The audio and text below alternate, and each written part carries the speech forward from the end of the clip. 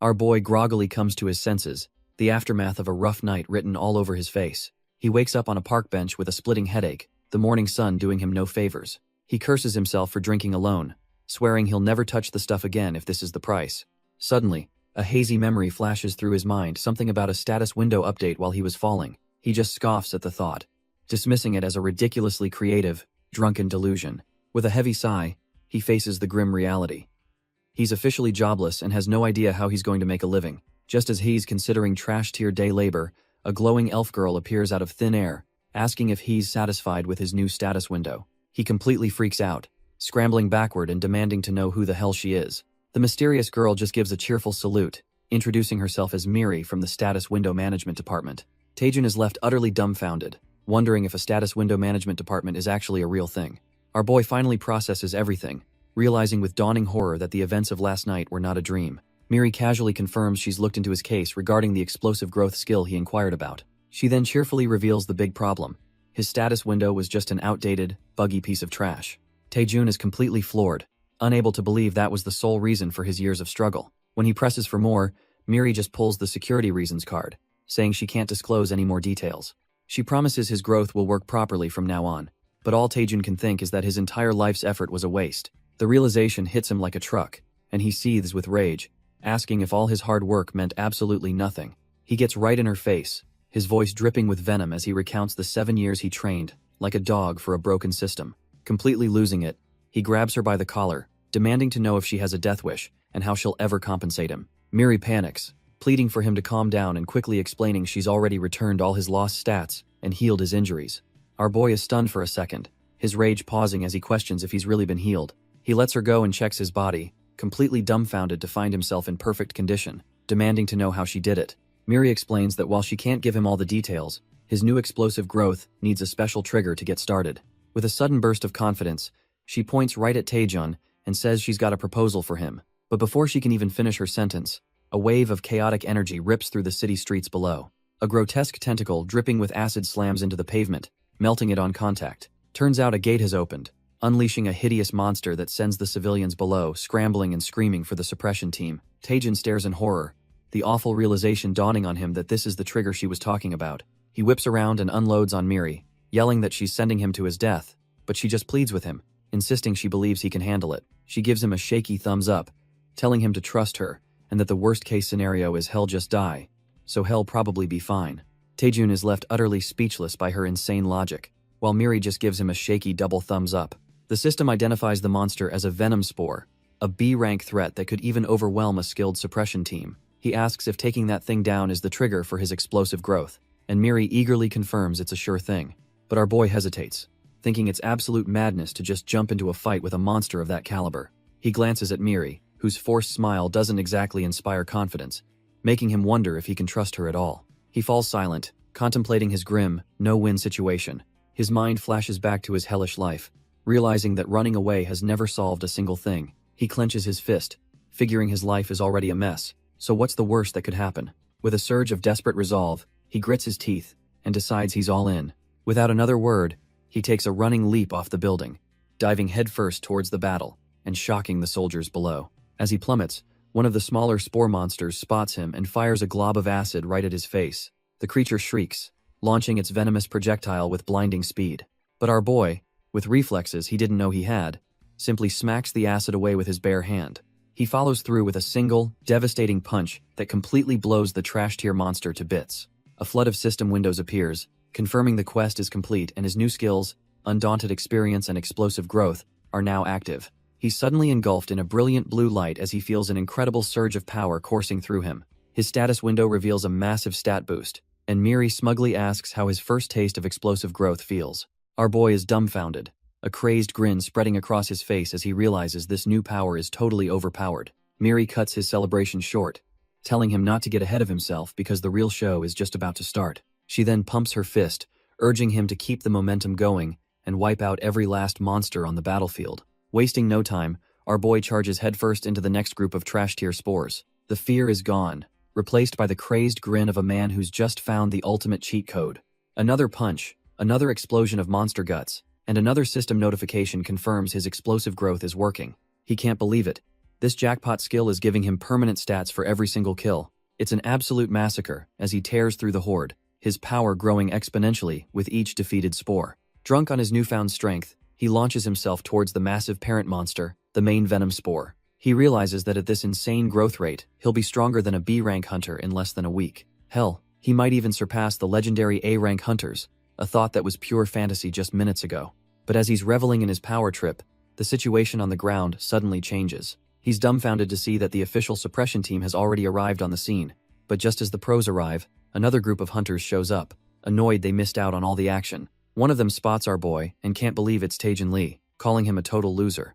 They see him clutching a mana crystal, looking completely wrecked, and wonder what the hell happened to him. The blonde-haired punk, Youngjin, leads his crew forward, telling Taejin to get lost before he gets hurt. He sneers that Taejin is pathetic and will never amount to anything, just like he always told him. Taejin finally recognizes his old bully, realizing Youngjin and his cronies are here to hunt as well. But instead of fear, a strange confidence washes over our boy as he stares them down. A dark, calculating grin spreads across his face. He's not the same weakling they used to push around. Just then, a member of the suppression team approaches Taejin, thanking him profusely for his help. She tells him that without his intervention, the situation would have been incredibly dangerous. Internally, our boy realizes this is a golden opportunity to flip his public image from zero to hero. He puts on a humble facade, laughing and saying it was nothing more than his duty as a hunter. Youngjin and his lackey can only stare, completely baffled by this trash-tier weakling's sudden change in attitude. The soldier keeps praising him, saying she can't imagine anyone handling that many venom spores alone. Her words catch Youngjin's ear, who steps forward with a sneer, asking if she really said Taejin did all that by himself. The soldier, a bit taken aback, confirms that's exactly what happened, and asks if there's an issue. This news hits Youngjin and his entire crew like a truck.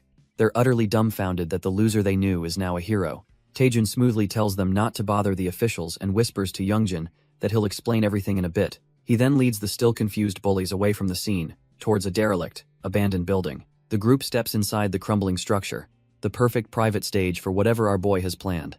Surrounded by the whole crew, Youngjin cuts right to the chase, demanding to know if Taejin really handled the situation on his own. He scoffs at the very idea, questioning how a trash-tier D rank like our boy could ever pull off something so impossible. As Taejin remains silent, Youngjin's patience wears thin, and he aggressively demands an answer from the punk. Suddenly, a familiar blue glow catches Taejin's eye. The system has something to say. A new quest pops up, telling him to teach these disrespectful juniors a lesson. But it's the reward that makes his eyes go wide. An entire A-rank skill is on the table. A twisted, greedy grin spreads across his face as he realizes he gets a power-up just for smacking these clowns around. He slowly gets to his feet, offering a mock apology for what he's about to do. With Miri floating by his side, he calmly asks if they'd mind if he gives them all a beating. Youngjin and his boys are just left standing there, completely dumbfounded by this sudden turn of events. Taejin puts on a show, crying that he's new to this and can't sugarcoat his intentions. He then bows deeply and formally asks once more if he can teach them all a lesson. Youngjin's crew is just confused, with one of the bigger goons thinking Taejin has completely lost it. Fed up, the goon lunges to grab our boy, telling him to quit spouting nonsense. He slams his hand down on Taejin's head, lecturing him that criminals need to be punished. But Taejin doesn't even flinch, simply asking if the goon is serious about that little philosophy. The thug is stunned. He can't move Taejin an inch, who agrees that punishment is indeed necessary. A menacing blue aura flares to life as Taejin tells the man to take what he deserves. Before the goon can react, a vicious chop connects with the side of his head, and in a single, fluid motion, Taejin effortlessly flips the massive thug onto the concrete floor. The rest of the crew is just dumbfounded, wondering if their buddy just collapsed on his own. But our boy Taejin isn't done, calmly beckoning the rest of them to come at him one by one. With a chilling smile, he declares their punishment for bullying a senior. A single flick to the forehead. The thugs are in disbelief, thinking he's completely lost his mind to be this confident. A single flick connects, and the next goon's face caves in as blood erupts from his nose. One by one, they all fall to simple, effortless strikes, each hit imbued with terrifying blue energy. Their leader, Youngjin, can't believe his eyes, screaming at his crew and asking if this is some kind of joke. He quickly realizes this is no joke as Taejin stands untouched amidst his fallen lackeys. With his eyes glowing a menacing red, Taejin calls out Youngjin's name, asking if he still finds this funny. He points right at the boss, making it clear that while the others might get a pass, there's no way he's getting off the hook. Cracking his knuckles, Taejin tells the punk that a simple flick on the forehead won't be enough for him. Absolutely seething, Youngjin grits his teeth and promises that our boy is dead meat. Suddenly, a freezing aura erupts around him, as shards of ice begin to materialize out of thin air. He mocks Taejun, assuming he just unlocked some trash-tier physical ability, and telling him not to get cocky. With a smug grin, Youngjin declares that Taejun is the one who's completely finished. But our boy is unfazed, casually identifying the skill as an ice missile and wondering where he learned it. Just then, a system window pops up for Taejun, announcing he's completed a quest and gained a new skill. He decides this is the perfect time for a little test, revealing his own new A-rank skill, Fireball. Youngjin is left completely dumbfounded, as his ice melts away before the colossal sphere of flame. Taejun calmly warns him to be careful, since he just learned the skill and might accidentally kill him. The colossal fireball detonates, completely swallowing Youngjin and his trash-tier ice spell. For a split second, all the bully can register is the searing, unbearable heat. A massive explosion rocks the area, leaving nothing but scorched earth in its wake. When the smoke clears, Youngjin is somehow still alive, gasping for air with his hair fried to a crisp. Hess in total shock, barely able to comprehend that he wasn't just incinerated on the spot. Taejun calmly walks over, mocking him for being so scared that he literally pissed himself. He leans in close, asking if Youngjin has finally learned his lesson about picking on the weak. The terrified bully immediately starts begging for his life, promising he'll never bully anyone again. But our boy just grins, reminding him about the flick he promised, and that there's still one left. Suddenly, Miri pops in, breaking the fourth wall to give a quick recap of the episode's events. She explains how our boy Taejun awakened a new status window, finally gaining some real power. With this newfound strength, he was finally able to stand up to the trash-tier bullies who made his life a living hell. And boy did he get some sweet, sweet revenge on those who tormented him. But it seems he went a little overboard with the pyrotechnics, and passed out cold from pure exhaustion. Turns out he's been out for 3 whole days, and as Miri frets, he finally groans for her to shut up. Taejun is awake, but in rough shape, feeling like he's dying from the mana backlash. Miri is ecstatic to see him conscious, but he just explains, this is the price for recklessly pushing his mana to its absolute limit. He admits he got carried away by the sudden power trip, and now realizes his top priority has to be raising his mana pool. Miri is confused, pointing out his growth has been insane, so she doesn't get why he needs to focus on just one stat. But Taejun reveals it's because of his extraordinary growth that he has no other choice, leaving her completely dumbfounded. Taejun explains his extraordinary growth is a double-edged sword, boosting every stat except his mana. Plus, his fireball now costs double, so Miri asks if there's any way to train his mana pool exclusively. With a smug grin, our boy reveals he has a plan, and after 8 hours of recovery, he's ready to go. His destination is a massive, imposing structure known as the legendary Tower of Training. Inside, he tells Miri this is the perfect dungeon to grind mana, a famous spot even for beginners. But Miri immediately pokes a hole in his story, asking why the place is completely empty if it's so popular. He admits it was a hotspot years ago, wondering if it went out of business, just as a magic circle activates. A strange old man in a sleeping cap materializes, looking right past them and muttering for his granny. The frail-looking wizard seems to be on his last breath, tearfully begging for his granny to return. Taejun and Miri are just dumbfounded, wondering what in the world is wrong with this creepy old man. Taejun tries to get things started, but the senile old manager completely mishears him, thinking he's asking for fast food. Our boy is dumbfounded, trying to correct the geezer who's now complaining about his granny not letting him eat junk. Finally, the words sink in, and the manager realizes a challenger has actually come to face the tower's trials. With a slightly unsettling smile, he offers to be their guide, leading them deeper into the dungeon. Miri whispers that this whole setup is making her nervous, but Taejun just tells her to relax because he came prepared. They're teleported to a new platform as the manager mumbles to himself, trying to remember how his own tower even works. Losing patience, Taejun grabs the old man and starts explaining the rules himself, saying there are 10 stages to clear. He confidently declares that the first stage is a simple warm-up, defeating 10 goblins. A light bulb goes off over the manager's head. He's shocked Taejun is right, as if he'd forgotten his own script. Miri is amazed by his insight, and our boy smugly boasts that no one knows this tower's secrets better than he does. Turns out, our boy couldn't go on expeditions, so he became a dungeon nerd, studying strategies on YouTube day and night. He's absolutely certain this beginner dungeon is going to be a piece of cake, with Miri cheering him on.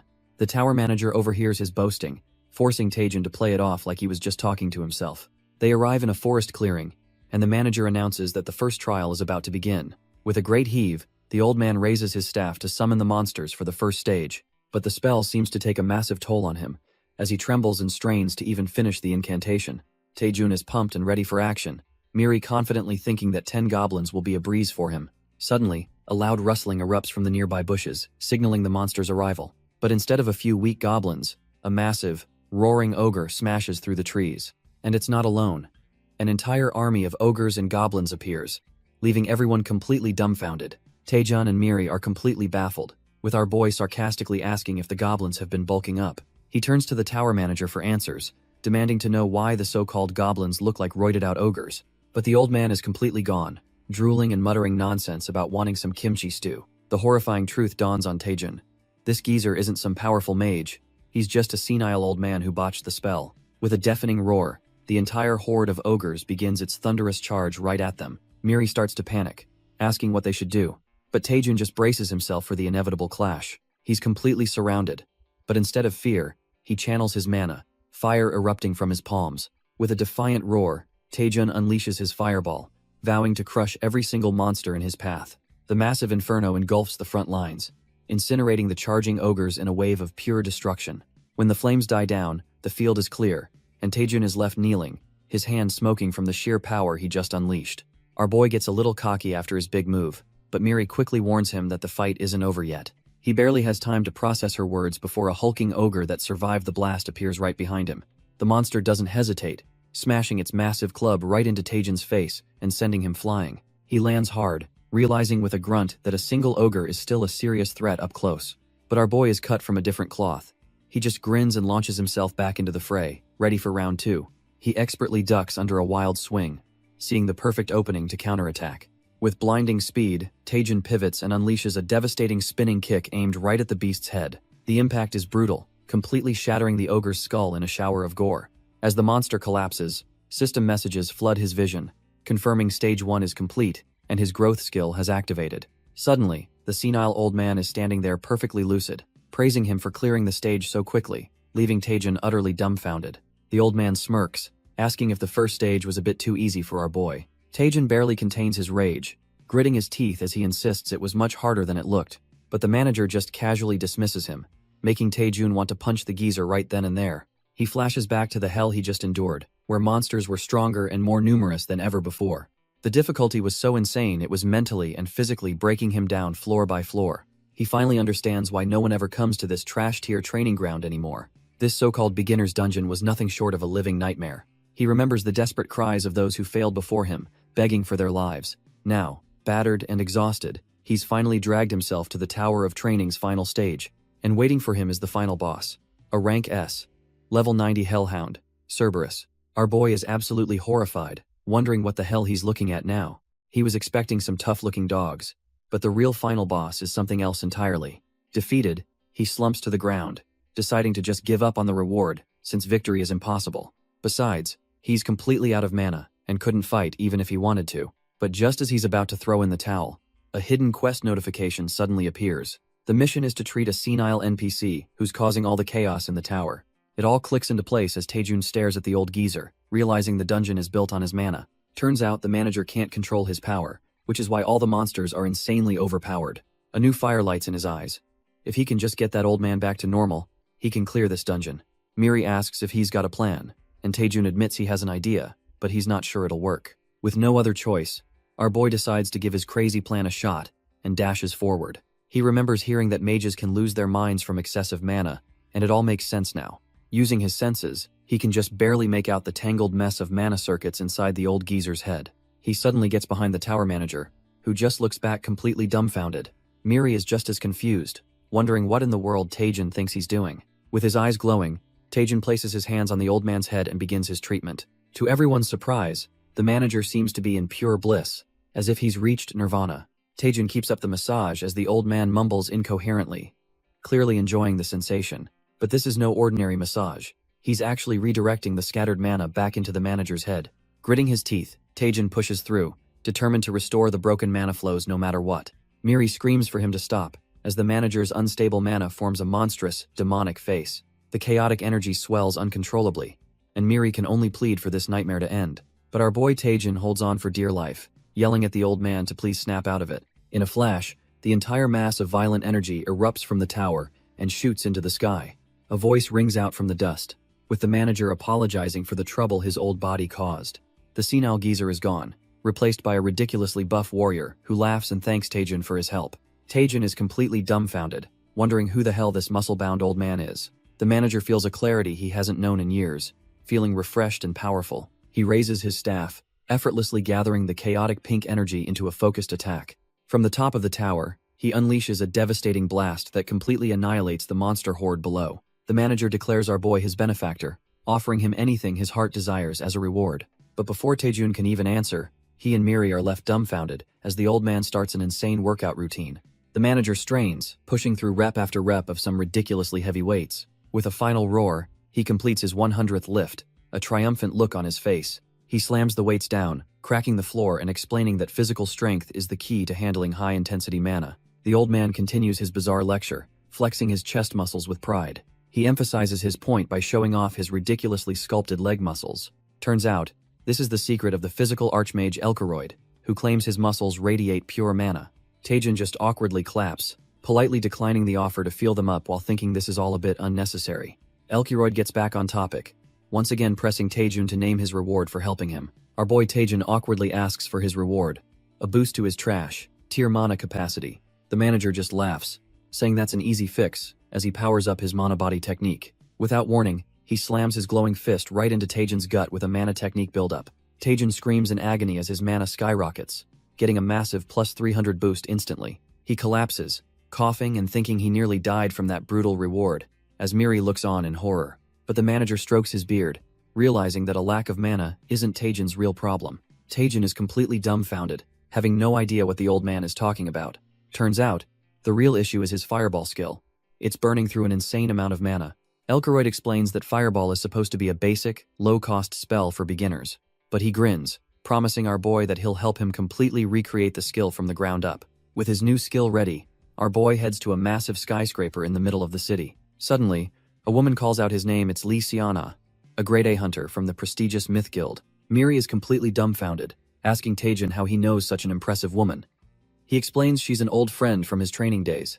She can't believe he actually has a female friend, which makes Taejun blush and defensively ask if she thinks he's that pathetic. Miri then asks why he called her, and Taejun reveals it's to test the new fireball technique he learned from the buff old man. Turns out, this skyscraper houses the largest and most secure training facility in the entire country. He recalls how his old fireball was already strong enough to level a building, so he knows this new version is on another level of dangerous.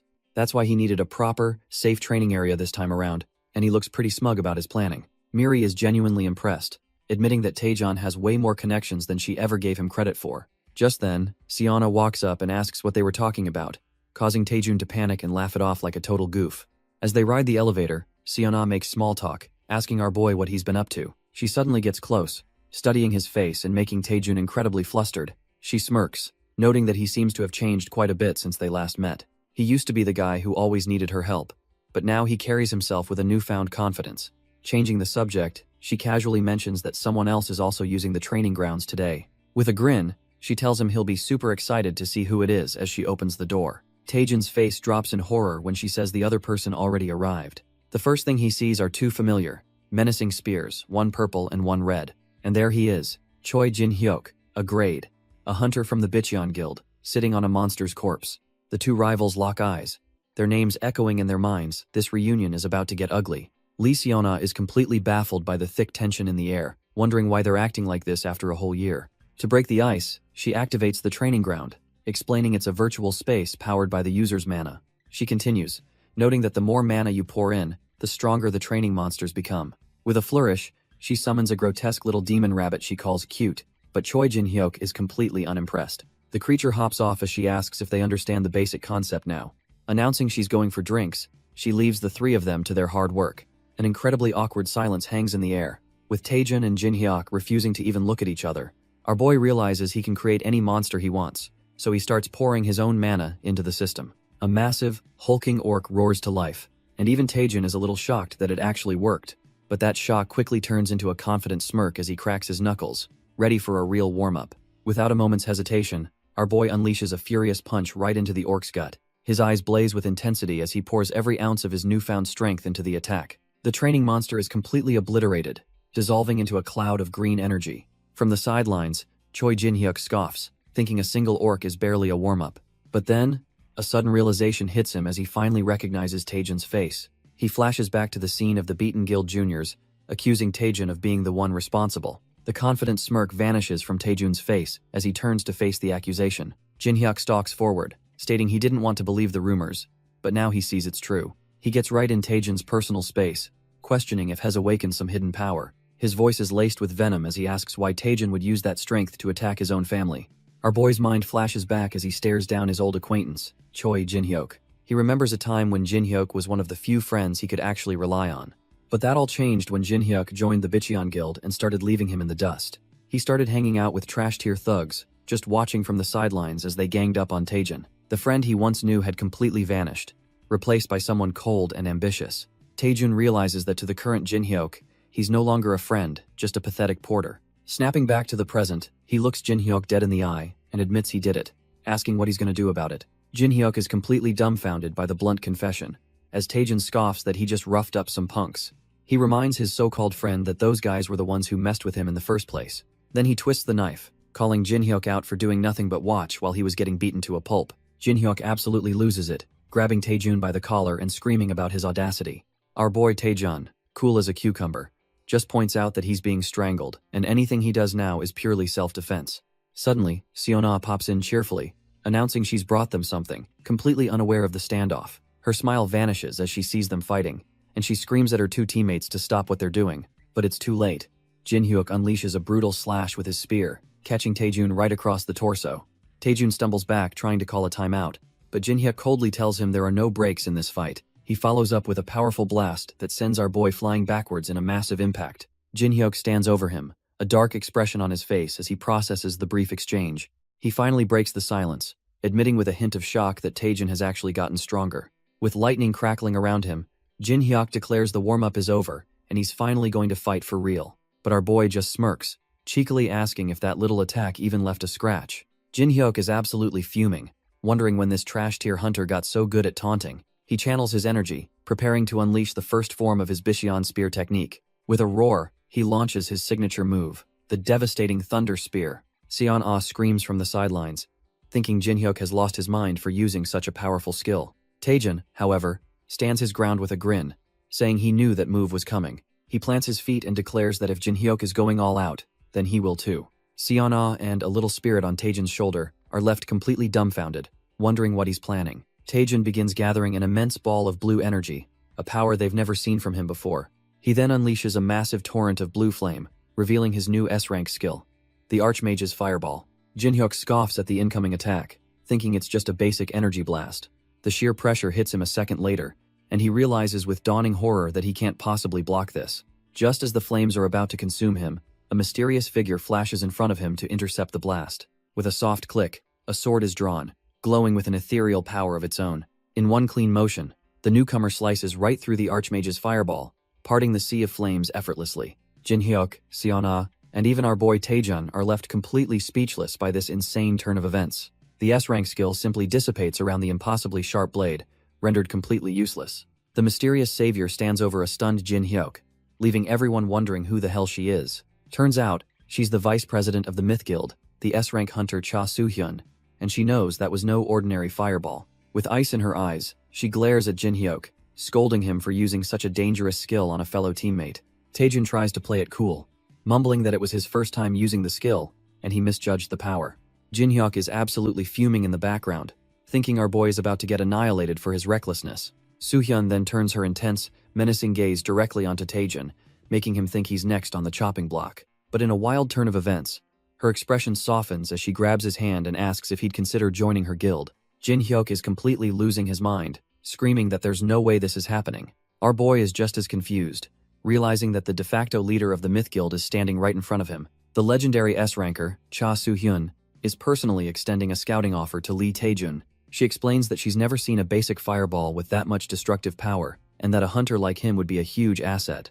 With a determined glint in her eyes, she repeats the offer, dead serious about recruiting him. Taejun is left speechless, his mind reeling from the sudden, out-of-the-blue proposal from one of the world's top guilds. Watching from the sidelines, Seon-ah is absolutely beaming, thinking it's about time they recognize Taejun's true worth. Our boy knows the score. The Myth Guild is one of Korea's 4 major powerhouses, and joining would change his life. But after a moment of heavy consideration, he swallows hard.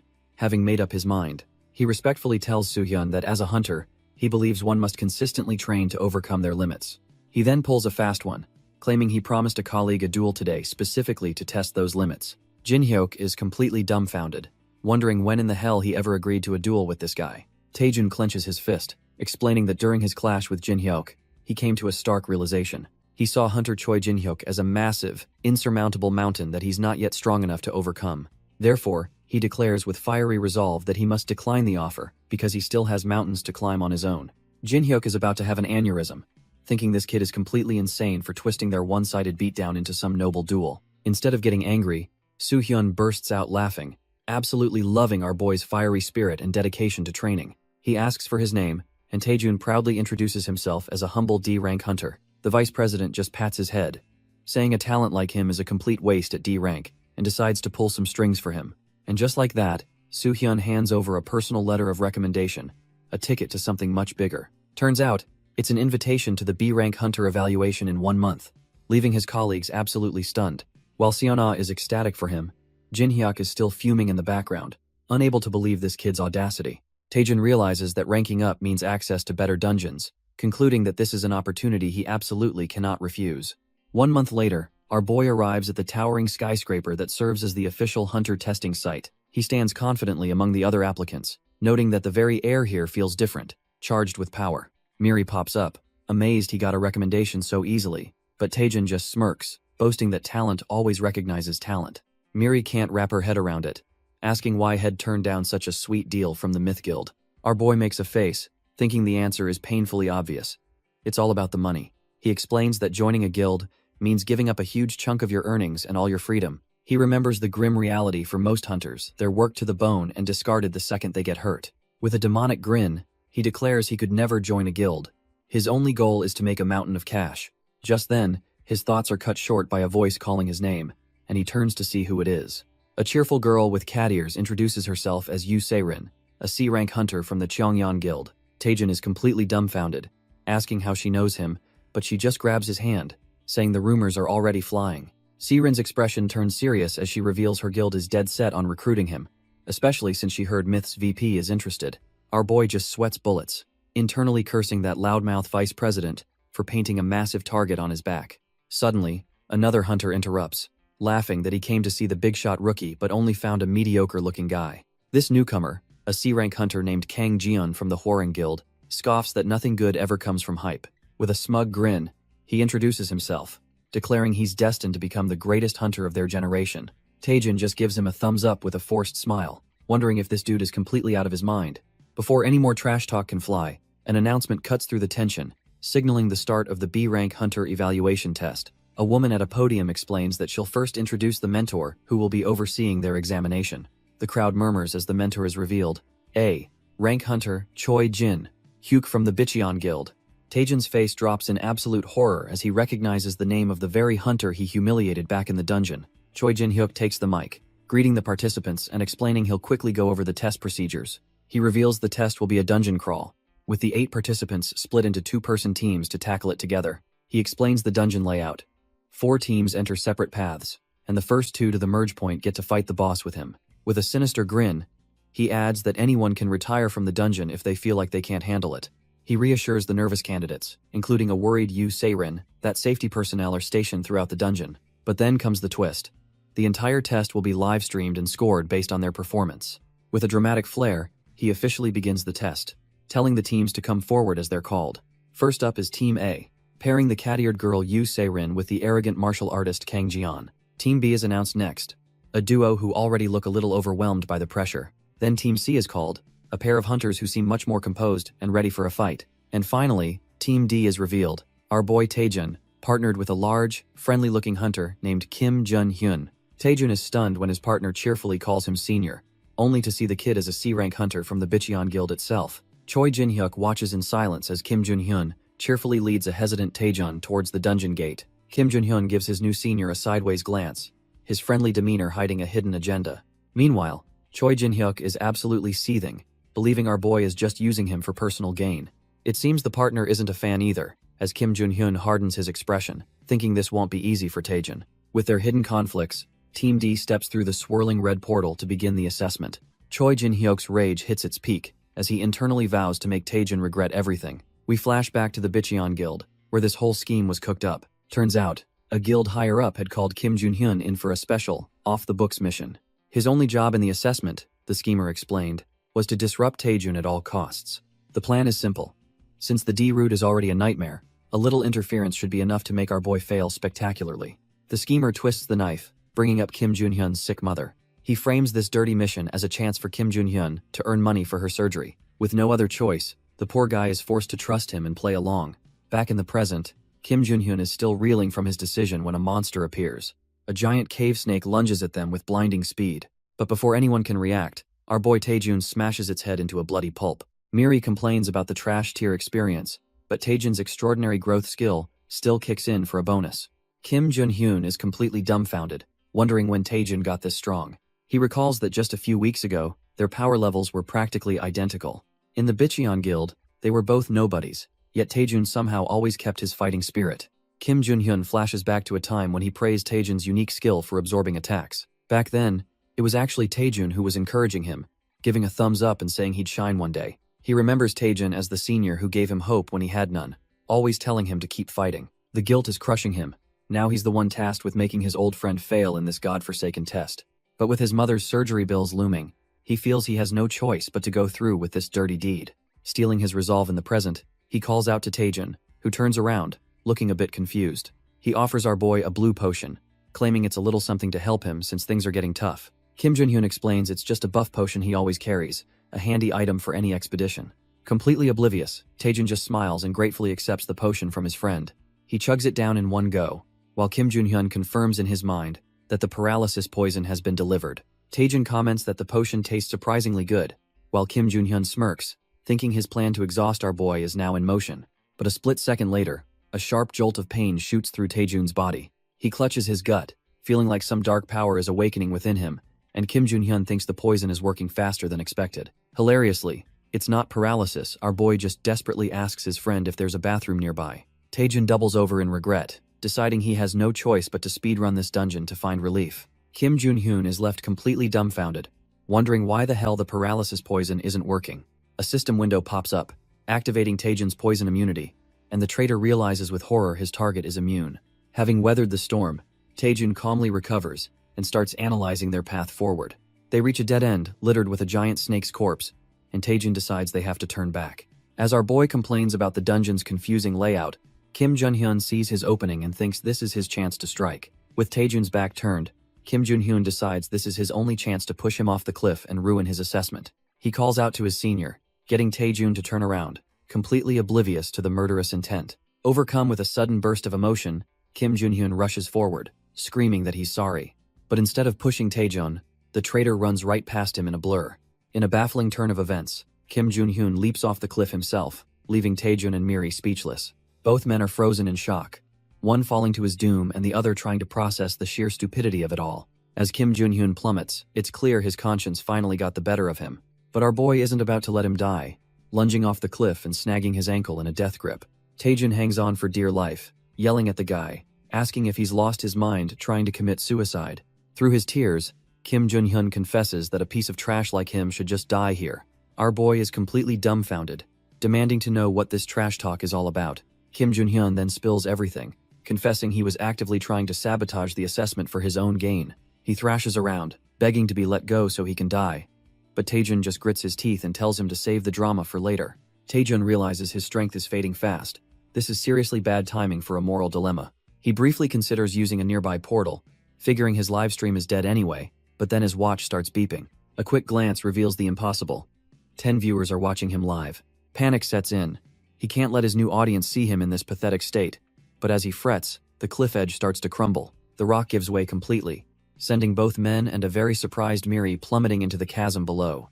They fall into the darkness, Miri letting out a high-pitched scream all the way down. After a bone-jarring thud, Taejun sits up complaining about his backside, while a dazed Kim Junhyun asks where on earth they are. Before they can even get their bearings, a chilling hiss fills the air as countless red eyes ignite in the darkness. The chasm is actually a massive nest, swarming with hundreds of vicious-looking cave snakes. Kim Junhyun is absolutely horrified, but our boy Taejun just cracks a wild, unsettling grin. He's in his element. The livestream reveals this is part of the B rank test, and the announcer notes that Team B is already in deep trouble. The two hunters are completely gassed, standing over a few snake corpses but surrounded by an endless tide of them. The female hunter starts to panic, realizing they're not going to make it out of this alive. Her partner completely breaks, screaming for his mommy and abandoning her to save his own skin. Left all alone, she's instantly swarmed, and the announcer declares Team B has been officially eliminated. Things aren't going any better for Team C, who are so dysfunctional they've started fighting each other instead of the monsters. With the other teams failing spectacularly, the announcer states that only Team A, led by the cheerful Yu Se-rin, is left. Yu Se-rin confidently announces that she's about to take down the 1,000-year white snake. But when she turns around, ready for action, she's dumbfounded to find the monsters have vanished. Turns out her teammate, Kang Jian, couldn't wait and dove in solo, pummeling the snakes into paste. Hes thinking this is the perfect chance to impress his boss, and Hes not about to waste it. Yu Se-rin can only watch in disbelief as he tears through the horde without a second thought. She's completely ticked off, realizing this glory hog is trying to steal the entire spotlight for himself. Fine. If that's how he wants to play, she decides she won't be outdone, and begins casting a spell. She unleashes her own powerful attack, a devastating frost wind. Their combined assault absolutely shreds the remaining snakes, as she declares herself the protagonist of this test. Team A effortlessly reaches the boss room first, proving the overwhelming power of the 4 great guilds. As they approach the next area, a shady-looking hunter from the Bicheon Guild greets them with a slow clap. He introduces himself as their guide to the boss room, a smug grin plastered on his face. But Yu Se-rin pipes up, wondering where the hell Hunter Lee Taejun is. The guide scoffs, checking his phone and declaring that Team D's signal is gone. They've obviously been eliminated. Kang Jian smirks, telling Yu Se-rin he knew that guy was a nobody, while she feels a pang of disappointment. With that settled, the Bicheon schemer beckons them to follow him into the final chamber. Internally, the guide is ecstatic, thinking his partner Junyun must have successfully taken out our boy. He can't help but wonder how embarrassed Vice President Cha Soo-hyun will be when she hears her pick failed so miserably. But as they step forward, the smug looks on all 3 of their faces instantly vanish, replaced by pure shock. Because there, in the boss room, sits Taejun on a throne, the massive cave snake already dead and impaled at his feet. Instead of our boy, a skeletal lich sits on the throne, leaving everyone completely dumbfounded as to what just happened. Its eye socket flares with a sinister purple energy, a clear sign that this is a top-tier undead monster. The whole group is frozen in terror, with Yu Se-rin pointing out that the undead creature looks just like the A-ranker, Choi Jin-hyuk. They can't believe their eyes. A lich is a monster that has no business being in a C-rank dungeon. The real Choi Jin-hyuk snaps out of his shock, screaming at the others to get back immediately. But the lich isn't interested in them. It's raising its staff to perform some kind of necromancy on the dead snake. A torrent of dark magic flows into the snake's corpse, which begins to twitch and writhe back to unholy life. Choi Jin-hyuk grits his teeth, knowing he's the only one strong enough to even stand a chance against this thing. He leaps into action, bringing his spear crashing down on the reanimated snake's head with a powerful strike. Refusing to just stand by, Yu Se-rin tells Kang Jian they have to help, and begins casting her own ice magic. Kang Jian unleashes his rising dragon fist, while Yu Se-rin fires off an ice arrow, both aiming to support the A-ranker. Their attacks pepper the undead snake, but the beast just shrieks, unfazed by the C-rank assault as the lich's dark magic holds it together. Choi Jin-hyuk falls to his knees in horror, screaming their names, realizing they're just wasting their energy on a puppet. He springs back up, his eyes locked on the true enemy. He knows that the lich is controlling the snake. If they don't take down that trash-tier necromancer first, this fight will never end.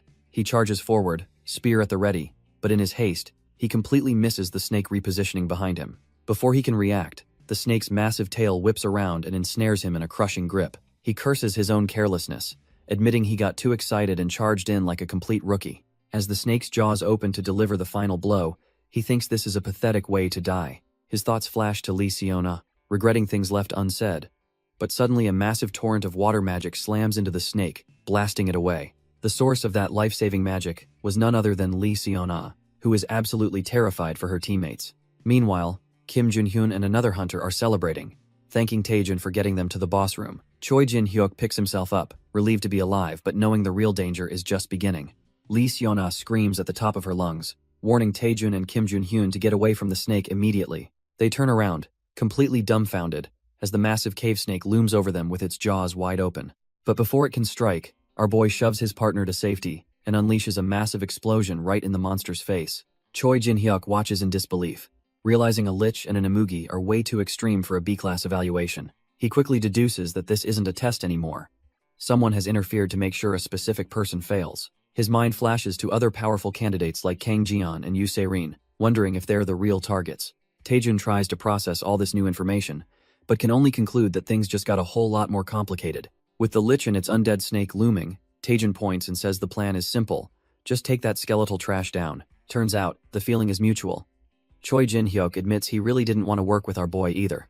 But with no other choice, they form a temporary alliance, both powering up for the fight of their lives. Taejun quickly checks on his partner, but Kim Jun-yoon confirms he's completely maxed out on absorbing any more fireballs. Meanwhile, the cave snake recovers from the last explosion, its undead body twitching back to life. It suddenly spews a torrent of vile poison, prompting Choi Jin-hyuk to scream a warning for Taejun to be careful. Our boy, already charging up, just yells back that he sees the attack coming loud and clear. He unleashes a 20% power fireball, a massive torrent of blue flame rocketing towards the venomous spray. The fiery blast takes the form of a dragon's head, completely overwhelming the snake's pathetic attack. Seeing his chance, Choi Jin-hyuk prepares his own move, announcing the second form of his divine spear technique. He unleashes the Autumn Wind Blast Spear, a whirlwind of energy that tears through the battlefield. The undead snake doesn't stand a chance, its form completely shredded by the spear's devastating power. Turns out, the Lich was riding on its head the whole time and is now completely exposed. Yu Se-rin spots the opening, screaming that the trash tier boss is finally defenseless. Kang Jian agrees, seeing his moment to shine and rocketing towards the skeletal mage. He yells that a real man never misses an opportunity like this. With a powerful roar, he smashes his fist forward, unleashing a wave of pure energy. But our boy Taejun has a crazier plan, asking Kim Jun-hyun for one last combo. He grabs his partner, who looks like he's about to explode, and begins channeling his power. This isn't just a combo, it's hell training, as Taejun uses his friend like a human cannon. Kang Jian's attack connects, freezing the Lich solid in a massive chunk of ice. Choi Jin-hyuk cracks a smug grin, already celebrating their victory, but their triumphant faces instantly twist into pure, unadulterated horror. The ice shatters as the Lich emerges without a scratch, wondering if that was all they had. With a surge of dark purple energy, the skeletal mage prepares its counterattack. It unleashes a terrifying wave of bone spikes that erupt from the ground. The C-rank hunters are completely overwhelmed, getting skewered by the relentless assault. Kang Jian and Yu Se-rin are impaled, their screams echoing through the cave. Taejun stands amidst the carnage, completely dumbfounded. He knows a Lich shouldn't be immune to damage. He realizes they're missing a critical piece of information, when a familiar voice reminds him he's not alone. Just as our boy Taejun is about to lose all hope, Miri, his personal system manager, materializes before him. She lets out a sigh of relief, complaining about what a pain it was to get the new app downloaded. With a grin, she asks if he's ready to fight using the brand new map hack key. Taejun is completely lost, wondering what she's talking about, when a system window suddenly pops up to acquire dungeon info. More notifications flood his vision, analyzing the dungeon structure and all the surrounding monsters. A holographic grid spreads out beneath his feet as the system announces the activation of something called Parsley Navigation. Our boy can only stare blankly, utterly confused by the name of this new feature. Miri happily explains that this navigation system is a total cheat code, revealing everything from enemy skills to hidden treasures. She smugly adds that she installed a few other handy apps for him to use in combat. Taejun's face lights up. This isn't just a map hack, it's a full-blown helper program, and he can't believe such a broken power exists. The new system confirms it. Choi Jin-hyuk was right, the original boss was a B-class Imugi, but our boy is left wondering where this trash-tier skeletal monstrosity crawled out from. The Lich just lets out a bone-chilling cackle, clearly enjoying the chaos. Suddenly, another one of Miri's apps activates a translator, revealing the Lich is weirdly happy and calls itself Iratus-chan. Taejun is completely freaked out. This thing's vibe is just all kinds of wrong. He desperately asks Miri what's going on, thinking it has to be a system bug, but she's just as dumbfounded. The translator keeps going, with the Lich thanking its contractor for all the fresh humans, even as the system flags a malfunction. Despite the weirdness, Taejun gets a gut feeling that the translation is actually working perfectly. The word contractor hits him like a truck. This wasn't a random event. Someone deliberately summoned this monster. Realizing the gravity of their situation, he immediately checks on Choi Jin-hyuk, who thankfully confirms he's not fatally wounded. With no time to waste, Taejun tells the A-rank hunter that he thinks he's found the Lich's weakness. Choi Jin-hyuk is completely dumbfounded, demanding to know how. But our boy says there's no time for a full debrief. He just needs the grade A hunter to trust him and cooperate for now. A huge ask given their power difference. Choi Jin-hyuk hesitates, weighing his options while staring down the C-ranker who's suddenly acting like a commander. Against his better judgment, he agrees, asking what their first move is. A wicked grin spreads across Taejun's face as he reveals their master plan. First, they're going to piss the skeleton off. And so, the trio of hunters starts waving their arms and shouting insults at the Lich like a bunch of delinquents. Taejun even pulls a goofy face, mocking the monster, and asking if it has brain freeze or something. The Lich is absolutely livid, its purple aura flaring as it fumes that they must be eager to die. With a roar, it promises to slaughter them all, gathering a terrifying amount of magic into the tip of its staff. Just as the Lich unleashes its attack, Taejin yells for everyone to get behind him, ready to tank the hit. But it's Choi Jin-hyuk who steps up, unleashing a massive wall of ice to block the devastating blast. The team is left standing, completely shocked they survived the A-ranker's desperate defense. Taejin smirks, realizing the tower manager was right. His undaunted experience lets him predict every attack range. With this newfound confidence, he knows his insane plan might actually work. He immediately goes back to taunting the Lich, laughing maniacally that its ultimate attack was a total whiff.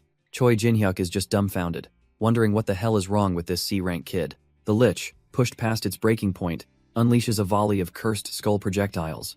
But our boy is already in command, telling Kang Jun and Kim Jun-hyun exactly where to move. The magical skulls explode harmlessly as the hunters dodge with perfect timing, thanks to Taejin's shot calling. Our boy grits his teeth, his mind racing to process the Lich's every move. Kang Jun and Kim Jun-hyun are absolutely floored. They actually dodged the attack thanks to Taejin's perfect calls. The Lich, however, is not impressed, sarcastically complimenting their footwork as its dark aura flares with rage. Fed up, it screams for them to try and dodge this, unleashing a dungeon-wide bombardment of cursed energy. Even the A-ranker Choi Jin-hyuk loses his cool, yelling at Taejin that an attack on this scale is impossible to evade. But for Taejin, this is just more data, his undaunted experience skill lighting up as he analyzes every single attack vector. He instantly realizes this saturation attack has only one single, incredibly risky blind spot. The Lich's ultimate skill, Death's Requiem, erupts, threatening to tear the entire cavern apart. The skeletal monster is cackling, thinking it's a genius for using a spell that can't be dodged. But Taejin's plan was never to dodge. He roars for everyone to charge straight through the chaos, directly at the Lich. Kim Jun-hyun finally gets it, screaming that Taejin's suicidal charge is because the boss is now on a massive skill cooldown. The Lich is completely dumbfounded, wondering why these insects are running straight into an attack that should have vaporized them. The entire party, trusting our boy, dives headfirst into the swirling vortex of death magic. Turns out, the Lich's ultimate has a fatal flaw. All its power is concentrated on the outer ring. The closer you get to the center, the weaker it gets, dropping to a pathetic 10% right on top of the caster. Having analyzed this weakness, Taejin tanks the negligible damage and immediately shouts for Yu Se-rin to execute the next step. The Catgirl hunter, though battered, confirms she's ready to go. She unleashes her Frostwind skill, completely encasing the shocked Lich in a prison of solid ice. The skeletal monster, however, is unfazed, sarcastically commending them for blocking its attack. It taunts them that their trash-tier attacks won't work anyway, but Taejin just orders everyone to keep it pinned right there. With the Lich pinned, our boy yells for his team to handle the rear as he makes a mad dash past the monster. The Lich is dumbfounded, wondering where the hell its main target is going. A moment of dawning horror hits the skeletal mage as it realizes it's been completely played. Turns out, Taejin knew all along that this type of summoned Lich is tied to a host made from sacrifices. As long as that host remains intact, the Lich is basically immortal, making a direct fight pointless. And that's when Taejin spots it deep in the cave, the Lich's true main body. It's a treasure chest plastered with summoning talismans.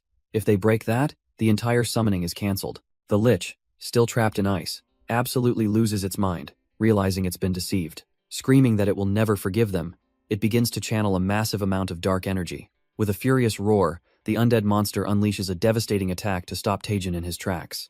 The Lich's desperate beam of dark magic slams right into Taejin, who barely manages to stand his ground.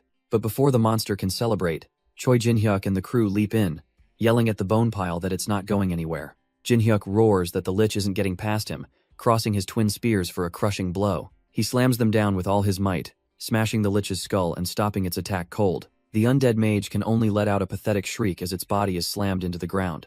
With the others pinning the monster, Jin-hyuk yells for Taejin to go finish the job now that they've made an opening. Our boy, bloodied but determined, gives a quick thumbs up, thanking his teammate for the clutch save. As Taejin dashes for the real target, the Lich's bony hand desperately reaches out, screaming that he can't do it. Taejin ignores the pleas and channels every last bit of power into his fist until it glows like the sun. He unleashes a devastating punch, completely obliterating the treasure chest in a massive explosion. The Lich lets out a dry, rattling laugh, thinking the heroes have fallen right into its trap. Turns out, the treasure chest was just a high-stakes decoy all along. It had fully expected our boy to lunge for the fake prize, a fatal and greedy mistake. But back in reality, Jin-hyuk still has the trash-tier mage pinned under his spears. He suddenly remembers what Taejin told him about the Lich's real weakness. Jin-hyuk's eyes dart to a dark cave nearby, realizing the true target must be in there. The Lich, seeing its grand plan has been exposed, starts desperately trying to cast a spell. Jin-hyuk roars that he won't let it, slamming his spears down with explosive force to shut it up. The undead monster is completely stunned, wondering how they could have possibly found out its deepest secret. It can only stare at Taejin's back, terrified, and wondering what kind of monster this human really is. Our boy casually holds up the Lich's phylactery, threatening to smash the thing if it doesn't play nice. The Lich is completely dumbfounded, wondering how this random human can possibly understand the ancient language. Turns out, Miri is feeding him the lines, telling him to listen carefully if he wants to make it out alive. She explains that the summoned snake is bound by a contract, meaning it can only obey its original master. Taejin just scoffs at the whole situation, casually stating that a contract can always be cancelled. The Lich refuses to believe it, thinking there's no way an ordinary human could break an ancient sorcerer's magic. With an ice-cold smirk, Taejin asks if he really looks like any ordinary human it's ever seen. The Lich's mind is reeling. This kid not only figured out all its magic but also found the sacred relic that powers it. A horrifying thought crosses its mind as it stares at the human standing before it. It finally realizes with dawning terror that this isn't a bluff. He might actually be able to cancel the contract. Completely cornered, the Lich stammers that it'll trust our boy's words for now. Its personality does a complete 180, acting all cutesy and asking if its new master has any wish it can grant. Taejin is so disgusted by this sudden bootlicking that he feels physically ill. He cuts to the chase, demanding the Lich release all the skeletons outside, which leaves the creature dumbfounded. Our boy reveals he already knew the skeletons were summoned by someone else, warning the Lich that lying will cost it its head. The terrified Lich immediately complies, and Taejin is just glad they're finally on the same page. Now acting like a defeated pet, the Lich meekly asks what he desires. With a downright demonic grin, Taejin demands the Lich hand over every single thing it owns. The Lich is completely baffled, having no clue what he means by everything. Taejin clarifies he's shaking it down for loot, but the Lich pathetically claims it has nothing useful to give. The Lich panics, realizing it can see its own demise if it doesn't cooperate. It dawns on the creature that our boy is after its precious staff, a treasure it calls Iratus Chan's staff, and it absolutely cannot part with it. But Taejin just grins, and casually threatens to smash the phylactery chest, giving the Lich no choice in the matter. Defeated, the Lich tearfully hands over the staff, which Taejin happily accepts. With the deal seemingly done, the Lich begs to be released from the contract, promising to be his loyal servant forever. Taejin just plays dumb, claiming he has no clue how to release some fancy contract. The Lich is left utterly speechless, its bony jaw hanging open in disbelief. Our boy just laughs maniacally, saying it's absurd to think he knows summoning magic. Suddenly, the staff in his hand erupts with a terrifying red aura, reacting to his blatant disrespect. A massive wave of dark energy slams into Taejin, as the Lich screams that he dared to insult its precious master. But the dark energy does nothing to him. Taejin just grins like a madman, threatening to shatter the phylactery. And he wasn't bluffing for a second, bringing the staff down and smashing the Lich's life source to bits. As the Lich dissolves, it cries out for its master, while our boy smugly claims he's the great being now. Miri just watches, dryly commenting that the Lich is certainly going out with a flair for the dramatic. Sifting through the remains, Taejin finds a strange item, which Miri suspects is the offering used to summon the Lich. It's a single, severed finger, prompting Miri to wonder what kind of monster is targeting Taejin. Taejin completely ignores the ominous warning, too busy celebrating the awesome new staff he just scored. Miri just gives him a deadpan stare, completely over his materialistic attitude. Suddenly, she spots something else glittering in the dust and points out another item drop. He picks up the strange purple gem, figuring that anything dropped from the Lich's skull must be incredibly valuable. Just as he's admiring his loot, the rest of the hunters come rushing in, with Choi Jin-hyuk yelling to see if he's alive. Our boy snaps out of his daze, quickly hiding his new staff behind a system window and assuring them he's perfectly fine. Choi Jin-hyuk is completely dumbfounded, unable to believe that this trash-tier hunter actually took down a Lich by himself. Taejin just stands there coolly, confirming that yes, he defeated it, and it's now gone without a single trace. Even Kang Jiun has to give him props, admitting Taejin is a strong hunter, while Yu Se-rin is practically swooning over his achievement.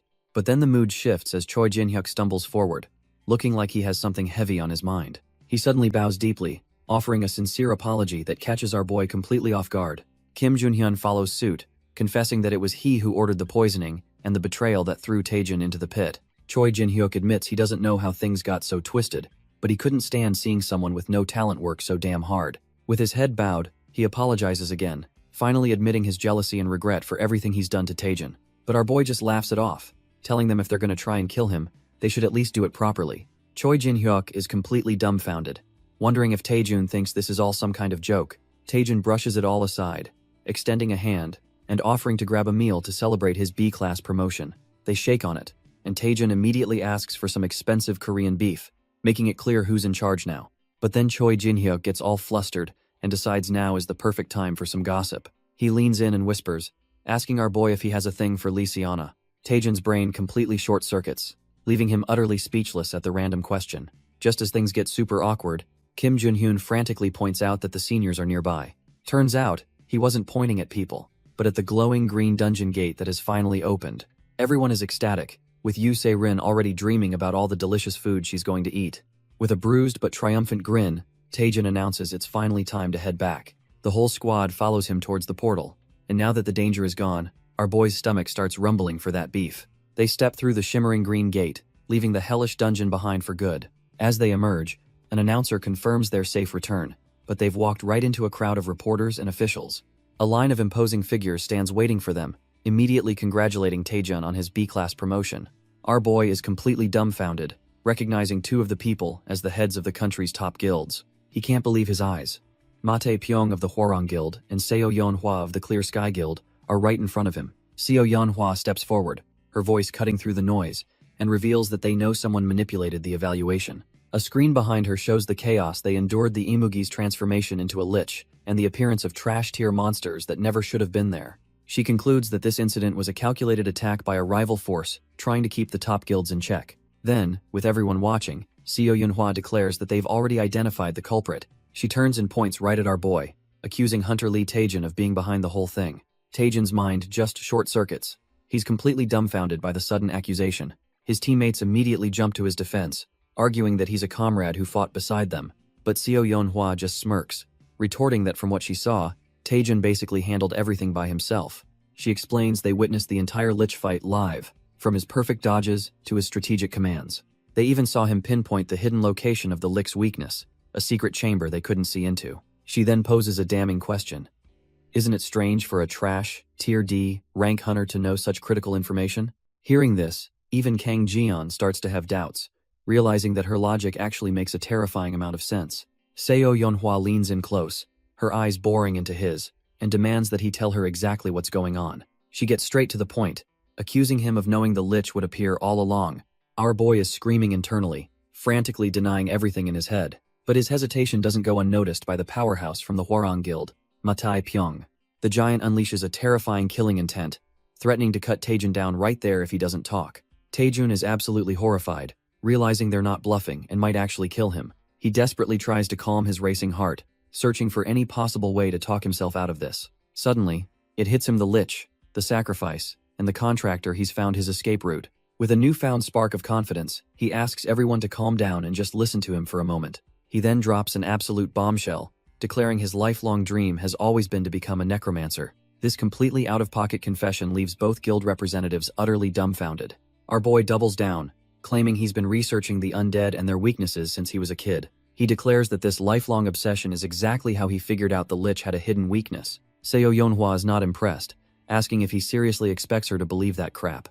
But Taejin just asks if she wants to see some proof. The entire room is stunned silent by his audacity, with both guild reps and the other hunters looking on in disbelief. He then dramatically presents the mummified finger, explaining it came from a sarcophagus and proves someone made a contract with the Lich. Taejin connects the dots, reminding them the Lich wasn't natural, meaning someone deliberately planted it here to manipulate the exam. He lays down the final, undeniable truth. A Lich can never disobey its contractor, so he and the other survivors couldn't possibly be the culprits. Seo Yeonhwa's eyes widen as she realizes his logic is flawless. If he was the mastermind, he wouldn't have saved his comrades. Mate Pyong is now absolutely furious, roaring about who the real culprit could be and wondering if it's the work of the Dark Magic Guild. But as our boy knows all too well, the truth is always singular and often right in front of you. With a cold stare, our boy drops a bombshell, declaring the culprit is right here in this room. He tells everyone to check the hands of the people around them, sending a wave of panic through the crowd. Immediately, chaos erupts as the hunters start accusing each other, demanding they show their hands. But one man in a suit is sweating bullets, clearly trying to keep his own hand out of sight. And just like that, he's exposed the guy as missing the exact finger Taejin presented as evidence. Miri is completely dumbfounded, asking our boy how he could have possibly figured it all out. Taejin just smirks, casually explaining that this is how they always catch culprits in detective manga. His trash-tier explanation makes Miri's face contort in absolute disgust. Mate Pyong roars for Seo Yeonhwa to capture the traitor, and she immediately starts casting a spell. The culprit is instantly trapped in a cage of green light, his escape route completely cut off. Mate Pyong unleashes his fury, roaring about how dare this trash touch his apprentice as he lands a vicious kick. Hess not stopping there, charging up his ultimate move, the Dragon Strike, to completely obliterate the traitor. But just as the final blow is about to connect, he freezes, his face a mask of pure shock. The contractor denied him his vengeance, choosing to bite down on a poison capsule and take his own life. Enraged that his only lead is now a corpse, Mate Pyong orders his men to get the body to headquarters immediately. He demands a full investigation, wanting to know every single detail about the man who betrayed them. Meanwhile, Seo Yonhua realizes this is bigger than they thought. Someone is orchestrating an attack on 2 major guilds. With a look of cold determination, she vows to find whoever is pulling the strings and make them pay. She turns to Taejin, offering a sincere apology for her suspicion and promising to repay him for his help.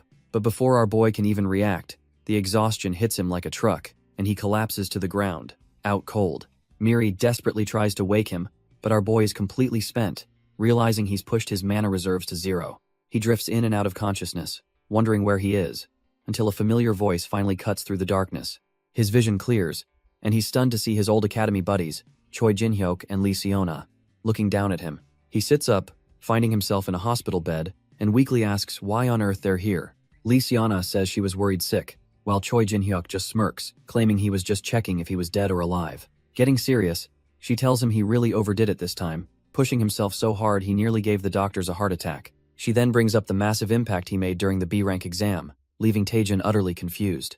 To prove her point, she shoves her phone in his face, telling him his name is already all over the internet. He's dumbfounded, scrolling through articles that hail the D-rank hunter who single-handedly defeated the Lich.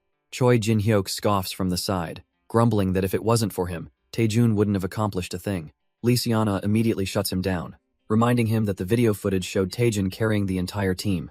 But our boy just smiles, thinking to himself how nice it is that the 3 of them are finally together again. The wholesome moment is shattered when an intercom suddenly announces that Hunter Lee Taejun has awakened. The door slides open, and in walks none other than Seo Yonhua, the representative of the Clear Sky Guild.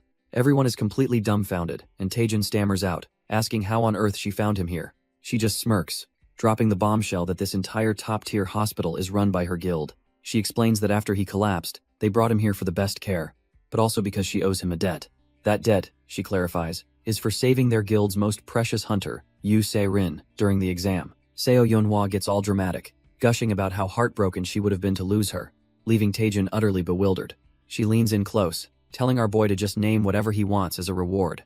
Seo Yonhua promises to repay him with anything his heart desires, no questions asked. Taejun is completely flustered, admitting he can't think of a single thing on the spot. She just laughs it off, telling him there's no rush, and he has plenty of time to decide. With that, she announces she'll be in her office on the top floor waiting for him to recover. She gives him one last charming look, telling him to come by whenever he thinks of something. The moment she's gone, Seona leaps onto Taejin, amazed at how much has grown. She hugs him tight, reminiscing about how he used to get lost in dungeons, but Taejin just wants her to stop. Jin-hyuk can only watch from the side, grumbling to himself about what a lucky guy Taejin is. Seona wastes no time teasing our boy, asking if he's already decided what he wants from the Vice Guild Master. Taejun's mind races. Since Seo Yonhua is a top-tier wizard, maybe he should ask for a powerful magic item. He mulls over the idea of a magic item, completely lost in thought as Seona watches him with a smirk. But he quickly decides that his recovery is the #1 priority, so the reward can wait. Seona hands him a recovery drink with a grin, telling him to get better soon. She then announces that she and Jin-hyuk have plans, and the 2 head out, leaving Taejun to rest. Once they're gone, Miri materializes, remarking that Taejun must have a lot on his mind. She gets all starry-eyed, gushing about how romantic it is to have a beauty grant his wish, but Taejun is not having it. Left alone, our boy starts seriously brainstorming, and his first thought is surprisingly simple. Maybe he should just ask for cash. He immediately scraps the idea of cash. Asking an S rank for money is a trash tier move when he could get something priceless. But first, our boy needs to figure out what he actually needs the most to get stronger. A sudden thought hits him, and he asks Miri what happened to all the items he collected in the tower. Miri explains they were automatically sent to a vault in something called the Parsley Market. Taejun is completely dumbfounded, wondering what kind of ridiculous name Parsley Market is. Seeing her chance, Miri gets giddy, clearly thrilled that he's finally asking about it. She explains it's a massive interdimensional trading platform with over 100 million users. Miri suddenly goes into full-on sales pitch mode, listing VVIP benefits, leaving Taejun wondering if she's actually advertising. The reality of her words sinks in, and he stares at the connection screen, mind blown that people from other dimensions use this. As Miri eggs him on, our boy has a sudden realization. He's the only person on Earth who can even use this system. The implications are massive. He can buy otherworldly artifacts, but more importantly, he's the sole supplier for anything from Earth. It dawns on him with the flash of 1,000,000 gold coins. He has the power to create an absolute monopoly. His inner capitalist awakens with a wicked grin, already hearing the money roll in, which leaves Miri looking completely disturbed. Fired up by the prospect of getting rich, he declares he's connecting immediately to check out his vault of items. Without a moment's hesitation, his finger taps the connect button, diving headfirst into this new world. The system scans his body and player data, and just like that, he's officially welcomed to the Parsley Market. He's suddenly standing in a bustling fantasy town square, utterly dumbfounded by the sight of all the different races walking around. The items for sale are on another level entirely, with dwarves hawking dragon skin shields and mysterious dudes selling priceless arcana gems. Our boy looks around, completely unimpressed, thinking this place is just some generic mobile game, but Miri is just excited to explore. They approach a dwarf merchant, and Taejun cautiously asks if he can check out the prices on his wares. The dwarf proudly presents a B-rank dragonskin shield, enhanced to +13, for a cool 18,000 parsley coins. Taejun is completely lost, having no idea what parsley coins are, forcing Miri to explain the currency system. She cheerfully clarifies that the shield costs about 240,000 magic stones. He's absolutely floored, realizing the shield in his hands is worth over 1,000,000,000 won, the price of 10 luxury cars. His hopes are instantly shattered when Miri casually adds that this insane price is just the average market rate here. A wave of despair washes over him. He's a broke boy in a world of billionaires with nothing he can afford. But then, a brilliant thought strikes him. If their items are this valuable, how much would his own loot from Earth be worth? Playing the part of a clueless newbie, our boy awkwardly presents the Lich's skeletal staff to the merchant. He asks the dwarf if he could give him a quick appraisal on the item he's holding. The dwarf squints through his monocle, giving the bone staff a thorough and professional inspection. But the verdict is in, and it's a gut punch. The merchant declares the item is completely unsellable, leaving Taejun dumbfounded. Turns out the staff is cursed, and unless you're a mage powerful enough to lift it, the thing is basically a useless stick. Taejun's heart sinks as he realizes his potential jackpot is just a worthless, cursed piece of junk. Not ready to give up, he pulls out the purple crystal he got from the same monster, hoping it'll be his ticket to riches. The dwarf offers a measly 10 parsley coins, and Taejun's soul just leaves his body. The item is practically trash, tear. With all his dreams of a golden future shattered, a dejected Taejun is consoled by Miri, who tells him to take it slow. Just as they're about to leave, a mysterious voice calls out to Taejun, asking if he's up for a trade. A red-skinned demon with massive wings appears, calling himself the Star-Shaped Demon Lord, and requesting a look at the crystal. Taejun tries to brush him off, saying the item is just junk, but the Demon Lord just smiles and tells him to accept the trade. The demon is ecstatic, confirming his hunch that the crystal is useful, and even offers to cover all the enhancement costs. Our boy's eyes light up at the offer, but his joy is cut short when the demon says there's a catch. With a sinister look, the Demon Lord lays out his condition. If the enhancement fails, Taejun has to pay for everything. Taejun and Miri are left completely speechless by the insane, high-stakes gamble. But, the demon adds, if he succeeds, it's all on the house, and he pressures Taejun for a decision.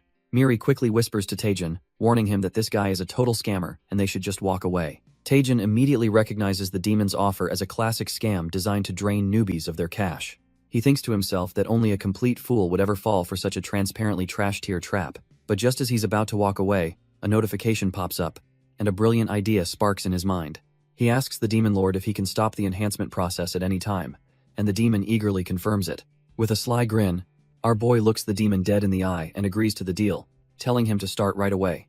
Miri is absolutely dumbfounded, grabbing his arm and screaming that he's about to throw all their money away. But Taejun just gives her a wild look, reassuring her that he's going in with a guaranteed winning strategy. She has no idea what he's talking about, but he just tells her to sit back and watch the master at work. Because our boy isn't just playing the game, he's about to shatter the very concept of a luck-based system. The rules of this high-stakes game are simple. Taejun can enhance as much as he wants. If he succeeds all the way to the end and decides to stop, the demon pays for everything. But if he fails even a single time, our boy gets stuck with the entire astronomical bill. It's a battle of wits and luck, a high-risk gamble where the odds get worse with every success. The Demon Lord gleefully hands over the starting materials and 100 coins, already tasting his victory. He even mocks Taejun, asking if he needs help finding a perfect spot for the enhancement. But our boy isn't falling for any cheap psychological tricks, deciding to just go for it without any fuss. He slams the enhance button, and the obsidian crystal begins to glow with a brilliant, unknown light. A flash of energy confirms it. Enhancement successful, granting the crystal a +1 to strength. The demon is a little surprised, remarking that with an 80% success rate, Taejun must have some serious guts. The demon lord sneers, daring our boy to be a real man instead of running after one lucky shot. But Taejun just flashes a sly, confident grin, completely unbothered by the trash talk. With a look of pure insanity, he declares he's going straight to +9 and tells the demon he can back out if he's scared. The demon is completely thrown off, asking if Taejun is seriously about to attempt such a suicidal move. Taejun flips the script, getting right in the demon's face and asking if he's the one getting nervous. Internally, the demon calls him an idiot, knowing the chance of succeeding all the way to +9 is less than 0.001%. Thinking Taejun is just showing off, the demon greedily accepts the bet, ready to take all his coins. Our boy confirms the wager with a smile, locking in his all-or-nothing gamble. With everything on the line, his finger hovers over the enhance button, ready to go. He doesn't just press it, he starts mashing it repeatedly, unleashing a storm of enhancements all at once. Miri is absolutely losing her mind, screaming at Taejun for pulling such a reckless stunt. The demon laughs maniacally, convinced this madman is done for and all the enhancement costs will fall on him. But in a flash of light, our boy reveals a perfect success, a +9 enhanced obsidian crystal. The demon is utterly dumbfounded, stuttering as he tries to comprehend what just happened. His mind completely shatters, wondering how it's even possible to succeed 9 times in a row without a single failure. He starts to suspect Taejun is some kind of game admin as our boy casually kisses the glowing crystal. But that shock quickly morphs into pure greed. He decides he absolutely cannot let this golden goose leave. He sidles up to Taejun, congratulating him and pointing out he's only 1 enhancement away from the max level. With a sinister grin, he tries to goad him, saying he might as well go all the way now that he's come this far. And our boy actually pauses, looking at the crystal and contemplating the demon's insane proposal for a full enhancement. Taejun reveals his ace in the hole. His extraordinary growth skill made the +9 enhancement a 100% guarantee. However, the final push to +10 is a whole different ballgame, with the success rate plummeting to a measly 10%. He knows he's strong enough as is, but the burning curiosity to see what a maxed out item can do is just too tempting. Turning the tables, our boy tells the dumbfounded demon he's in, but only if they make a deal first. With a slightly unhinged grin, he tells him they need to go to the perfect spot to seal the deal. That spot is Parian Peak, a notorious island where countless players have gambled and lost everything on enhancements. The whole place is filled with desperate souls on their knees, praying that their life's work doesn't shatter into dust.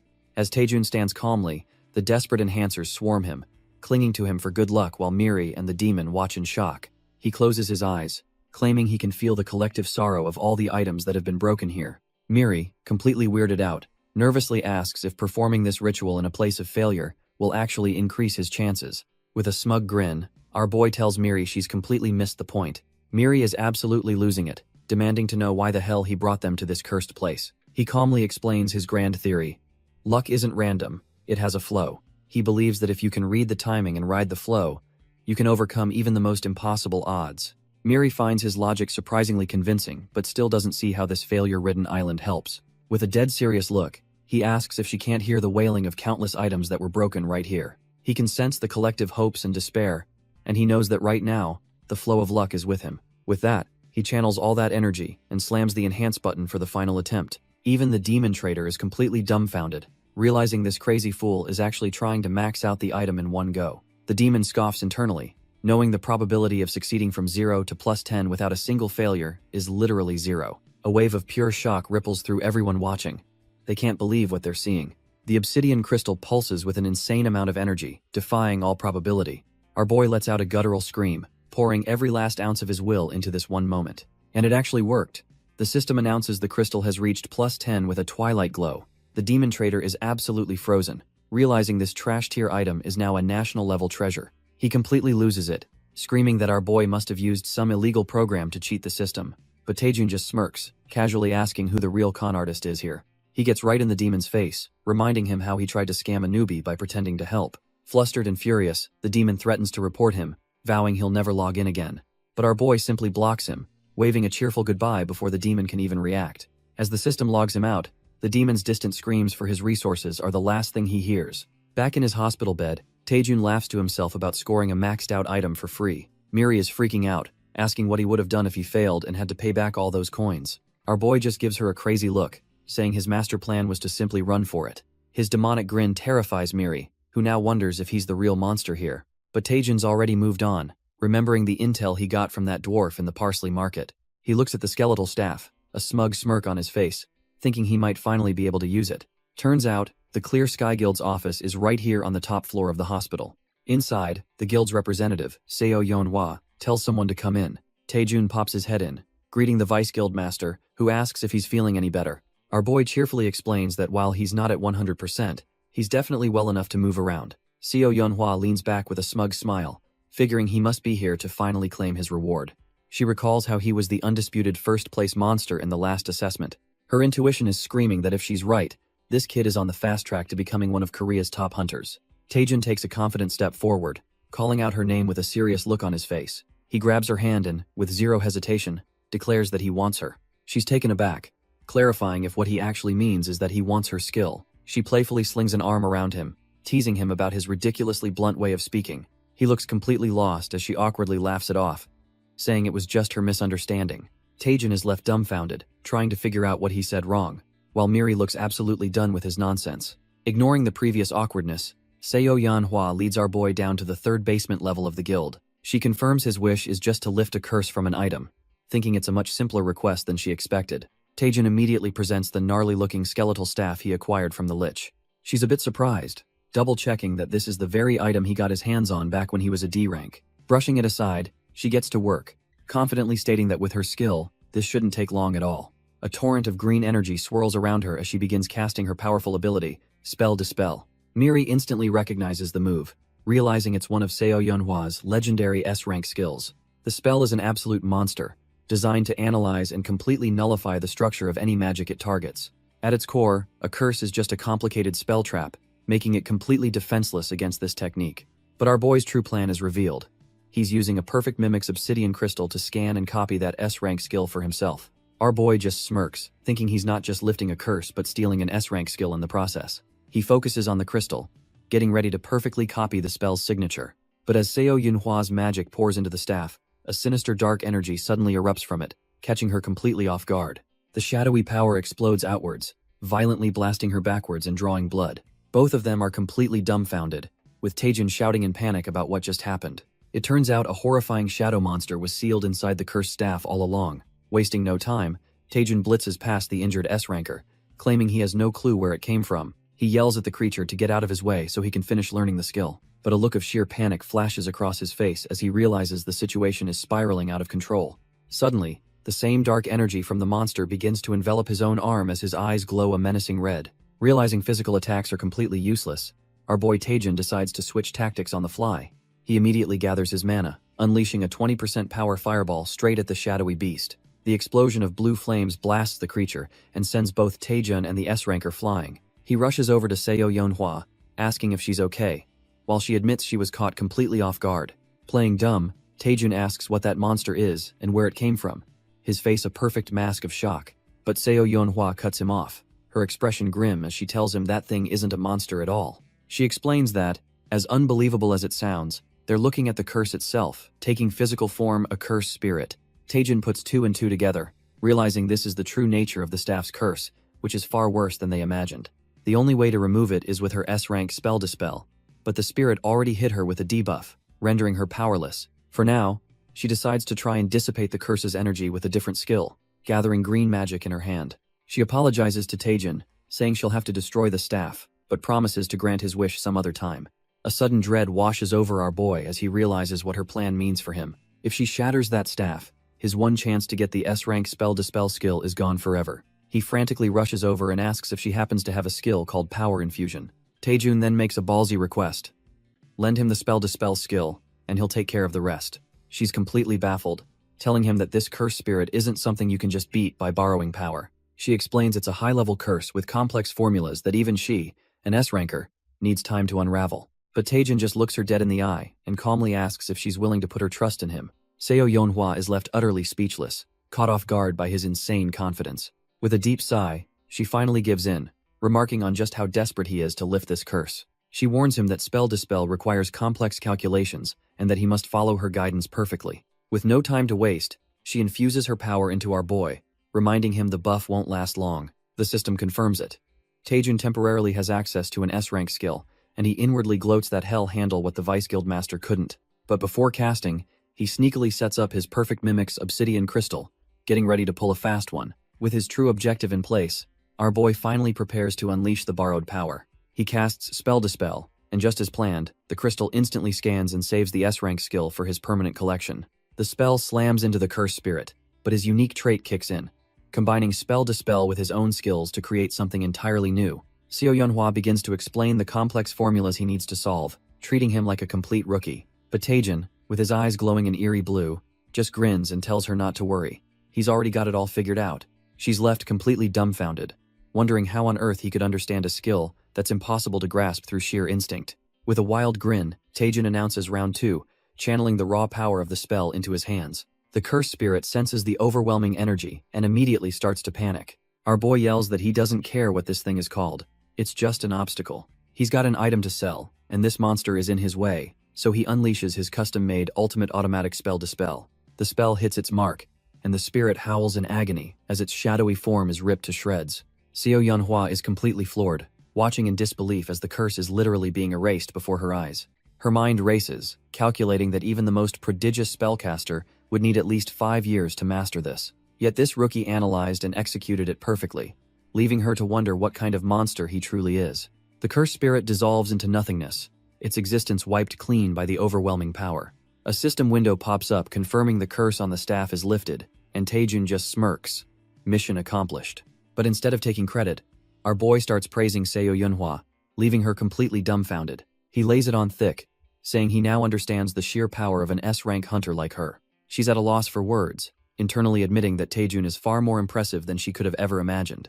Realizing her own guild would just hold him back, she recommends he visit the Hwarang Guild instead. She tells him their guildmaster, Mate Pyong, has something that could be a massive help to him. And just like that, Taejin finds himself at the Hwarang Guild's headquarters on Gwanak Mountain. Hess immediately greeted by a monstrous dragon centipede, who asks if Hes ready to witness the rising dragon fist. The monster transforms into the guildmaster, Mate Pyong, a dude with a massive red afro who's hyped to show off his ultimate martial art. He tells Taejin to watch closely as he powers up, his fists glowing with a menacing red aura.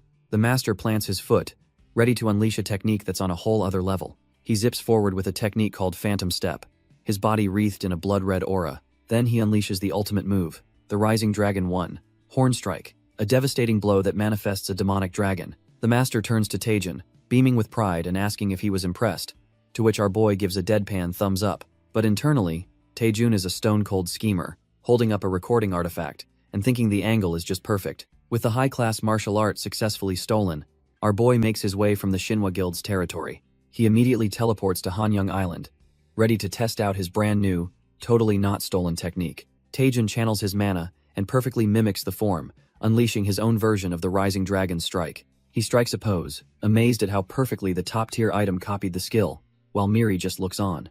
Our boy lovingly holds the artifact, thanking the oblivious Hwarang Guildmaster for the free high-class martial art. But his celebration is cut short when a system window reveals the skill's damage is halved due to his trash-tier strength stat, leaving him dumbfounded. Taejin curses his luck, realizing there's no such thing as a free lunch, while Miri smugly agrees. He suddenly remembers the tower manager's words about all power coming from muscle and regrets not listening. An urgent quest pops up, demanding he practice each skill 2,000 times, a grueling 10-hour grind.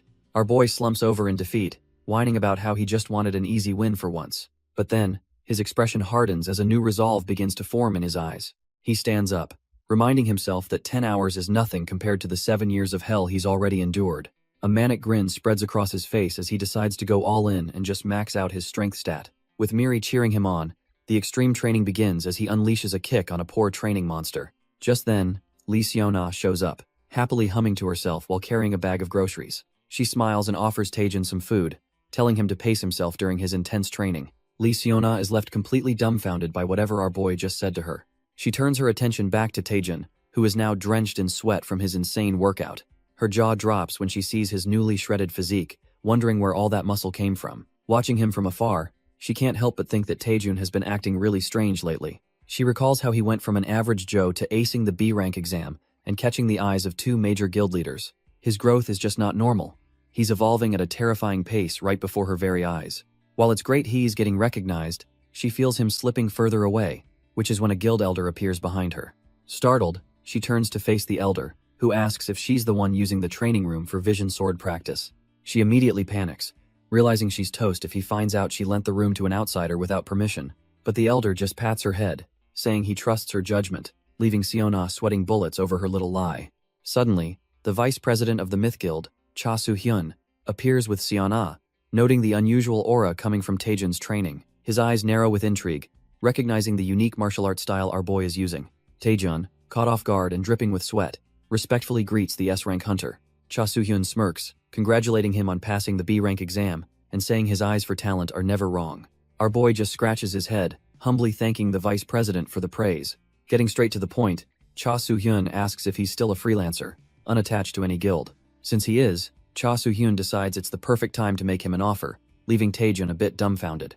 He explains that the Myth Guild has an expedition in 4 days, but a team member had to drop out due to an injury. Before he can finish the offer, Seon-ah rushes in, frantically trying to stop her boss. She stammers that the expedition is far too dangerous for a hunter with Taejun's level of experience. Unfazed, our boy asks what grade the dungeon is, and Cha Soo-hyun reveals it's a grade 2 dungeon with 0 intel. Seon-ah insists it's too risky, pleading with him about the unknown variables and the chance he could get seriously hurt. Taejun is a bit stunned by her genuine concern, while Miri just smirks from behind his shoulder. But his expression quickly sours as he realizes she's completely underestimating his power. Cha Soo-hyun smoothly steps in, reassuring Taejun that his skills are more than enough, and reminds him it's just a suggestion. He then pitches the real benefit. Training against actual monsters would be far more effective than these simulations. Taejun's mind clicks, recalling that real combat offers a massive 10x advantage for skill growth. With that thought, he's all in. But he tells the vice president he has one quick question. A greedy glint appears in his eye as he asks if it's true that freelancers get to keep all the magic stones they loot. With the deal sealed, our boy is later seen walking down the street with Miri, ready to make some serious cash. On his way, Taejun gets spammed with texts from an impatient contact, telling him not to be late. He groans about what a hassle this is, while Miri looks on with a concerned expression. She reminds him that the manipulator behind the evaluation is still out there, questioning if it's safe to be moving so openly. But our boy just smirks, telling her not to worry since he'll be teaming up with members from the Shinhwa Guild this time. Miri is still skeptical, wondering if a big-shot guild like Shinhwa can really be trusted. Taejun explains that Ma Tae-pyong of the Hwarang Guild and Cha Soo-hyun of Shinhwa have been lifelong friends for 20 years, making their guilds practically allies. Because of this deep-rooted trust, he concludes there's almost zero chance Shinhwa was involved in the manipulation. He then gets incredibly cocky, boasting that with his Rising Dragon Divine Fist and defensive skills, 100 enemies would be useless against him. Taejun declares it's not overconfidence but simply the truth, though Miri still urges him not to let his guard down as they rush to the meeting point. They finally arrive at the destination, a menacing, uncatalogued Grade 2 dungeon gate, pulsing with dangerous red energy. As they stand before the gate, a familiar voice calls out. It's Lee Seon. Ah, surprised to see Taejun already waiting, she quickly introduces him to her squad, Shinhwa Team 3, the spearman Choi Yushik and the healer Yoon Ah-young. The final member, a cocky kid named No Young-chul, gives a flashy introduction, calling himself the team's youngest. With the introductions done, Taejun is ready to dive in, and asks if everyone is present. But Lee Seon-ah gets all shifty, admitting that one person still hasn't arrived, leaving our boy dumbfounded. She explains that a team member got injured last night, so they had to call in an emergency replacement hunter. Before Taejun can even process this, a car screeches to a halt behind them and some guy rudely yells at them to move. Our boy turns around, his expression hardening with annoyance at the sudden and disrespectful interruption. A shady-looking dude with a designer bag steps out of the car, complaining about who this crazy guy blocking his way is. Turns out, the replacement is a massive, tattooed thug who immediately gets in Taejun's face, asking if has deaf. Taejun and Miri are completely taken aback by the new guy's rough appearance, while Seona just looks resigned to her fate. Despite the hostility, our boy tries to keep it professional, introducing himself and politely asking for the man's name. The tattooed hunter just gives him a dead-eyed stare, not even bothering to grace him with a response. Suddenly, he bursts into a condescending laugh, as if Taejun's politeness is the most pathetic thing he's ever seen. He then spits on the ground right in front of our boy, wondering aloud who this punk even is. Ignoring Taejun completely, the thug turns his back and tells everyone to get moving, leaving our boy seething with rage. Seona quickly tries to calm him down, explaining that this guy is actually a big shot in the hunter world. Turns out, he's Kim Jae-hoon, an A-rank freelancer who's as trash tier in personality as he is unrivaled in skill. She explains his reputation. He's a scumbag who hogs all the magic stones, leaving his teammates broke and injured. Seona admits she didn't want to hire him, and as Taejun calls him a piece of trash, he suddenly realizes something important. Taejun grimaces as he realizes Kim Jae-hoon's money-grubbing personality hits a little too close to home. He reflects that this hunter is cut from the exact same cloth as his past self, and it's a wonder he hadn't met someone like this sooner. Inside, the A-ranker Kim Ji-hoon is already asserting his dominance, getting right in the face of the youngest team member. A wicked smile spreads across Taejun's face. He's decided to give this jerk a taste of his own medicine.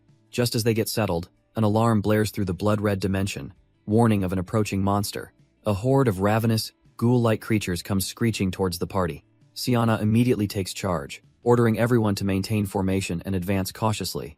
But Kim Ji-hoon couldn't care less about teamwork, much to Seona's visible frustration. He leaps forward alone, complaining about wasting his time on these trash-tier monsters as he plows through them. After effortlessly clearing the wave, he cracks his neck and laughs that his attacks feel a bit rusty, leaving his new team dumbfounded.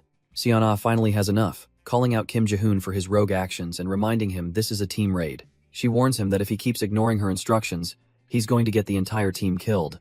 But Kim Ji-hoon just scoffs, asking if she's acting all scared just because she's the team leader. He then has the audacity to blame her leadership for the team's slow progress, which clearly hits a nerve. Getting right in her face, he condescendingly explains that skilled hunters earn the real money and fame. He walks off laughing about how pathetic it is that she's in charge, leaving Seona fuming while our boy Taejun watches silently. Internally, Taejun is absolutely disgusted, thinking what an irritating pig this guy is. Suddenly, a voice welcomes the travelers as they arrive before a massive, ominous castle under a blood-red moon. Inside, an NPC named Duke Duwas, the lord of this cursed land, formally greets them. Before the Duke can even finish, Kim Ji-hoon rudely cuts him off, telling the old man to stop yapping and get to the point. Unfazed, the Duke says he didn't plan on keeping them long anyway. He explains this land was once cursed because a great evil was sealed here long ago. His ancestors found a holy artifact that purified the land, but now someone has stolen it. Taejun immediately realizes their job is to find the artifact and restore it to its rightful place. The Duke confirms this, adding that the invaders broke it into pieces and scattered them. Kim Ji-hoon just scoffs, thinking an artifact search quest is laughably easy. The other team members agree, noting that for a level 2 quest, it's surprisingly simple since there's no real boss. As the leader, Seona starts planning, stating there are 4 artifact pieces hidden in 4 directions. But before she can even finish her thought, Kim Ji-hoon rudely cuts her off, asking why she's even thinking. He arrogantly declares the obvious plan: just split into pairs and search each direction. Seona tries to plead with them, saying it's safer if they all stick together. But our boy Taejun sarcastically agrees with her, earning him a furious face grab and a shush from the team leader. Another hunter with a seriously creepy grin volunteers to team up with Kim Ji-hoon, making Seona visibly uncomfortable. Completely defeated, Seona gives the final order: split up, and the first team to find a piece meets in the south. Taejun immediately starts sucking up to Kim Ji-hoon, bowing and calling him sir, leaving the A-ranker totally dumbfounded. He continues the act, bowing deeply, and claiming he was inspired by how Kim Ji-hoon handled Seona earlier. He declares that skilled hunters deserve all the money and fame, and he's decided to follow a great man like Kim Ji-hoon for life. This shameless bootlicking works like a charm, and Kim Ji-hoon puffs out his chest, thinking this kid has the right attitude. After getting his name, Kim Ji-hoon agrees to take Taejun under his wing as they head off into the blood-red wasteland. They soon arrive at a desolate graveyard, and Taejun can't help but comment on the tense atmosphere. Our boy Taejun innocently asks if they should inquire about the artifact, but Kim Ji-hoon just laughs in his face. He scoffs, saying it's obvious monsters are guarding the artifact here, just waiting to be crushed. While the A-ranker shadowboxes, Taejun interrupts and humbly asks for a small favor. He plays the part of a useless newbie, worried hell just get in the great hunter's way.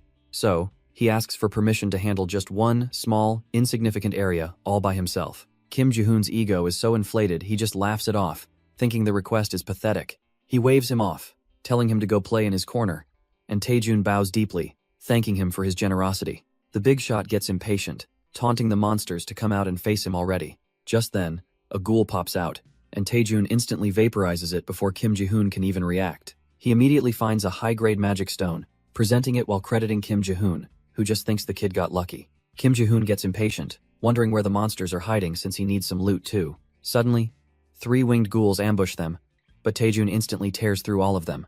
Our boy cheerfully reports that more monsters are coming, assuring the stunned A-ranker that he'll handle it all. Kim Ji-hoon is absolutely livid, questioning why all the monsters are only appearing in Taejun's corner. A sliver of doubt enters his mind. Could the kid have known the monster locations all along? But he dismisses it immediately, his ego refusing to believe a rookie could be that cunning. Fed up with being sidelined, he decides he has no choice but to use his trump card. He unleashes a massive taunt, screaming for every monster in the dungeon to come at him at once. Elsewhere, Lee Seona and Taejun witness the massive pulse of energy, recognizing it as Kim Ji-hoon's skill. She quickly recalls that the arrogant hunter has an area-wide taunt, explaining the phenomenon to Taejun. Lee Seon-ah is confused by his sudden interest, but our boy just plays dumb with a sly grin. A wicked smile spreads across his face as he thinks to himself how useful that skill is about to be. It was all part of the plan. He knew a little prodding would make the arrogant A-ranker use his trump card. The radar lights up like a Christmas tree, confirming Taejun's suspicions that idiot has no clue what he's just unleashed. Thanks to the taunt, our boy can now profit big time, as a literal army of monsters rises from the depths. Kim Ji-hoon finds himself at the center of a nightmare, swarmed by ghouls and winged beasts from all sides. The hunter's smug confidence evaporates in an instant, replaced by pure, unadulterated terror. Drowning in monsters, he desperately screams at Taejun to stop watching and get over here to help.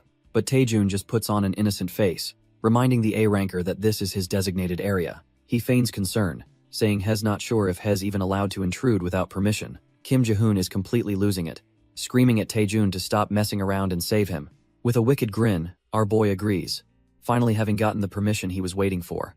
He powers up and asks if the A-ranker will have any complaints if he just takes care of everything himself. Using Phantom Step, Taejun effortlessly leaps over the horde, positioning himself perfectly. He unleashes the Rising Dragon Strike, a massive shockwave that obliterates every monster in sight.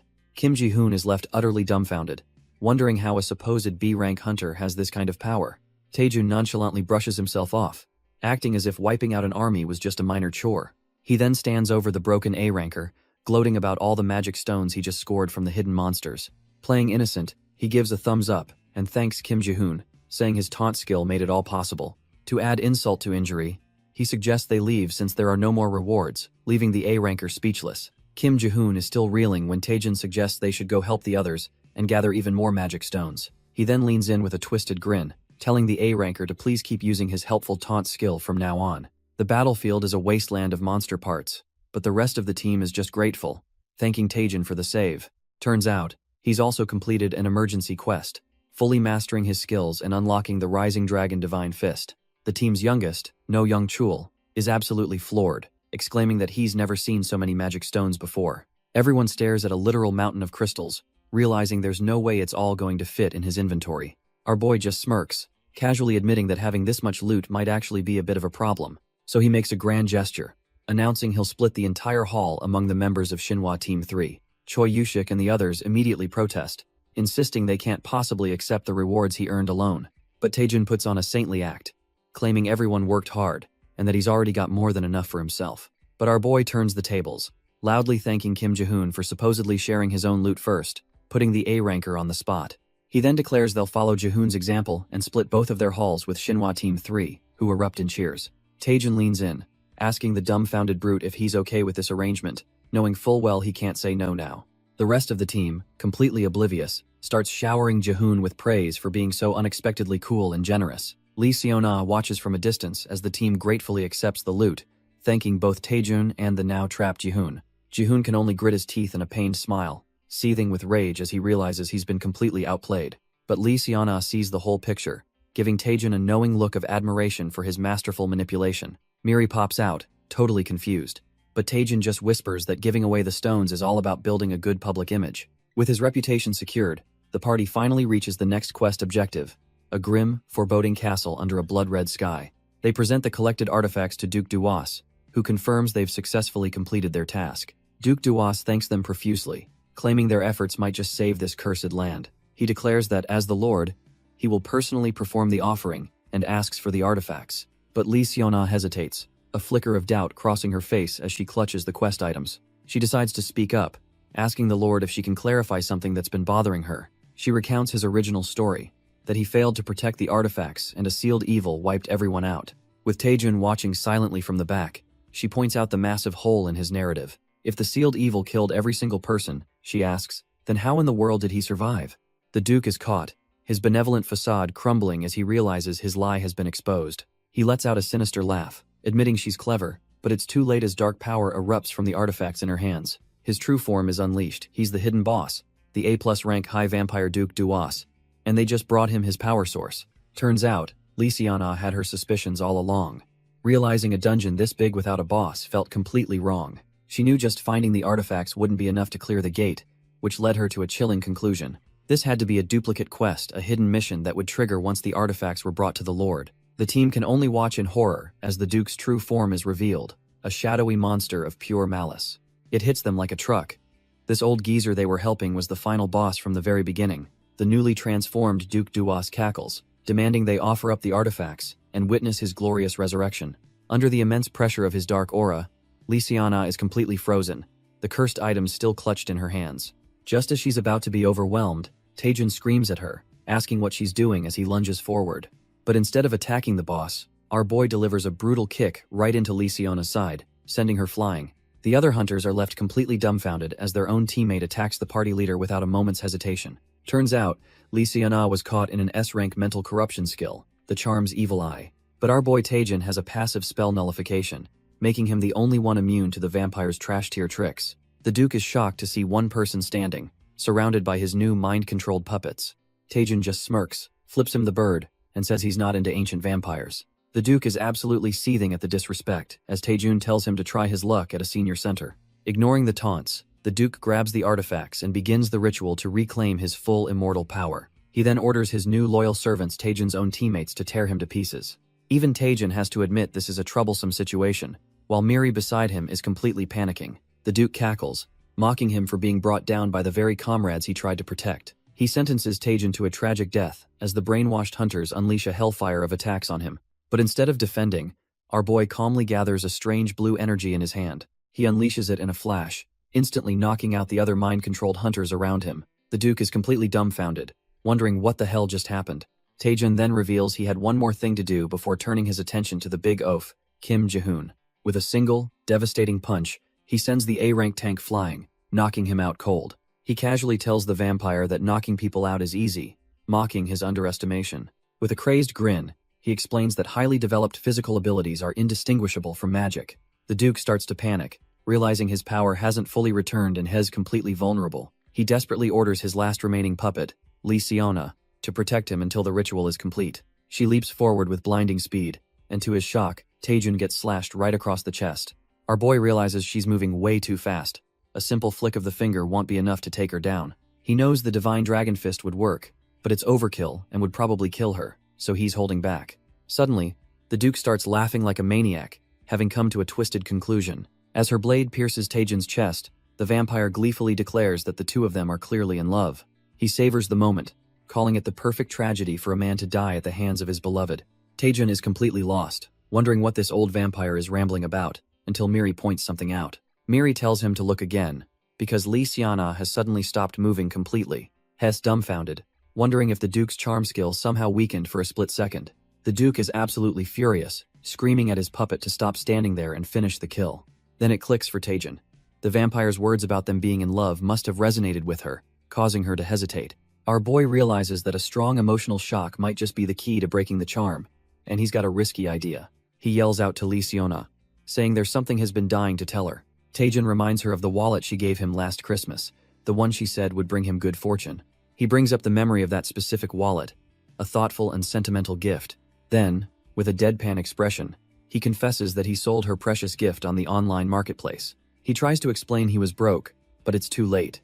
Lysiana is trembling with pure, unadulterated rage. Taejin smirks, his plan a total success. She's so furious she's completely paralyzed, just as he predicted. With his friend neutralized, he turns to the arrogant vampire, promising to rip that cheap charm skill right out of him. He unleashes his own unique magic, a custom-made Taejin-style spell nullification. Our boy thrusts his hand forward to shatter the vampire's evil eye, and the Duke can only let out a pained shriek. The Duke shrieks, demanding Taejin get his fingers out of his eyes, completely dumbfounded by this trash-tier physical assault. But our boy just grins like a maniac, telling him there's not a chance in hell he's letting go. As he holds on, the system begins analyzing the Eyes of Enchantment skill, and in a flash, his unique ability completely nullifies it. With a final surge of energy, the vampire's power shatters, and Hez sent flying backward in agony. Taejin smugly asks how it feels, while the Duke can only growl in fury, unable to comprehend what just happened to his eyes. The spell breaks across the room, and the other hunters begin to snap out of their daze, with Taejin cheekily flashing a peace sign. Members of Shinhwa Team 3 groan, feeling like they just got smacked on the head, wondering what just happened. The Duke, reverting to his older form in shock, stares at Taejin, realizing this mere human somehow broke his absolute power. He's in utter denial. His power has never been broken before, and it should only be possible if his mana was insufficient, which is absurd. Seething with rage, the vampire demands to know how a lowly human could possibly have shattered his ultimate ability. Our boy Taejin just shrugs, telling the vampire not to worry his pretty little head about it since he's going to be dead soon anyway. He even sarcastically suggests searching for spell to spell on the web, before remembering that corpses can't use the internet. The Duke is absolutely seething, his hand dripping with blood as he vows to make Taejin the one who dies today. With a roar of pure fury, the vampire launches himself forward, a blur of red energy aimed at wiping that smirk off Taejin's face. But just as he's about to strike, Lee Seona, now free from the mind control, flashes in front of Taejin to intercept the attack. Her blade clashes against the Duke's claws in a shower of sparks, stopping the vampire's killing blow dead in its tracks. Taejin is relieved to see she's awake, and she gives him a nod, acknowledging that he held the line perfectly. With her eyes blazing, she grips her sword and tells Taejin to stand back. The real hunters will take it from here. She turns to face the stunned vampire, shouting to the others that his mental attacks are sealed, and now is their chance to strike. Hearing the call, the rest of Shinhwa Team 3 powers up, ready to unleash a world of hurt on the now vulnerable boss. The Duke roars, furious that these pathetic mortals dare to challenge him. But Taejin just smirks and tells him to bring it on. Our boy sits back with a smug grin, ready to watch these so-called pathetic creatures do their thing, leaving Miri utterly dumbfounded. Right on cue, No Youngchul leaps into the fray, declaring that he's been waiting for this chance to shine. He unleashes a powerful blast that sends the Duke flying, vowing that he won't be a burden to the team any longer. The rest of Shinhwa Team 3, Yoon Ah-young and Choi Yushik, join the assault, telling Taejin to rest up and leave the rest to them. The coordinated attack is relentless, as Choi Yushik dives in from above, striking the vampire while he's still reeling. The Duke is completely floored, realizing their teamwork is seamless. These are no random C-rank hunters. Lee Seona decides to end this now, channeling the raw power of a storm directly into her blade. With her at the lead, the entire team unleashes a devastating combination attack called the Shattering Strike. A massive explosion of energy consumes the battlefield, leaving only a cloud of dust and the vampire's fading silhouette. No Youngchul thinks the fight is over, but Taejin roars at him for being so naive, still charging up a massive attack. Turns out, the team's combo was just an illusion. Our boy is unleashing his true ultimate move, a 100% power fireball. Taejin smirks, reintroducing himself as the guy who never, ever lets his guard down until the very end. The Duke's body disintegrates into blue embers as Lee Seona breathes a sigh of relief, admitting that was a seriously close call. She explains that the Duke used a mental skill on them all, and she only snapped out of it when she saw Taejin gouging the vampire's eye out. No Youngchul is completely blown away by Taejin's foresight, but our boy just shrugs it off like it was nothing special. Taejin then casually asks if anyone remembers the finer details of what just happened, a sly look on his face. He plays it off as a joke, but inwardly, he's sweating, thankful he avoided getting slapped by Seona for whatever he did to wake her up. With the boss defeated, the exit gate finally opens, and Choi Yushik suggests they all go grab some well-deserved barbecue. Everyone is on board with the plan, until Lee Seon-ah suddenly realizes someone is missing, and asks where Hunter Kim Ji-hoon went. Turns out, the trash-tier hunter Kim Ji-hoon is found completely knocked out on the floor. The team immediately turns to Taejin for an explanation, but our boy just plays dumb. He assures them it's not a serious injury, and that they should all head out for their celebration dinner. Yoon Ah-young invites Taejin to join them, but he awkwardly declines, claiming he has other things to take care of. Lee Seon-ah's eyes narrow with suspicion, questioning if he's really ditching them for other plans. Taejin smoothly explains that he wants to stay behind to analyze the dungeon's unusual layout. He frames it as a unique training opportunity he can't pass up, a perfect excuse to be left alone. The rest of the team is completely sold, amazed by his incredible commitment to getting stronger. Lee Seon-ah just sighs, remarking on his overwhelming and almost crazy level of passion. She tells him she admires his dedication before finally turning to leave with the others, giving him the opening he wanted. But just as she's about to leave, Lee Seon-ah gets surprisingly close, telling him to remember one crucial thing. She gently warns him not to push himself too hard. A moment of genuine concern that catches our boy off guard. Taejin is left completely flustered, stammering like an idiot after the unexpected interaction. With final goodbyes, the rest of the team finally heads for the exit, leaving him to his training. The moment they're gone, Miri materializes, immediately calling him out on his unfinished business excuse. She knows damn well he's not there to study, and Taejin can only grin, realizing she sees right through his act. He admits that back in the day, he had to grind non-stop just to survive, a callback to his past life. But this time is different. He pulls up a map, explaining he found something interesting on the Parsley navigation system. On the map is a glowing question mark, a clear sign of a hidden treasure, a total jackpot. A greedy glint appears in his eyes as he rubs his hands together, absolutely unable to resist the lure of a secret dungeon crawl. Miri skeptically asks if he actually studied dungeons in his past life, but our boy just shrugs it off, saying he was a hard worker. They arrive at the location, a massive, dusty library, and Taejin immediately starts searching for the hidden piece. But after a quick scan, Miri points out there's nothing special here, leaving Taejin dumbfounded since the navigation system was so sure. Thinking like a true gamer, he remembers the classic movie trope and decides to try pulling a random book from the shelf. With a heavy click, the entire bookshelf rumbles and slides open, revealing a secret passage, and he can't help but yell bingo. He smugly tells Miri he knew there was treasure hidden here, as they both peer into the dark, musty corridor. Overcome with excitement, Taejin rushes in to explore, completely ignoring Miri's frantic warning to wait. The second his foot hits the floor, a trap springs, and our boy is sent flying back with a comical shriek. He barely manages to land safely, narrowly avoiding a wall of deadly spikes, his heart pounding from the close call. Miri explains the real problem. The navigation data confirms the place is littered with traps, but their exact locations are intentionally concealed. Taejin realizes that blindly running through a corridor full of hidden traps is a one-way ticket to the afterlife. But a wicked grin spreads across his face. He decides this is the perfect time to test out a special item he's been saving. He whips out a gnarly-looking skull staff, channeling dark energy as he calls out a name. Iratus. Slamming the staff down, a massive purple summoning circle erupts across the floor, shocking Miri to her core. Miri is completely dumbfounded, recognizing the infamous name he just uttered with pure disbelief. A skeletal figure begins to rise from the glowing circle, its bones coalescing from raw, magical energy. The creature fully forms and offers a formal greeting to its new summoner, ready to serve. It introduces itself as Iratus, the harbinger of death, but its stats are so pathetically low they're practically a joke. But the moment Iratus gets a good look at our boy, it lets out a terrified screech, demanding to know who he is. The skeleton is completely baffled, pointing a bony finger, and asking how in the world Taejin used its own staff to summon it. Taejin just grins like a psychopath, asking if Iratus thinks his own staff is pretty awesome. The skeleton frantically warns him that the staff is cursed with evil souls, but our boy just casually asks if he means the cursed spirit. With a completely straight face, Taejin cheerfully announces that he already killed it. Iratus is left completely dumbfounded, stammering that it's impossible, while Taejin just admits it was a bit of a hassle. Suddenly, his demeanor flips as he shoves the staff in the skeleton's face, demanding to know who gave him the right to speak so informally. He punctuates his point with a swift smack to the skull, reminding the summon who the master is.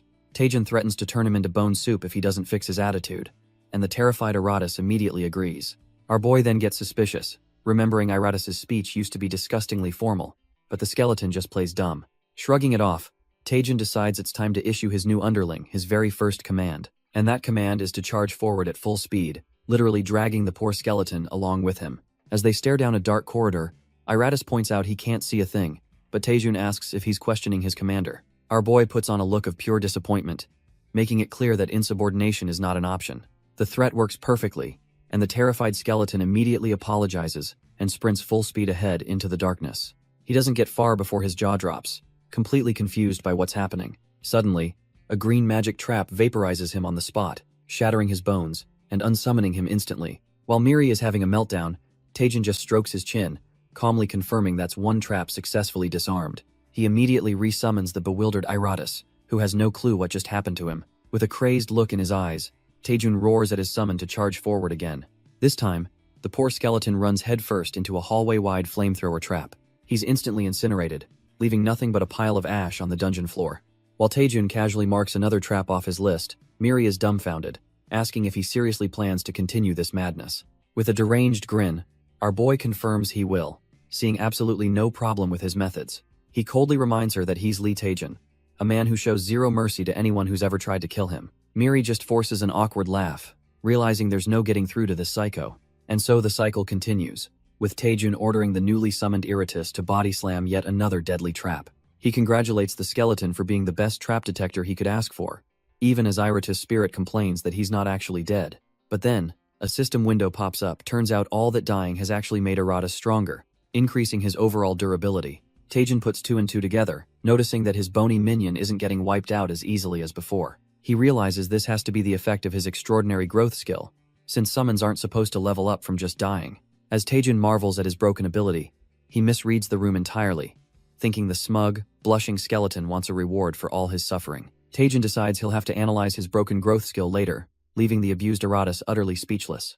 Our boy turns around, confused why his minion is still lingering, as Iratus can't believe he was dismissed with a simple good job.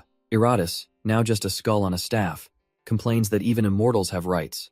But Taejun coldly states that's not his problem. With a thought, he unsummons the growing skeleton, sending the poor bag of bones away in a flash of purple light. As Taejun presses on with the treasure hunt, Miri just sighs, calling him out for being so cold-hearted. Miri scans the dead-end room, assuming they've finally cleared the area since there are no more traps or paths. But Taejun isn't convinced, and Miri asks if his hunter's intuition is picking up on something she missed. His eyes lock onto a massive tombstone, noting that its size is completely unnatural for a simple grave marker. He reasons that there's no point in building something so huge unless it's meant to hide something important inside. The moment his hand makes contact, the stone erupts with glowing purple runes, proving his hunch was dead on. The massive stone slab splits apart, revealing a hidden compartment holding a single, powerful-looking bracelet. Our boy immediately realizes it's been forged from the relics they collected, which were clearly more than just quest items. Miri can't tell what it does, and Taejun dreads the thought of paying a fortune just to get it appraised. He starts desperately praying for a god-tier drop when Miri suddenly cuts him off, remembering something important. She casually mentions that he doesn't even need to get items appraised, leaving Taejun completely lost. With a flourish, she introduces the Item Analyzer, a basic app that apparently everyone from other dimensions uses. Taejun is absolutely dumbfounded, wondering why she'd hide such a game-changing feature from him until now. Miri gets defensive, reminding him his status window has tons of functions he hasn't bothered to check out. Shaking his head, he activates the new feature, and a holographic interface begins scanning the item on his hand. The results pop up, revealing the Relic of Malice, a unique grade item that boosts all his stats and grants him 2 new vampire skills. Taejun is floored by the unique grade drop, while Miri excitedly tells him to check out the skills it comes with. The first is an A-rank passive, Aesthetic of the Vampire, which automatically heals most injuries without consuming mana. The second is Charm of the Vampire, an active skill that lets him control the will of weakened humans. Our boy is ecstatic about the auto-healing, but Miri gets a bad feeling, realizing the charm skill is just like the one the Duke used. As he equips the relic, she questions how useful a mind control skill that only works on weakened humans could possibly be. A twisted grin spreads across Taejun's face, his eyes glowing ominously, as he insists it'll be incredibly useful. He continues his creepy explanation that humans are everywhere, which horrifies Miri, who thinks using skills on people is wrong. Taejun's tone shifts, telling the naive Miri that she clearly doesn't understand the harsh realities of this world. He delivers a cold, hard fact. Humans can be far scarier than any dungeon monster, all while being secretly watched from the shadows. A mysterious hunter has them in his sights, confirming that his target has been re-evaluated as a B-rank threat. The hunter accepts his orders, certain his S-rank stealth skill, Silent Shadow, is more than enough for a solo mission. Meanwhile, Taejun and Miri arrive at the location, completely oblivious as the invisible assassin identifies his target. The hunter muses on Taejun's file. He was a nobody D-rank porter who somehow skyrocketed to a B-rank talent. He decides that our boy has become far too noticeable and, for that reason alone, he has to die.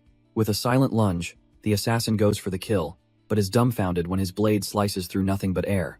His senses are in chaos, a system error flashing as he realizes his target has completely vanished from his perception. Suddenly, Taejun's voice comes from behind him, casually asking Miri if she heard a strange thud.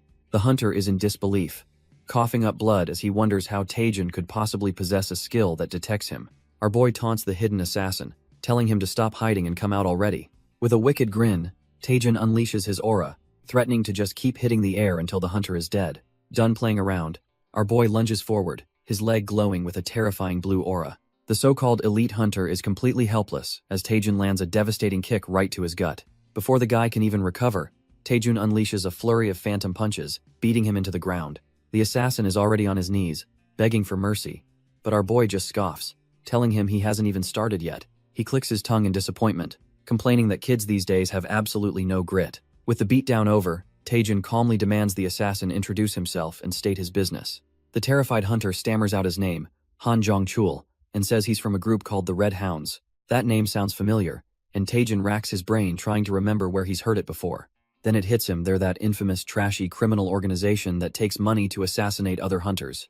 Grabbing the assassin by the collar, he demands to know why such a notorious group is after him, but the guy just begs for his life, claiming he was only following orders. Taejun just scoffs, calling the assassin shameless for trying to pass the buck. Grabbing the guy's head, our boy decides to get some answers the hard way, his aura flaring with a sinister purple energy. He activates Vampire's Charm, a nasty skill that completely controls the target's will, forcing the truth out of him. A blood-curdling scream rips through the night air, echoing from a distant, ominous tower. Turns out, the assassin wasn't alone.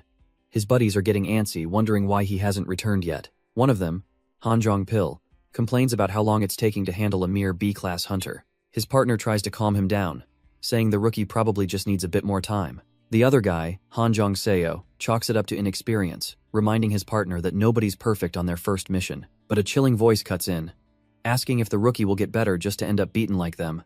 Taejin emerges from the shadows, dragging their unconscious brother, and reveals he knows they're all siblings doing this filthy work. With a sinister grin, Taejin tells the two assassins they'd be crying tears of blood if they knew what had done.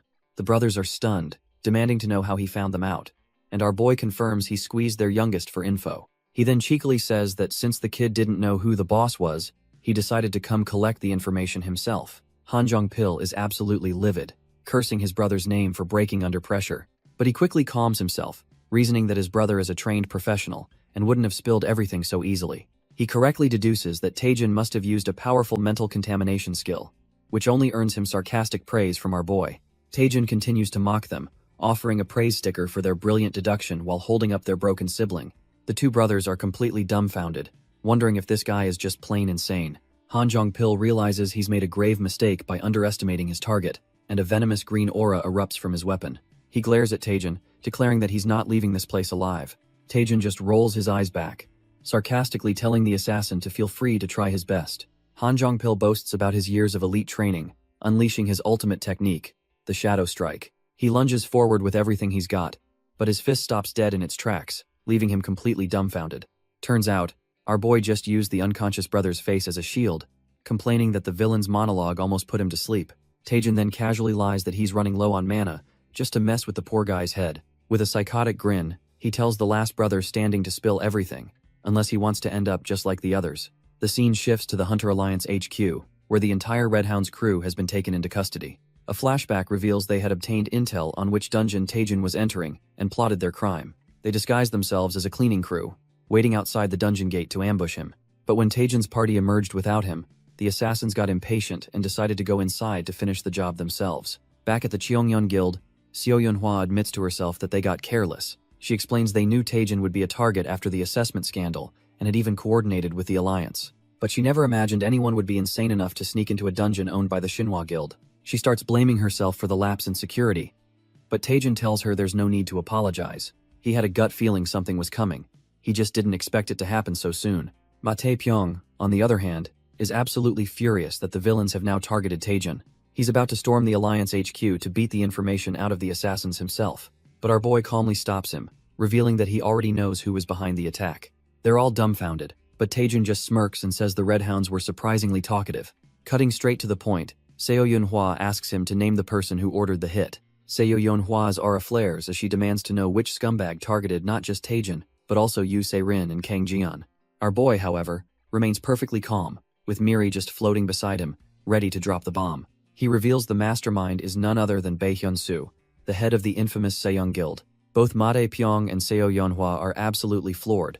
They can't believe that trash-tier human was behind it all. Pyong yells that he knew it all along, claiming you can just tell a scumbag by their face. Turns out, the Saeyoung Guild is notorious for its ruthless methods, rocketing from 30th to 7th in the rankings by any means necessary. They'd only ever had suspicions before, but now, thanks to Taejin, they finally have concrete proof. With his word being more than enough, Seo Yunhwa immediately decides to take action. She declares she's mobilizing her elite members right now. They're going to pay for ever messing with Yu Se-rin.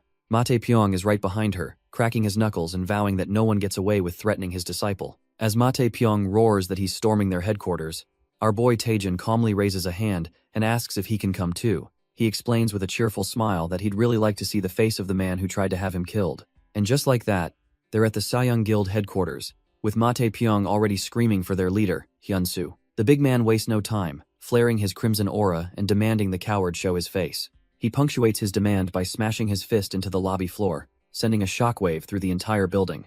The guild's grunts are sent flying, absolutely losing their minds and calling him a crazy lunatic for the sudden attack. But then, Seo Yunhwa steps through the dust, telling him he should know better than anyone what's happening. Backed by her own army of shadowy summons, she gives a simple order. Get Bae Hyun-soo down here immediately. With a chilling glare, she warns them that if they don't comply, the entire building will go up in flames. The Saeyoung members are left completely dumbfounded, realizing they're trapped between two guildmasters who are absolutely out for blood. With a single command from Seo Yonhua, her shadowy mages raise their staves, ready to begin the assault.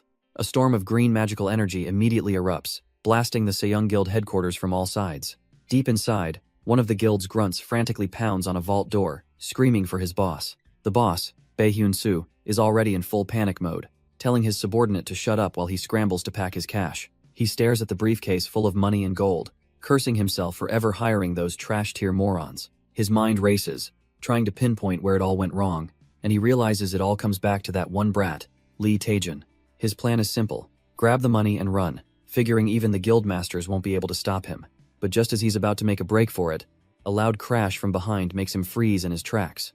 The massive vault door has been torn clean off its hinges, and a voice mockingly asks if he really thought he could hide. Bae Hyun-soo's face drains of all color as he recognizes the intruder. Our boy Taejun has finally arrived.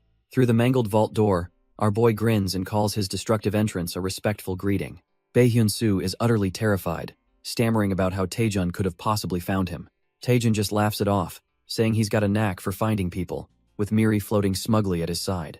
Desperate, the guild leader asks what he wants, figuring he must be after something big to pull a stunt like this. Thinking he's found a way out, Bae Hyun-soo throws open a briefcase full of cash, offering to pay him off. For a split second, Taejun is completely mesmerized by the fortune, but Miri yells at him to snap out of it.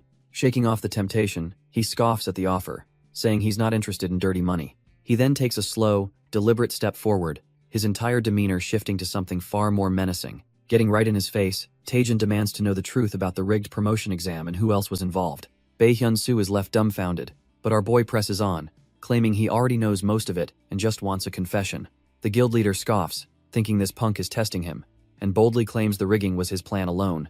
Our boy just leans in, casually threatening to beat him up and drag him to headquarters himself. Completely infuriated, Bae Hyun-soo seethes, wondering who this arrogant little nobody thinks he is. He warns Taejun not to mistake his willingness to negotiate for fear. Turns out, the only people he's actually scared of are big shots like Seo Yonhua and Ma Tae-pyong, not some trash-tier porter. He unleashes a swirling vortex of dark energy, and Taejun immediately recognizes the infamous dark matter skill. With his power on full display, the guild leader mockingly asks if this makes Taejun more willing to talk now. Taejun deadpans that maybe he should have taken the money, earning a frantic "What are you talking about?" from Miri. But he's just analyzing the threat. Dark matter is an S-rank skill that drains mana and makes close combat nearly impossible. As the guild leader yells at him to get back, Taejun knows that while he should avoid this fight, he's got no other choice.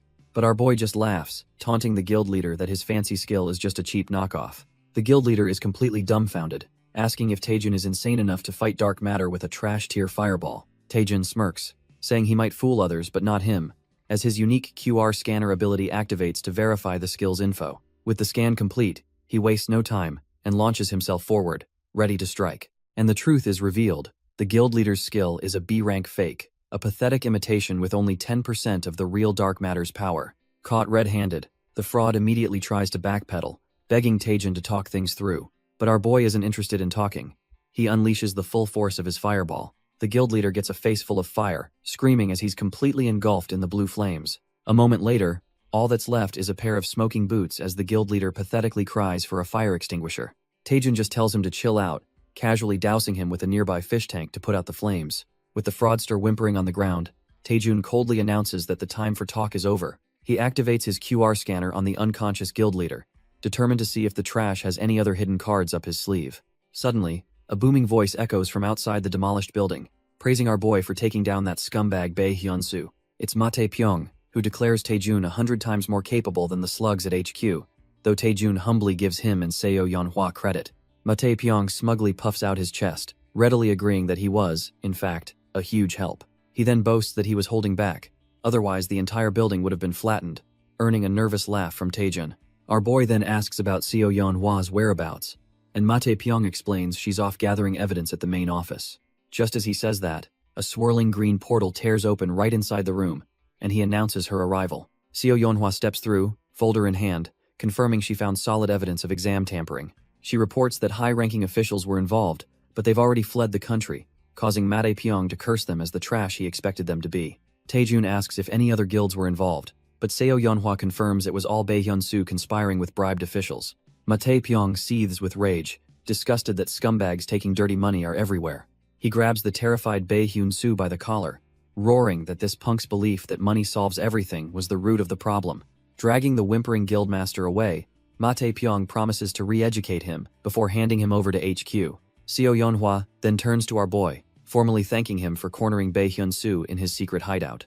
She admits they're indebted to him once again, never expecting to rely on his help so much. But Taejin clarifies that this wasn't for them. He was personally investigating the hidden forces behind the incident. Both Seo Yeonhwa and her guard are taken aback, questioning what he means by hidden forces. Our boy explains his gut feeling. The sealed lich, dark magic, and assassins were too much for one trash-tier guildmaster to handle alone.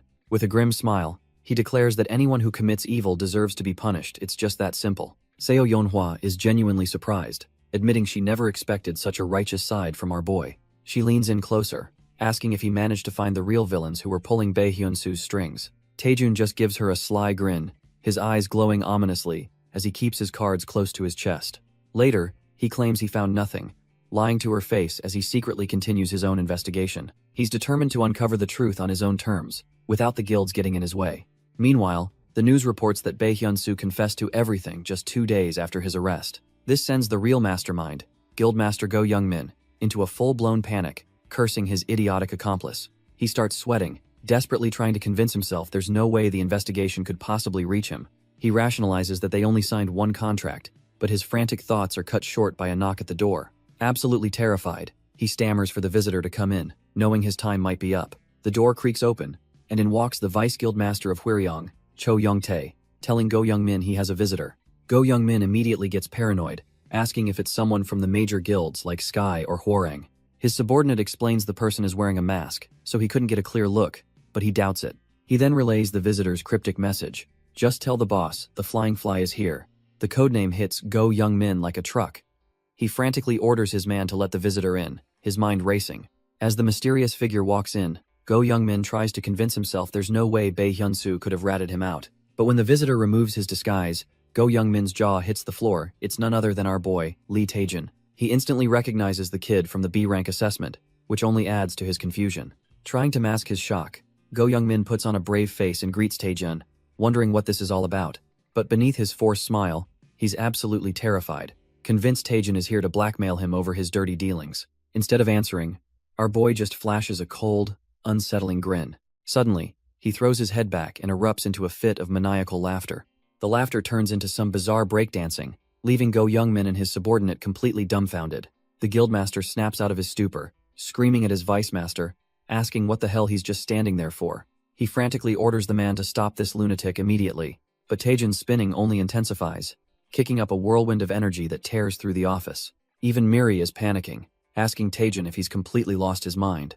Our boy just keeps laughing like a psycho, completely unfazed by the chaos he's causing. Go Young-min screams at his vice-master again, who finally conjures a ball of dark energy, ready to strike. He unleashes the attack while yelling about this insane intrusion, but Taejin dodges it with a slick handstand maneuver. The vice-master roars Taejin's name, asking if he has a death wish, as he unleashes a powerful blast of purple energy. Go Young-min watches from his desk, completely stunned by the sheer destructive power aimed at our boy.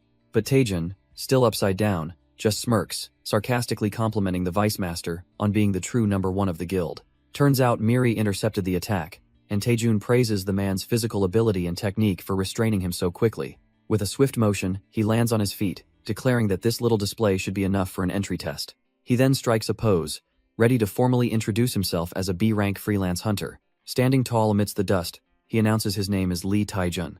The guildmaster is dumbfounded, asking what he means by entry test, but Taejin explains he had to check the guild's skill level. With a smug grin, our boy points and says he was just testing how they'd handle a little pressure. Go Young-min can only stare in disbelief, realizing this man isn't just confident, he's completely insane.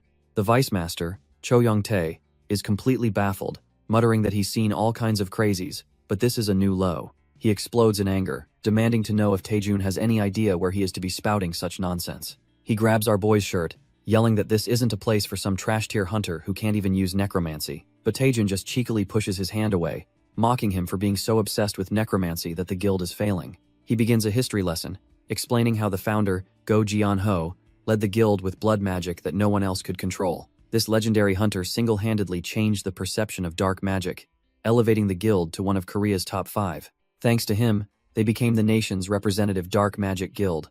but Taejin asks what's become of them now. He smirks at the fuming vice master, pointing out that ever since the founder retired, the guild's been on the brink of bankruptcy. Taejin strolls over to the guild master's desk, coolly stating that they can't afford to be picky and should see this as an opportunity. He slams his hand on the desk, declaring with absolute certainty that if he joins, the Hwaryeong Guild will be revived.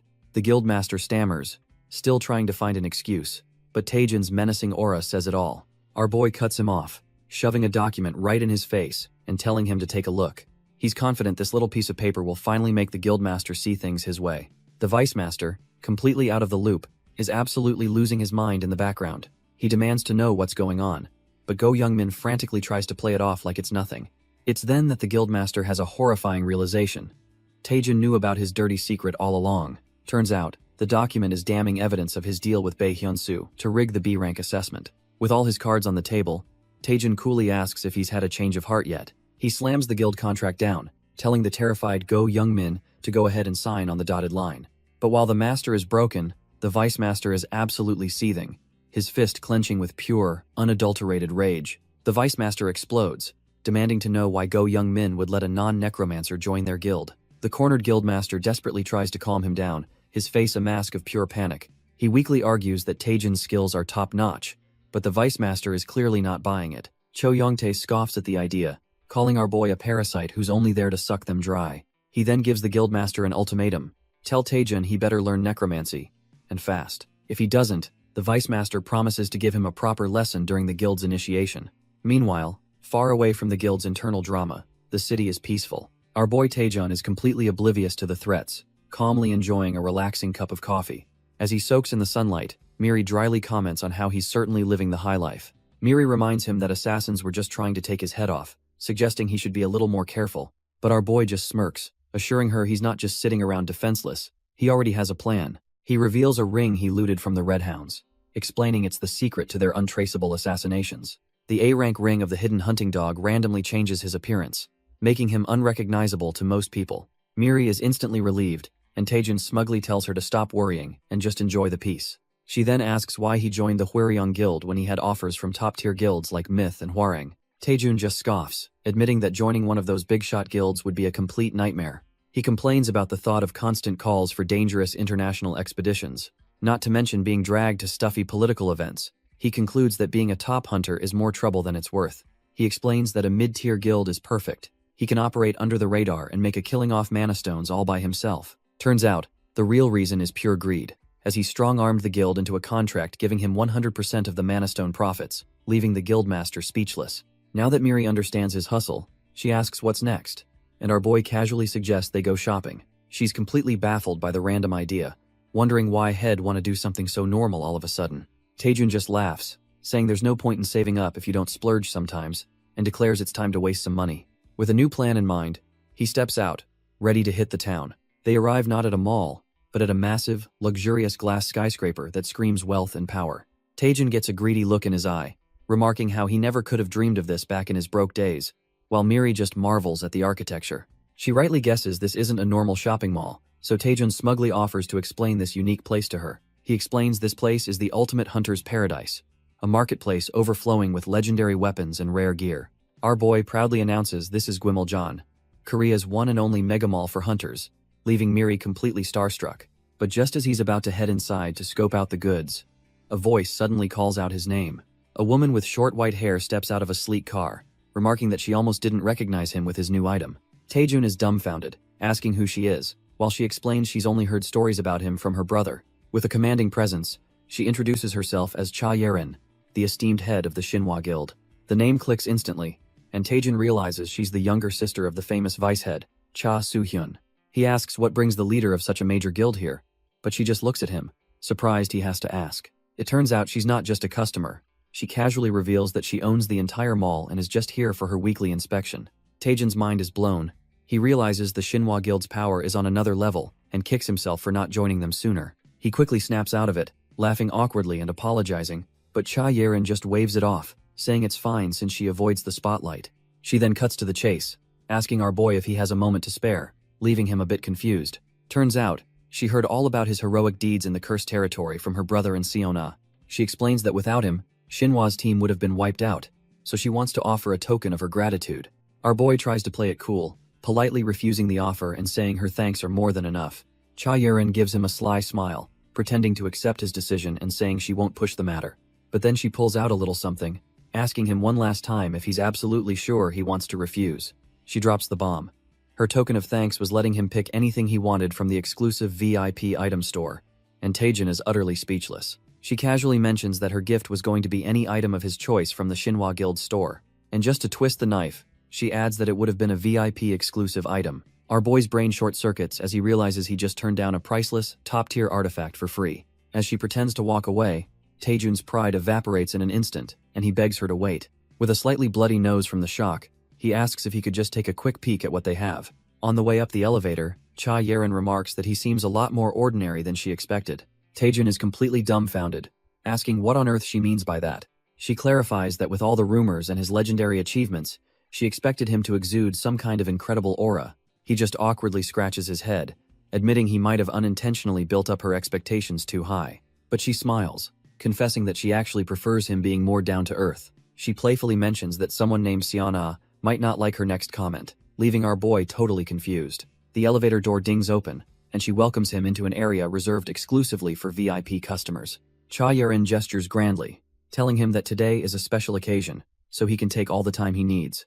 Both Taejin and Miri are absolutely stunned as they realize they're in the VIP section of the rare items store. He starts looking around, and his jaw hits the floor. Every single piece of gear is priced in the billions. Taejin is just dumbfounded that this girl, who owns this entire treasure trove, is just casually standing there. She asks if Hez found anything he fancies, and our boy, practically drooling, says it's tough to pick. But with a greedy glint in his eye, he confirms that one thing in particular has definitely caught his attention. He points over to a specific display case and asks her what exactly those items are. Cha Yerin looks on with a curious smile, remarking that he certainly has a unique taste. She explains that these aren't just any items. They're relics once wielded by the legendary guildmasters of Korea. But she adds with a hint of sadness that they're far too old to be used now, kept only to honor their history. Taejin gets the picture, and she tries to steer him towards some newer, even better gear they have for sale. Just then, her bodyguard steps in, announcing that the vice director of the Hyonin Guild has arrived. Cha Yerin glances at her watch, completely shocked that she's about to be late for a critical meeting. She quickly excuses herself, promising to meet him later, and our boy gives a comically deep bow of respect. Miri just floats by, warning him he'll throw his back out, but he brushes it off as just part of the grind. She's completely baffled, asking why out of all the treasures here, he's so fixated on that one piece of junk. A system window confirms her point. It's a broken dragon steel gauntlet with zero durability. Utterly useless. Taejin admits she has a point, but his intense gaze tells us he's seeing something nobody else can. And there it is. A system window pops up, confirming the gauntlet has synergy with his rising dragon skills and triggering a new growth quest. Our boy knows his spectacular growth trait never gives him an impossible task. It always pushes him to the absolute limit of what's possible. This realization leads him to a single, logical conclusion. There must be a way to repair this tier item somewhere. Suddenly, he's on the floor, comically groveling and screaming for the director, willing to do absolutely anything to find a way. He even starts barking like a dog on the carpet, leaving Miri completely speechless at his total lack of shame. As he's racking his brain for a way to win the director over, he overhears a heated argument coming from the other room. Peeking around the corner, he listens in on a tense negotiation about a contract fee that's already been paid. Turns out, it's the director, Cha Yerin, being hassled by some shady-looking guildmaster and his two massive bodyguards. A brilliant, devious idea sparks in our boy's mind as he watches the scene unfold. He realizes this is the perfect opportunity. If he helps the director out of this jam, he can score major points and secure the gauntlet. With a face only a mother could love, our boy sprints to the rescue, ready to save director Cha Yerin. He declares himself the man who wants to be her loyal hound, ready to make his grand entrance. Inside, Cha Yerin is fed up, telling the smarmy guildmaster she's disappointed by his stubborn attitude yet again. The man, Kang Yong-sok, just chuckles, saying she has guts but his price is perfectly standard. With a smug grin, he insists that charging a fair price is just basic business sense. Cha Yerin is visibly stressed by his audacity, while her bodyguard asks if there's an issue. Just then, Taejin strolls in, pretending he just came to check on the loud voices he heard. Kang Yong-sok doesn't even bother to learn his name and just tells him to get lost. He condescendingly pushes his glasses up, informing Taejun that they're in the middle of important business. Cha Yerin tries to wave him off, but our boy cheerfully ignores her and walks right into the lion's den. Taejun just smirks and says he also enjoys business, especially the kind that involves putting arrogant people in their place. He plops right down into a chair with a Cheshire cat grin, declaring that they should get down to this business they're all so fond of. Kang Yong-sok demands to know who this nobody is, while a flustered Cha Yeren can't even form a sentence. Our boy glances at the mountain of gear on the table, and instantly understands the entire scam.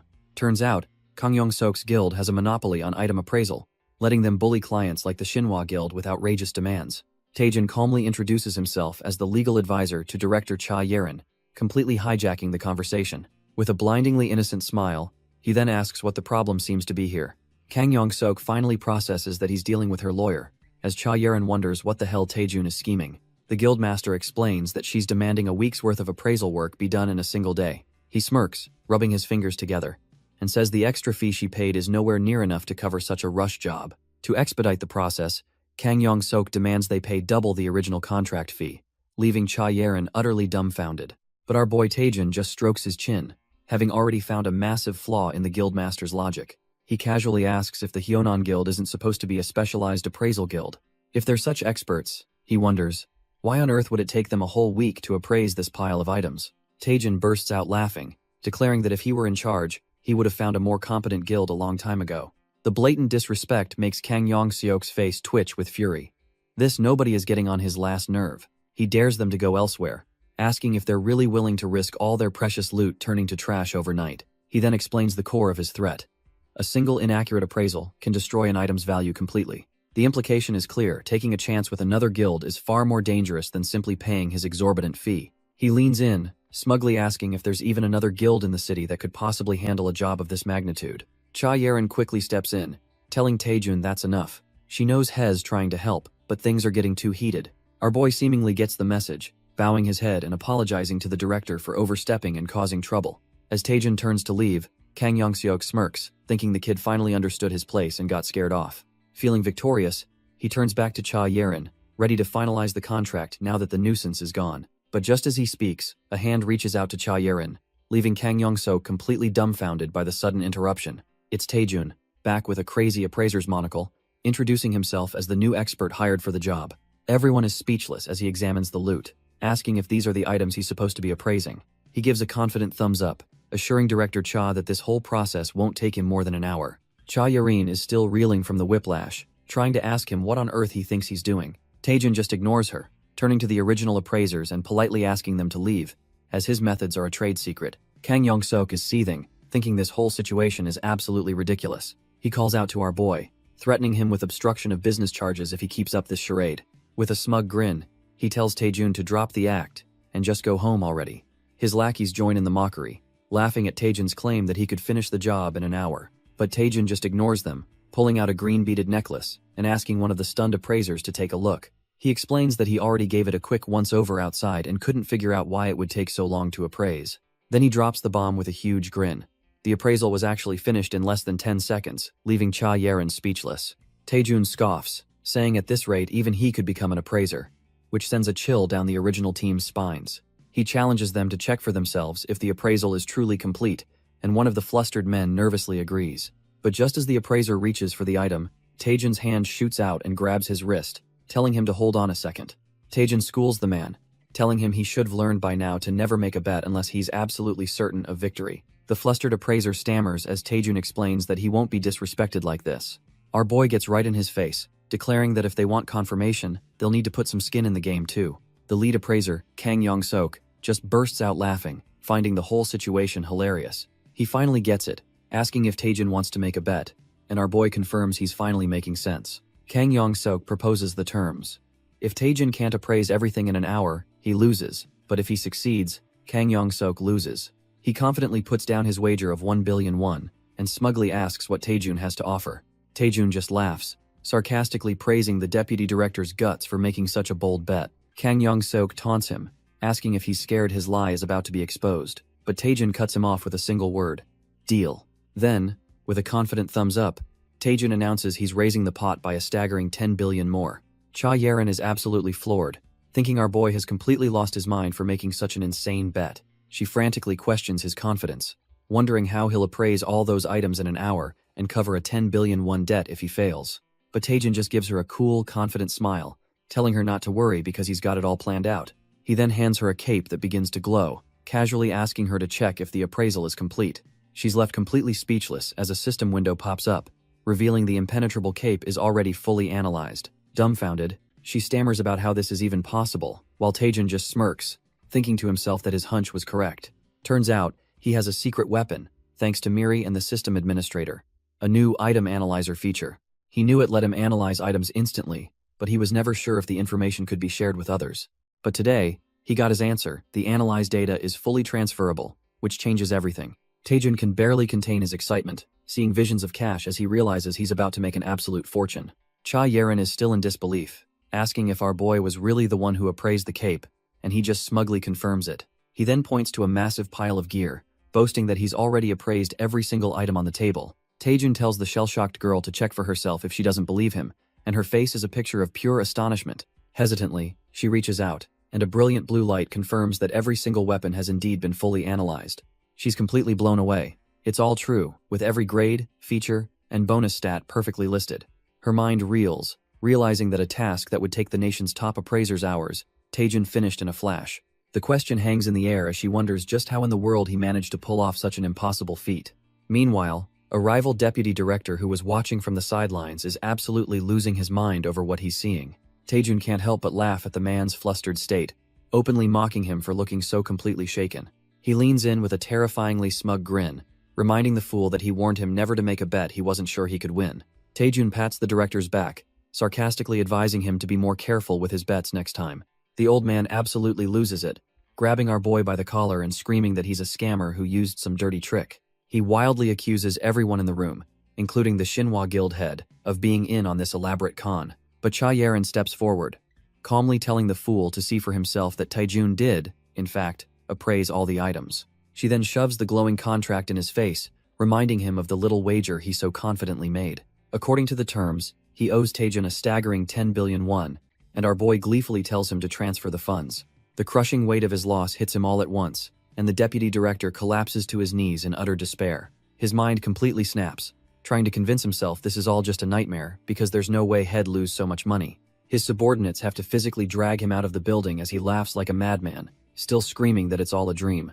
Taejin just watches the pathetic display with a wicked grin, while Cha Yeren seems a bit disturbed by the man's total breakdown. With the lunatic gone, Cha Yeren thanks Taejin but tells him his little stunt is something she absolutely cannot ignore. She explains that with his god-tier speed and accuracy, he could single-handedly destroy the entire appraisal market overnight. Dumbfounded, she demands to know how he pulled off such an impossible feat. Our boy just plays it coy, laughing it off and claiming it's a trade secret he can't possibly reveal. But then a sly idea pops into his head, and he brings up that creepy antique hand from earlier. He makes her an offer, give him the hand, and he'll give her a hint about his secret method. Cha Yeren hesitates, realizing just how badly he wants that forbidden item, but the temptation to know his secret is too strong. She agrees, and Taejin internally screams jackpot as Miri celebrates right alongside him. Now that she's upheld her end, Cha Yeren sits on the desk, arms crossed, ready to collect her prize. With a sharp gaze, she tells him it's time to pay up and explain exactly how he did it. With a smug grin, our boy begins to spin a tale about the source of his incredible appraisal skills. He starts by saying it's all thanks to a certain luxury department store downtown. He claims he learned everything from the director there, acting as if he's eternally grateful. Clutching his new treasures, he waves a cheerful goodbye, leaving a stunned Cha Yeren in his dust. Once he's gone, her bodyguard asks what incredible secret she managed to pry out of him. She plays it cool, telling him that Taejin revealed everything before he left, making her subordinate lean in with anticipation. A wry smile creeps across her face as she prepares to deliver the most absurd explanation she's ever heard. Turns out, the secret was to listen to the item's voice with the eyes of your heart, leaving her bodyguard utterly dumbfounded. Cha Yeren realizes she's been had. He either never planned to tell her or is bound by some rule that prevents it. But she's not one to be trifled with, vowing that he won't get away with this so easily as he runs off with his loot. Her eyes narrow with ambition. She vows that one way or another, she'll make Taejin a part of her guild. Meanwhile, our boy is back in his room, absolutely losing his mind with laughter. He maniacally celebrates getting his hands on the legendary item he'd been chasing. Taejin is practically kissing the broken pieces, declaring he'll never let them go, while Miri looks on completely bewildered. She has to be the bearer of bad news, explaining that no matter how legendary the item is, it's basically junk now. Miri asks if there's even a way to repair it, and Taejin just pauses, pretending to think it over. But of course, he cheerfully admits he has absolutely no idea what to do. Hess just happy he has it now. confident he'll figure something out, leaving Miri utterly dumbfounded by his optimism. She then gets a brilliant idea, suggesting he should try making a post on the parsley market. Since it connects users from different dimensions, he might find a solution. But Taejin groans at the thought of logging into that trash-tier game again. Miri tells him to stop complaining, explaining he can easily write a post using just the status window. Giving in, our boy decides to see what this interdimensional marketplace is all about. He throws up a post asking for anyone who can repair a super legendary spirit sword, offering to pay any price. Taejin wonders if his desperate plea will even work, but Miri just cheekily replies that who knows. He shrugs it off, figuring it's not urgent, and someone will eventually leave a comment. Changing the subject, he points to a massive pile of brand new gear he's laid out. He gloats that thanks to that fool of a deputy leader, he did some shopping and is now totally ready for the initiation ceremony. Miri, however, is a bit confused, pointing out that every single one of his new items has a holy attribute. She questions his logic, since the Worm Guild is a black magic guild, but Taejin just smirks like she's missing the obvious. He lays out his genius plan. The ceremony is a necromancy duel against Cho Youngtae, and these holy items are the perfect counter for his undead summons. Miri points out a massive hole in his plan, reminding him that using items is strictly forbidden in a necromancy duel. Taejin just scoffs at her ignorance, telling her to sit back and watch how a real pro operates. Soon after, our boy arrives at the imposing Worm Guild headquarters, ready for his big debut. A smarmy-looking guide greets him, and Taejin plays it cool, apologizing for showing up a bit earlier than expected. The guide assures him it's fine, mentioning that they've made special preparations for his arrival. He explains that this duel against Cho Youngtae is a showcase of the guild's pride and joy, necromancy. Apparently, everyone is eager to see Taejin's skills, so they've prepared a special venue just for him. The guide opens the door, revealing a massive arena where his opponent, Cho Youngtae, is already waiting. But it's not just the opponent. The entire arena is packed with a sea of bald, intimidating-looking dudes. Taejin immediately sees through their little act, realizing they're trying to mess with his head before the fight even starts. Our boy knows exactly what they're up to, planning to humiliate him for being a B-rank necromancer. Cho Youngtae, on the other hand, is disgusted, thinking these guys are even worse than he first thought. Miri whispers to Taejin, completely baffled as to why all the guild members are bald. Taejin trolls her hard, claiming it's a side effect of dark mana, which sends Miri into a panic about his own hair. Cho Youngtae cuts through the tension, welcoming Taejin and confirming he knows the terms of the duel. He lays down the ground rules. This will be a battle of pure necromancy, and nothing else. If Taejin manages to win, he promises he can join the guild with any conditions he desires. But then his hand starts glowing with a sinister purple energy as he reveals the catch. If our boy loses, he'll be forced to join the Worm Guild and serve as Cho Youngtae's subordinate for life. Taejin just scoffs internally, completely unimpressed by their predictable, trash-tier scheme. Taejin instantly reads the room, realizing Cho Youngtae is the real power here, a parasite controlling all the guild's finances. He sees the drained, lifeless faces of the members and understands this leech is the reason the whole guild is sinking into a swamp. With a confident smirk, our boy decides to flip the script, announcing he has a condition of his own. He drops the bombshell. If he wins, he's not just joining, he's taking Cho Youngtae's spot as deputy guild leader. And for the finishing blow, he demands Cho Youngtae personally repay every last coin he siphoned from the members, leaving the man dumbfounded. Taejin flashes a wicked grin, thinking this will at least make the whole affair more entertaining for the audience. The crowd starts murmuring, actually getting hyped by this turn of events, while Cho Youngtae just seethes with rage. He completely loses his cool, screaming that the accusations are ridiculous while grabbing his gnarly-looking mace. Roaring that he's the only reason the guild is still standing, he summons a menacing, rank A Death Knight from a swirl of dark energy. With his ace on the field, he sneers at Taejin, demanding to see the so-called amazing necromancy our boy has prepared. Unfazed by the massive Death Knight, our boy begins his own summoning with a wicked grin. With a surge of purple energy, he calls forth his own ace, the harbinger of death, Iratus. The drained guild members are completely dumbfounded, wondering what this single, unimpressive skeleton is. As Iratus fully materializes, the crowd can't believe their eyes. It's just one skeleton warrior. They start murmuring amongst themselves, thinking Taejin was all talk and this is a total joke. Cho Youngtae absolutely loses it, laughing his head off and mocking our boy for bringing a bonehead to a real fight. But Taejin just points, cool as ever, and gives his summon a simple command: attack. In an absolute flash, Iratus blitzes past the Death Knight, unleashing a single, devastating strike.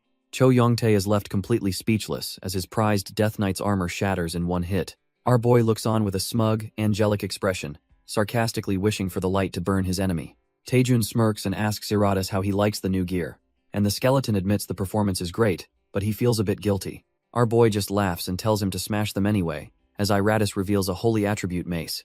leaving Cho Yongtae utterly stunned. The necromancer's mind is racing, trying to deny the impossible reality unfolding before him. He can't believe it.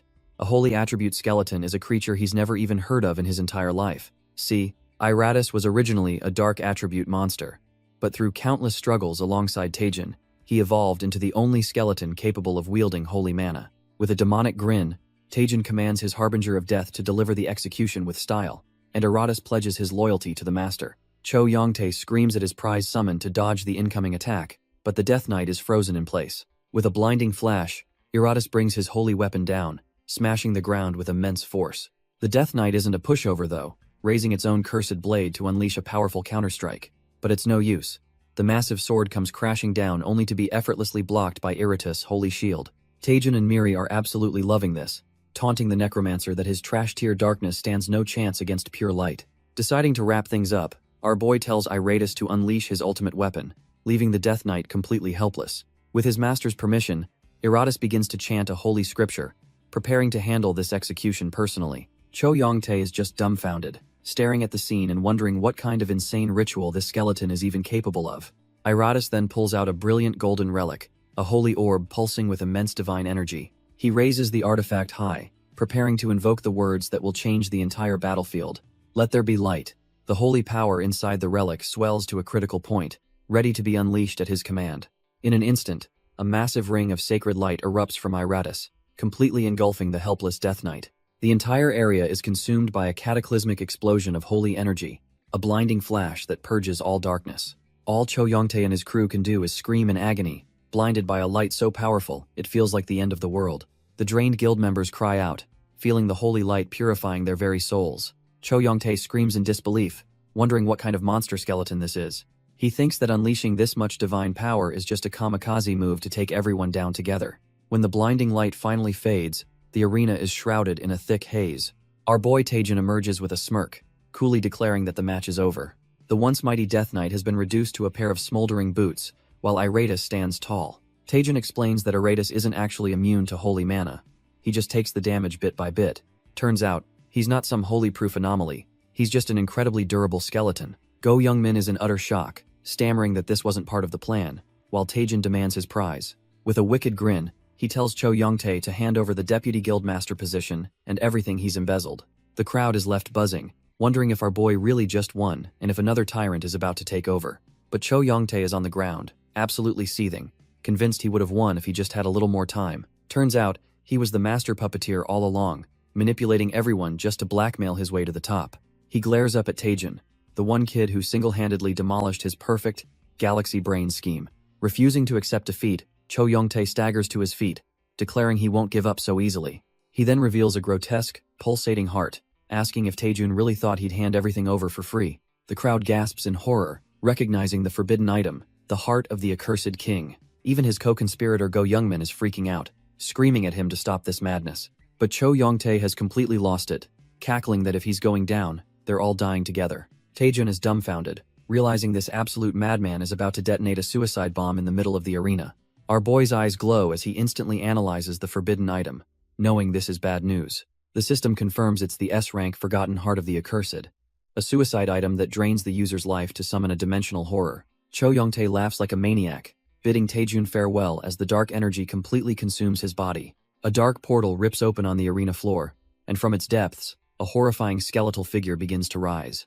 The monster fully emerges, a terrifying entity known as the Black Death Bride with an unreadable rank. The once cocky Worm Guild members are now screaming in pure terror, realizing they're all about to die. Chaos erupts as the crowd scrambles for the exit, but the Death Bride's dark, cursed aura spreads too fast. The curse washes over Taejin, but a system notification pops up. His unique Lament of the Predecessor skill has completely nullified the S-rank attack. Taejin is floored. This monster is spamming S-grade curses right from the start, which should be impossible. Staring at the abomination, our boy is completely dumbfounded, wondering what kind of absurd creature he's supposed to fight now. Just as Taejin is completely lost, a calm voice suddenly offers to lend a hand. Out of thin air, an old man appears, the legendary Go Jianho, the Guchon Bone King, who says our boy can't handle this alone. Taejin is dumbfounded by his sudden appearance, but the Bone King just chuckles, saying he couldn't miss the show. His expression turns serious as he comments on the skeleton Taejin summoned, noting it was far from ordinary. He correctly deduces it had the consciousness of a lich, making Taejun sweat bullets, hoping his secret wasn't completely blown. But Go Jianho tables the discussion, declaring they must first deal with the evil spirit that Fool summoned. With a flick of his wrist, he unleashes a terrifying torrent of blood-red spikes straight at the monster. The attack rips through the Black Death Bride, which lets out a piercing, soul-shattering screech. Go Jianho seems unimpressed, coolly remarking that the demon is sturdy, as expected from a life-sacrifice summon. Realizing a simple attack won't cut it, he begins gathering an even more sinister energy, ready to get serious. Go Jianho unleashes his full power, challenging the demon to withstand a cataclysmic explosion of blood magic. Our boy Taejun is left completely dumbfounded, realizing he's witnessing the legendary power of the Guchon Bone King. This is the man who once ruled the world for 20 years, a peerless necromancer who mastered blood magic and built the Worm Guild into a top-tier powerhouse. But even after that insane attack, the Black Death Bride is still standing, letting out another horrifying screech. Suddenly, the monster's curse lashes back, seeping into Go Jianho's arm through his own blood magic. The Bone King staggers, clutching his chest as the foul energy courses through him, blood trickling from his lips. Taejun rushes to support the old man, who grits his teeth and admits he was a little careless. Turns out, the fatal flaw of blood magic is that it uses the caster's own blood as a medium for attack. Against a cursed monster that infects with a mere touch, his entire fighting style is at a massive disadvantage. Realizing close combat is a death sentence, Taejun steps up, deciding it's his turn to fight from a distance. Taejun unleashes a massive wave of blue energy, roaring for the monster to take this and die. The attack slams directly into the Black Death Bride, but it just tanks the hit without a scratch. Our boy is completely dumbfounded that his attack was so ineffective, as Miri screams for him to look out. Wasting no time, the cursed bride lunges forward with terrifying speed for a counterattack. It fires a barrage of dark projectiles, and Taejun panics, realizing he's too low on mana to defend himself. But just in the nick of time, a holy shield erupts from the ground, blocking the entire onslaught. It's Iratus, his holy skeleton, standing defiantly against the monster and declaring he won't forgive it. He plants himself in front of his master, telling Taejun to leave this to him, much to our boy's utter relief. When Taejun asks where the hell he's been, Iratus sheepishly admits he got hit by too much light earlier. Turns out, the poor skeleton fainted while standing, and is only just now waking up, leaving Taejun speechless. With newfound bravado, Iratus declares he will protect his master with his very life. He charges the Black Death Bride, shouting for God's blessing to be upon it. Both Taejun and Miri are completely weirded out, wondering what's up with his sudden personality shift. The holy skeleton unleashes a blast of divine light, vowing to smite the vile specter, but the Death Bride just casually catches his holy mace with its bare hand, leaving Iratus dumbfounded. A tide of dark purple energy erupts from the bride, completely engulfing the holy knight. Iratus is caught in the blast, his form dissolving within the cursed power. Taejun is horrified, realizing that even divine power is completely useless against this monster. As our boy wonders what to do, the defeated Iratus lies on the ground, thinking his journey has come to an end. He tells his master to survive even without him, making Taejun panic, and ask what the hell he's planning. Iratus decides to go all out, proclaiming he'll burn the last of his flames right here and now. He bids his master farewell, but Taejun screams at him, asking if he's completely lost his mind. Our boy knows exactly what will happen if Iratus uses that item against the terrifying Death Bride. He desperately pleads with his summon, thinking he can't bear to lose it since it can never be replaced. But it's not the summon he's worried about, it's the ridiculously expensive item in its hands. Taejun completely breaks down, screaming that it's a one-time use item worth a staggering 8 billion won. Ignoring his master's financial crisis, Iratus unleashes the item's brilliant golden power. A massive wave of holy energy erupts, shimmering with immense power. The S-rank skill, the Holy King's Gambling, activates, engulfing the Death Bride in a blinding flash. Elsewhere, an old man watching the feed is completely dumbfounded, muttering that this is a truly unbelievable skeleton. The old spectator is still reeling, realizing this skeleton can not only use holy items, but can also wield a holy sword, as the Death Bride lets out a final shriek. The S-rank summon groans in agony, completely overwhelmed by the blinding golden light.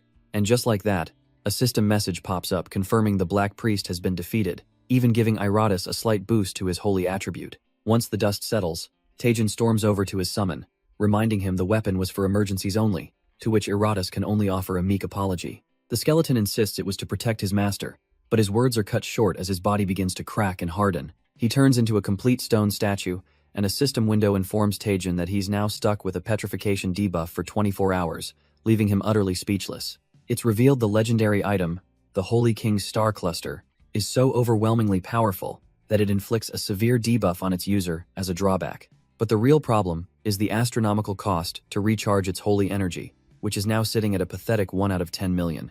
Our boy is spiraling, thinking it would be cheaper to just buy a new one, while Miri chimes in that you get what you pay for. But despite the 8 billion won headache, Taejun places a hand on his petrified summon and tells him he did a good job. He admits he underestimated his summon, acknowledging that the tricky skeleton actually has some serious determination. Even as a statue, Iratus is moved to tears, ecstatic to finally receive his master's praise. Suddenly, the Guchin Bone King, Go Jianho, appears, immediately noticing the powerful debuff affecting the skeleton.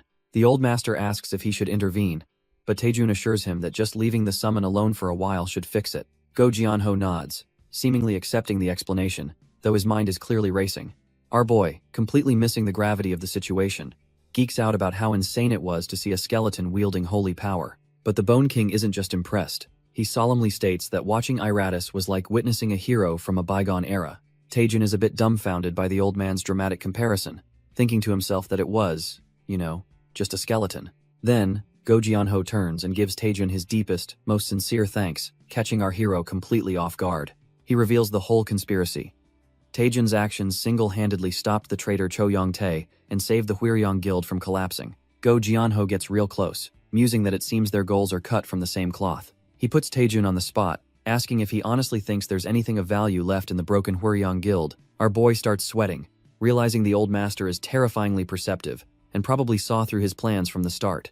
After a tense moment, Taejun admits that his reason for joining the guild was actually quite simple. He confesses that he only joined to exploit its resources for his own benefit, which is why he aimed for vice leader. But he clarifies that he has no intention of stealing from anyone, and that the guild is still incredibly valuable to him. The Bone King seems satisfied with this brutally honest answer, nodding in approval. He then turns to the entire guild, declaring that through this duel, Taejun's abilities have been proven beyond a doubt. He reminds everyone how Taejun not only beat the traitor in his own game but also saved all their lives from that trash-tier curse. And so, with his full authority as the Guchin Bone King, he officially appoints Taejun as the new vice guild leader of Hwiryeong. With the guild members applauding, the Bone King tells Taejun to say a few words, leaving our boy completely dumbfounded. He realizes he's being put on the spot for an impromptu inaugural speech. Stepping forward, he formally introduces himself to the crowd as their new vice guild leader. The recovering guild members listen with bated breath, wondering what their new leader has to say. With Miri cheering him on, he gives his one simple rule: don't steal from your guildmates. Meanwhile, over at the towering headquarters of the prestigious Myth Guild, the news of Taejun joining the Hwiryeong Guild has already hit the web, causing a major stir. Cha Soo-hyun is in disbelief, never expecting Taejun to join a second-rate guild like Hwiryeong. His sister, Cha Yerin, immediately starts tearing into him, blaming his carelessness for losing another talented hunter. She relentlessly grills him for being too soft, while he can only mutter that she's being too harsh. Cha Yerin bites her thumb in frustration, realizing she should have recruited Taejun no matter the cost. She just can't wrap her head around why a talent like him would ever join the bottom-feeder Hwiryeong Guild. Suddenly, she spots Lee Seona and gets an idea, thinking she can use their friendship to her advantage. She asks Seona to tell Taejun that joining the Myth Guild is the far better choice, but Seona looks doubtful. Yerin is taken aback, questioning if they were really that close. But Seona admits she can't read his mind. The two women agree that our boy is a total enigma, and his recent actions make no sense at all. Seona confesses that even after a decade of friendship, his sudden decision to join Hwiryeong is completely unpredictable. But she says there's one thing she knows for sure about him, as we cut to Taejun and a dumbfounded Miri. Taejun's one true desire is to grow stronger, and he's met with a thunderous welcome by the Hwiryeong members. One of the guild members eagerly tries to guide him to his new office, but our boy seems a bit awkward with the VIP treatment. The overly polite guild member finally leaves, telling Taejun to rest comfortably as our boy awkwardly waves him off. Miri is amazed by his politeness, but Taejun just sighs, figuring every guild must have its own weird culture. She then excitedly asks him how it feels to be the vice guild leader on his very first day. But Taejun's face falls as he admits it's not that great, and he's starting to wonder if this is what he really wanted. He leans back dramatically, muttering about how successful people are always lonely, trying to make sense of his feelings. He realizes he's just been blindly chasing whatever was right in front of him this whole time. All his focus was on paying back 7 years of hardship and rocketing up the ranks to catch other hunters. And while he's definitely gotten stronger, a strange feeling has started to creep in. He clenches his fist, questioning if it's even okay to get this powerful, this fast, feeling a deep sense of unease. Suddenly, he turns to Miri with a serious question, asking her to confirm if the developer of his growth quests really left the company. He then asks the million-dollar question: what happens if he fails a quest? There has to be a penalty, because these rewards are just too good to be free. Miri hesitates for a moment, admitting that she's actually not sure what the consequences are. She quickly offers to check the server for him, diving into a digital screen as Taejun tells her to take her time. While he waits, our boy's mind starts racing, realizing just how many things about this manager system don't add up. From the very beginning, his status window was a one-of-a-kind anomaly, and he knows he can't just keep using it without understanding the risks. Suddenly, Miri reappears in a full-blown panic, screaming that it's an emergency. She's completely freaked out, explaining she was looking into his dramatic growth skill and found some critical information. Taejun immediately asks what she found, and she pulls up a holographic screen, ready to read him the fine print. With a serious look, she begins to recite the first rule from the Dramatic Growth User Guide. The guide explains that quests are tailored to the user's situation, and if they fail to complete them within the time limit, the implication hangs heavy in the air. The penalty is brutal. If he fails, all the effects of his dramatic growth skill will be completely wiped out, leaving Taejun utterly dumbfounded. He leaps to his feet as Miri explains this is a system failsafe to limit a user's excessive growth. A quest window appears, demanding he find synergistic items within 2 days, and the terrifying reality sinks in all his progress could vanish. He desperately asks Miri if this means everything he's worked for will be gone. With a guilty look, Miri confirms his worst fears. It seems that's exactly what will happen. Our boy absolutely loses it, breathing fire as he demands to know why she's only telling him now. But she insists she had to steal this info. The word stole catches him off guard, and Miri clarifies that details about his skill are top secret, way above her clearance level. The only other thing she knows is that it's classified as a special priority skill. She immediately panics, realizing she's said too much, and Taejun's eyes narrow with suspicion. He starts putting the pieces together, realizing her sudden helpfulness and constant presence feel way too convenient to be a coincidence. It all clicks into place for Taejun. This whole situation feels like a game operator running a balance patch on a test server. He whirls on Miri, his voice laced with accusation, demanding to know if her real job is to monitor him. He gets right in her face, speculating that she's here to see for herself just how broken his special priority skill really is. Miri flinches, unable to meet his gaze, and meekly admits that's something she can't disclose right now. Our boy throws his hands up in frustration at her constant secrecy, but she cuts him off, insisting there is one thing she can tell him. With a sudden burst of passion, Miri clenches her fist and declares that no matter what, she is always on his side. Taejun eyes her skeptically, asking if he can truly trust that, and she just gives a nervous laugh, saying that's what friends are for. He takes a moment to think, admitting to himself that despite everything, she doesn't actually seem like a bad person. He recalls all the times she's been genuinely worried when he was in danger, concluding she might just be a bit clueless. Deciding to give her the benefit of the doubt for now, he sits down to check the quest timer, pushing his suspicions aside to focus on the crisis. Miri proudly announces she's finally fixed the user interface, much to Taejun's surprise. The quest window is now crystal clear, revealing he has just over 2 days to find items that synergize with his skills. A jolt of panic hits our boy as he realizes the clock is ticking, so he decides to check his post on the parsley market. He pulls up the listing for his broken item, desperately hoping for a flood of helpful comments. But his hopes are utterly shattered when he finds only one response, and it's just some trash-tier spam for a betting site. Just as he's about to despair, a new notification pops up from a familiar face, the dwarf merchant. The merchant recognizes him right away, slowly typing out that he remembers the guy with the weird staff and crystal ball. He explains that the broken item is covered in complex mana circuits that, if repaired, would make it usable again. But the catch is a gut punch.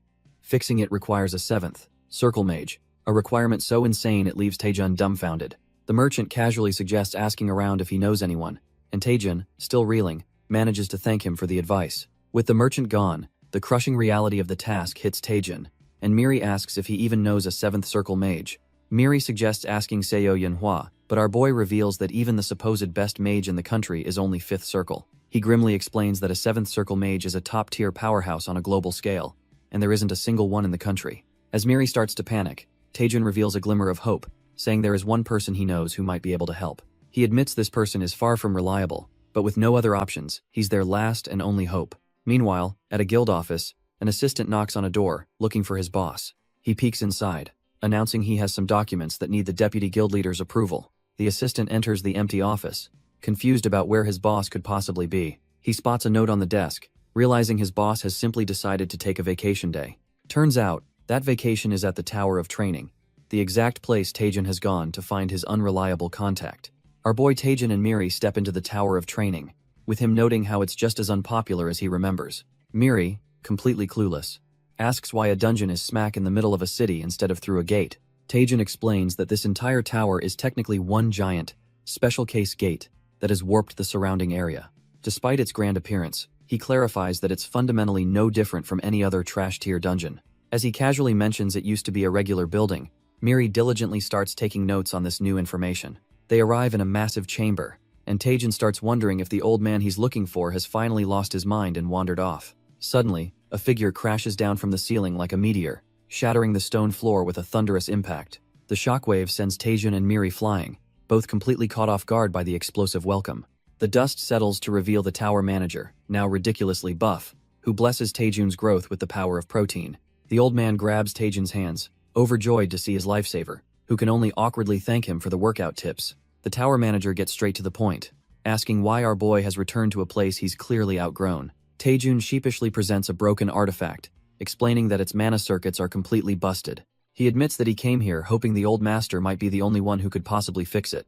To his surprise, the manager agrees instantly, saying anything for his lifesaver, leaving Taejin and Miri stunned. But just as he gets to work, the old man's expression turns dead serious, telling Taejin he has a question first. He gets all philosophical, standing up to his full, intimidating height to ask Taejin what strength truly means. Our boy is completely blindsided as the manager explains that seeking strength is simply a means to uphold one's convictions. He continues his lecture, describing how different people devote their entire lives to honing their bodies or skills for their ambitions. Then he points directly at Taejin, demanding to know the real reason the conviction driving his quest for power. Before Taejin can even process the question, the manager lunges forward, roaring that strength without purpose is nothing but poison. The manager calls this practical training, as he throws a punch with enough force to level a building. Taejin gets caught in the blast. The sheer power of the old man's physical magic is off the charts. Our boy barely dodges the full impact, thinking he was a hair's breadth away from being deleted. But the crazy old man isn't done, critiquing that while Taejin is fast, his heart is wavering. He continues his lecture, comparing Taejin to an aimless beast, wandering without purpose. Seeing Taejin ready to fight back, the manager grins, promising to teach him a great lesson. Then the old geezer strikes a ridiculous pose, promising to go easy on him, which just makes things weirder. Taejin is absolutely fuming, realizing this whole philosophical act was just to provoke him. Done with the games, he warns the manager not to cry about elder abuse as he unleashes the Rising Dragon Strike. A massive torrent of blue energy slams directly into the tower manager, ready to test his so-called compressed muscles. But the tower manager just smirks, catching the full force of the blow and commenting on its solid weight. He tells our boy it's far from over, as Taejin unleashes a follow-up, the Rising Dragon Divine Fist. Their fists collide in a massive explosion of blue and red energy, a pure contest of raw power. Taejin pours every last bit of his strength into the attack, determined to break through the old man's defense. The manager is sent flying back from the sheer force, completely overwhelmed by the relentless assault. The attack culminates in a huge explosion, shaking the very foundations of the training room. As the dust settles, Taejin wonders if he actually managed to defeat him, but Miri tells him not to say the forbidden phrase. Turns out she was right. The manager emerges from the smoke, praising Taejin's strong body and creative techniques. He then raises his hand, telling our boy he overlooked one critical detail while a rainbow-colored energy gathers. The old man reveals his true nature, declaring that he is, after all, a mage, and prepares to cast an EX-ranked skill, Elkiroid's Fireball. Taejin is completely dumbfounded, questioning how the old man could possibly be using the same fireball skill as him. The manager begins his lecture, explaining that a fireball's form is infinitely shaped by the caster's own mana. He continues, stating that the strength and quantity of mana determine the endless variations of any given spell. The old man then tells Taejin that while his fireball has evolved, it's still trashed here because it lacks ultimate power. He declares that true mana is the source of one's deepest desires, unleashing a radiant flame that contains his own dreams. With a mighty heave, he launches the attack, yelling that just wanting to get stronger will never be enough to reach the top. Our boy absolutely panics, screaming at the crazy old man for breaking his promise to go easy on him. But the manager's voice echoes, challenging him to block this overwhelming attack with everything he's got. This is the final test. Taejin must prove who he is and what he truly desires, right here and now. The incoming blast forces Taejin into a sudden existential crisis, making him question why he ever wanted to be strong in the first place. His mind flashes back through 7 long years of thankless, brutal training, pushing himself to the brink even when no one gave a damn. It all clicks into place. He did it all just to prove to the world, and to himself, that his desperate efforts weren't in vain. He realizes he's not even close to being satisfied, and pours all that accumulated frustration and desire into his own mana. With a roar, he declares hell keep moving forward, unleashing his own flame to meet the manager's overwhelming attack head-on.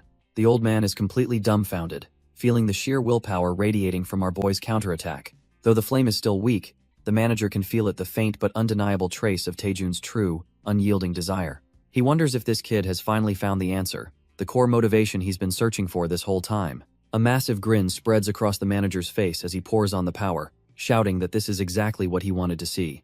The dust settles, and the manager's voice echoes, confirming that Taejun has finally found the path he needs to walk. He starts to give some parting advice about training, but suddenly clutches his chest, the strain of that last attack finally catching up to him.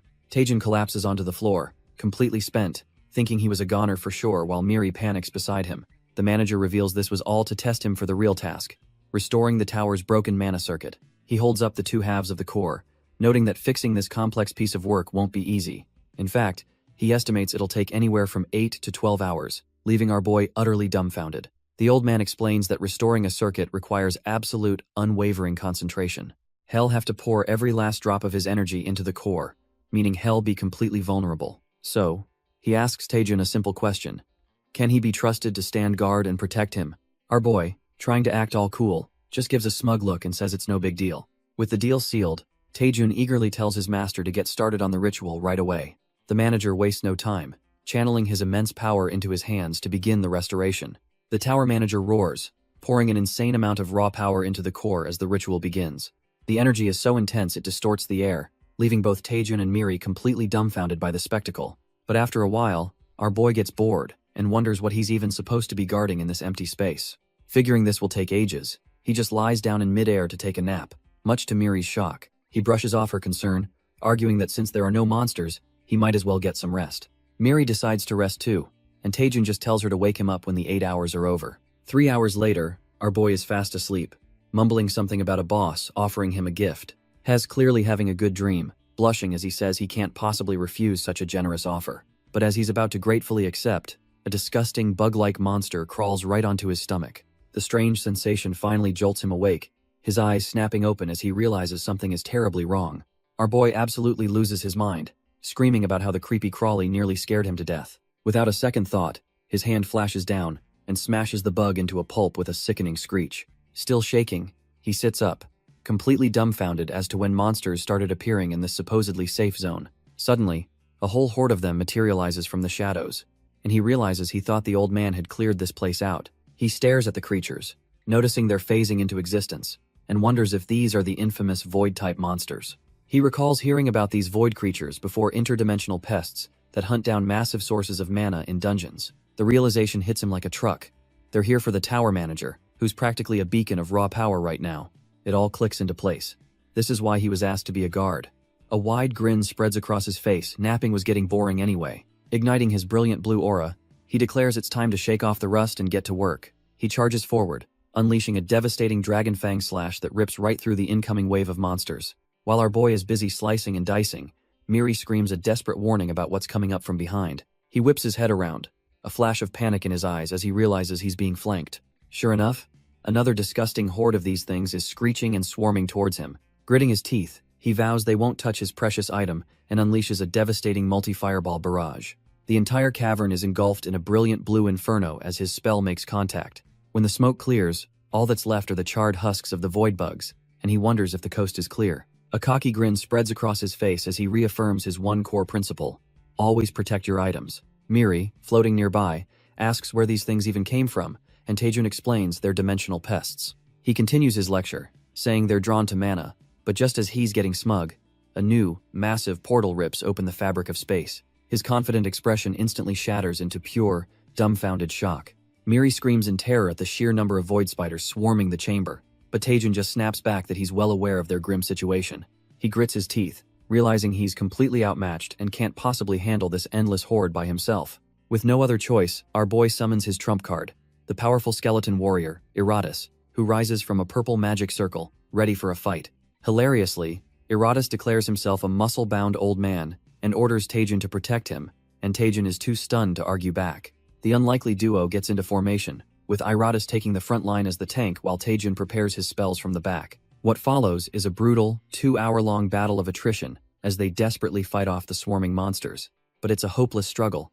For every wave they obliterate, a new portal opens, spewing out an even larger and stronger swarm. 4 hours into the nightmare, the tower manager is still meditating peacefully amidst the carnage, gathering an absurd amount of energy. Taejun, however, is completely broken, his face a mask of despair as he silently begs for the onslaught to finally stop. Standing atop a mountain of monster corpses, he sees yet another portal tear open and finally loses it, screaming that they're all going to die. From the new portal emerges a monstrous parasitic bug, screeching as it lunges straight for our boy. Miri screams for him to get back, but Taejun is completely spent, muttering that it's over. Hess so exhausted he can't even dodge anymore, but suddenly, Iratus roars for him to move aside.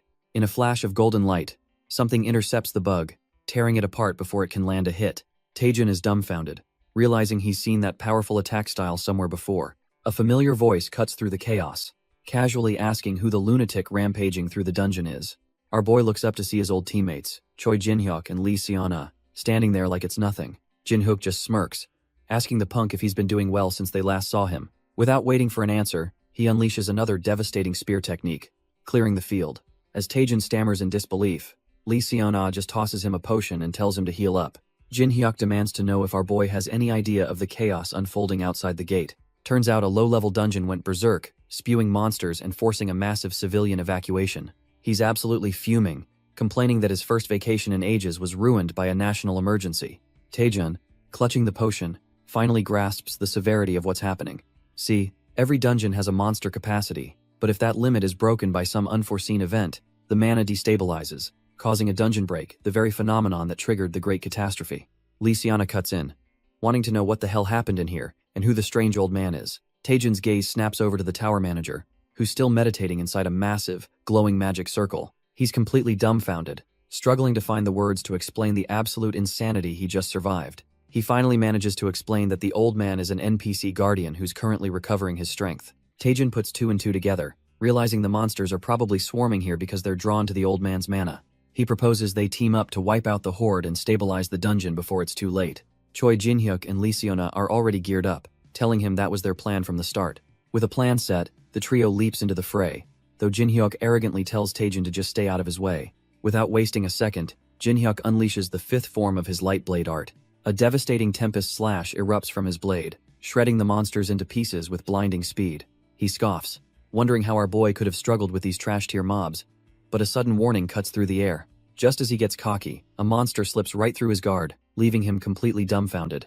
Lee Seon-ah intercepts the attack, sharply telling Jin-hyuk to stop letting his guard down. She reminds him that while the monsters are weak, their sheer numbers are overwhelming, and a single lapse in focus means death. Jin-hyuk gets flustered, trying to deny he let his guard down, but Seon-ah just deadpans that he absolutely did.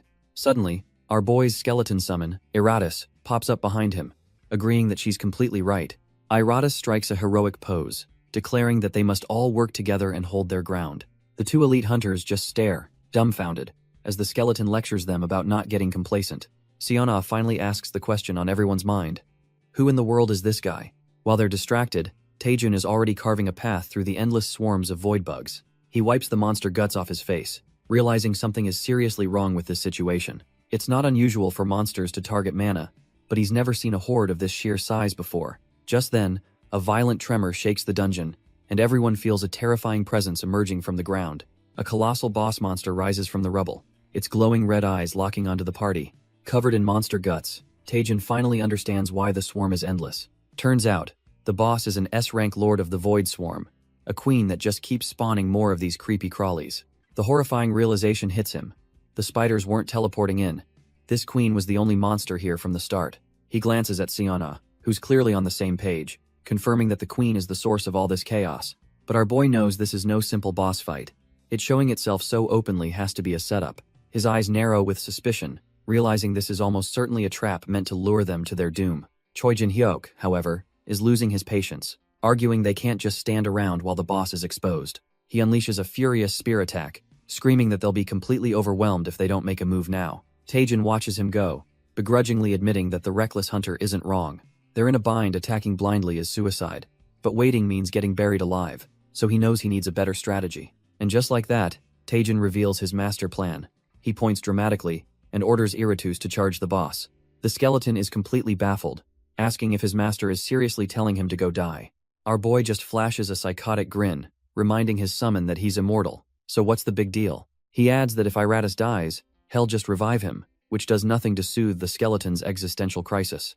Taejun loses his patience, yelling at the skeleton to stop hesitating and just go already. Even Choi Jin-hyuk and Seona chime in, telling Iratus to be their guinea pig and check if it's a trap. The whole team starts chanting for him to charge, ganging up on the poor, bony fella. A grim realization dawns on Iratus as he turns to face his destiny. He finally understands that to them, he was never a comrade, just a disposable tool. With a final, desperate wail to the heavens, Iratus leaps towards the Void Queen, accepting his tragic fate. But instead of a glorious death, a tiny spider-like creature latches onto his mace, seemingly drawing power from it. Iratus is completely dumbfounded, having no clue what's just happened. He lands safely on the colossal queen and yells back to his master that the boss is completely docile. Taejin starts laughing, calling him a drama queen, until his eyes widen in horror at what he sees. The little spider is literally devouring his sacred mace, and Iratus can only watch in disbelief. He desperately tries to pull his weapon free, as more of the creepy crawlies begin to swarm around him. From a distance, the team watches in disgust, with Taejin wondering why the hell it's eating a weapon. Suddenly, a horrifying realization dawns on our boy as the pieces click into place. He screams at his team that the queen can absorb mana, ordering them to fight without using any skills. Choi Jin-hyuk thinks that's an absurd plan, but Seona seems to grasp the gravity of the situation. Seona confirms his theory, realizing their powerful attacks were just spawning more spiders. The horrifying truth sinks in. The monster has been feeding on their mana this entire time. Choi Jin-hyuk is fuming. He's cleared countless dungeons, but this trash tier mechanic is a real pain. He scoffs at the warning, declaring that if fighting without skills is the answer, then he'll do it. Ignoring the finer details about mana leakage, he decides his raw power is more than enough for these pests. With a roar, he unleashes a storm of pure physical spear strikes, shredding the void spiders without a drop of mana. He yells back to Taejin for approval, who gives him a thumbs up and tells him to keep it up. With the minions suppressed, Taejin orders them to hold the line while he handles the queen himself. Jin-hyuk just smirks, muttering about how our boy is trying to hog all the glory again. He warns Taejin not to fail just from showing off, as our boy confirms his strategy was right all along. Our boy realized the queen doesn't just absorb any mana, she's picky and only targets a specific type. Stepping forward, he taunts the boss, asking if she's still hungry for a little snack. He then rips his shirt open and starts charging a massive fireball, seemingly ignoring his own damn rules. His teammates are dumbfounded, screaming at him for using a skill and risking another wave of spiders. But Taejin doesn't listen, unleashing a colossal wave of blue energy straight at the queen. The Lord of the Void Swarm just smirks, thinking this idiot is serving her a 5-star meal on a silver platter. She opens her maw wide, ready to devour the entire mana-rich attack in one go. Taejin recalls his grandfather's lesson. Mana reflects desire, and its properties are tied to one's will. He figured if he could conceal that desire, he could effectively mask the mana's true attributes. It's not a normal skill. It's the greedy fireball EX, and the queen is about to find out what happens when she bites off more than she can chew. While his teammates panic, our boy Taejin just smirks, telling the boss to enjoy her meal. He's got a downright sinister grin on his face as he offers up the perfectly roasted fireball. The colossal energy ball sails through the air, and his party members can only watch in absolute horror. It flies straight into the queen's mouth, and for a split second, the monster realizes it's made a fatal mistake. The fireball detonates from the inside, and the queen lets out a horrifying shriek of pure agony. His teammates are left completely speechless, wondering how the hell he damaged a monster that's supposed to absorb mana. System messages confirm the truth. The queen has suffered a fatal wound from impure mana, and her spider production skill is now offline. Lee Seona puts the pieces together, realizing Taejin used a mana property the creature was unable to digest. But that just blows her mind even more, since altering mana properties is a skill reserved for 5th circle mages. She stares at Taejin's back, his aura flaring, and is forced to wonder if he's somehow already reached that god-tier level of power. Taejin screams at his party, letting them know the queen's mana absorption is completely shot. He gives the order to finish the boss off once and for all, as the wounded creature thrashes about. Choi Jin-hyuk is utterly dumbfounded by the turn of events, but decides to just roll with it. He leaps into action, declaring they'll mop up the trash-tier spiders first, and smashes one with his spear. Lee Sana joins the assault, telling Choi Jin-hyuk to keep the main boss occupied. But there's a problem. After that massive attack, Taejin's mana is running on empty. Lee Seona unleashes a devastating chain attack, slicing through the remaining spider minions. The void spider lets out a final shriek as it's torn to shreds by her assault. Choi Jin-hyuk looks up, thinking it's all over. But Taejun tells him they're not done yet. Our boy grits his teeth, determined to wring out every last drop of his mana for one final blow. He unleashes his ultimate skill, the Eternal Greed Fireball, to completely exterminate the boss. The blast leaves nothing but a smoking crater and an utterly exhausted Taejun. Our boy breathes a sigh of relief, but a voice warns him to never let his guard down. Suddenly, his skeleton summon Iratus appears, and smashes the boss's corpse, just to be sure. A system window confirms the kill, proving the skeleton's paranoid check was necessary. Iratus proudly introduces himself as a summon who knows to always double tap. The entire party just stares, completely dumbfounded by this sassy skeleton. As the gate closes, Taejin spots a strange, fluffy pile left behind in the rubble. It turns out to be a baby spider, the offspring of the Void Swarm Lord they just killed. The tiny creature crawls onto his hand as Miri appears, disgusted by the thought of the boss giving birth mid-fight. A system window reveals the little creature can produce valuable void silk thread using ambient mana. Taejin's mind races as he realizes he's stumbled upon a walking, infinite resource generator. The system then announces the offspring is absorbing his mana, its many eyes sparkling with adoration. It officially recognizes him as its parent, and the little furball nuzzles his finger while our boy looks absolutely horrified. He's so disgusted he wants to sell it immediately, but Miri warns him that would cause major problems for her. Just then, Lysiana approaches, observing that the last of the monsters have finally been dealt with. Taejin gives her a cheesy thumbs up, pointing out that the dungeon is stabilizing and their skeletal ally is no longer a statue. But she isn't having it, her expression hardening as she demands he explain what's really going on. She questions what exactly happened, and why a hunter of his caliber is even in a place like this. Choi Jin-hyuk walks over, backing her up and stating that it makes zero sense for Taejin to be in this trash-tier dungeon. Lysiana corners him, her eyes narrowed as she asks if he's hiding some big secret from them. Our boy is panicking internally, knowing there's no way he can confess to being the cause of the dungeon break. But he's already got a plan. Deciding to use a scapegoat he prepared for just this kind of situation. He boldly declares that he knew the dungeon break was coming all along, claiming his priority was protecting the citizens. Lysiana is completely dumbfounded, demanding to know how he could have possibly known that. She points out the obvious flaw in his story. No one has ever been able to predict a dungeon break before. With a sly grin, Taejin clarifies that he wasn't the one who knew. Someone else tipped him off. And the organization he's about to throw under the bus is none other than the infamous Hwiryeong Guild. The scene suddenly cuts to a massive press conference, with cameras flashing from every direction. Taejin is now the center of media attention, being grilled by reporters about how he predicted the unpredictable disaster. A reporter kicks things off, asking about Hunter Taejin's major role, while the Hwiryeong Guild's representative, Go Youngmin, sweats bullets in the background. Our boy puts on his best hero face, humbly stating he was just a hunter doing his duty to protect the innocent. Then, he drops the bombshell, pointing right at Go Youngmin and declaring he only knew because the guildmaster himself warned him in advance. Taejin washes his hands of the whole affair, telling the press that he knows nothing, and all questions should be directed to the real source. The entire press corps is left completely dumbfounded, unable to process the insane accusation that was just thrown out.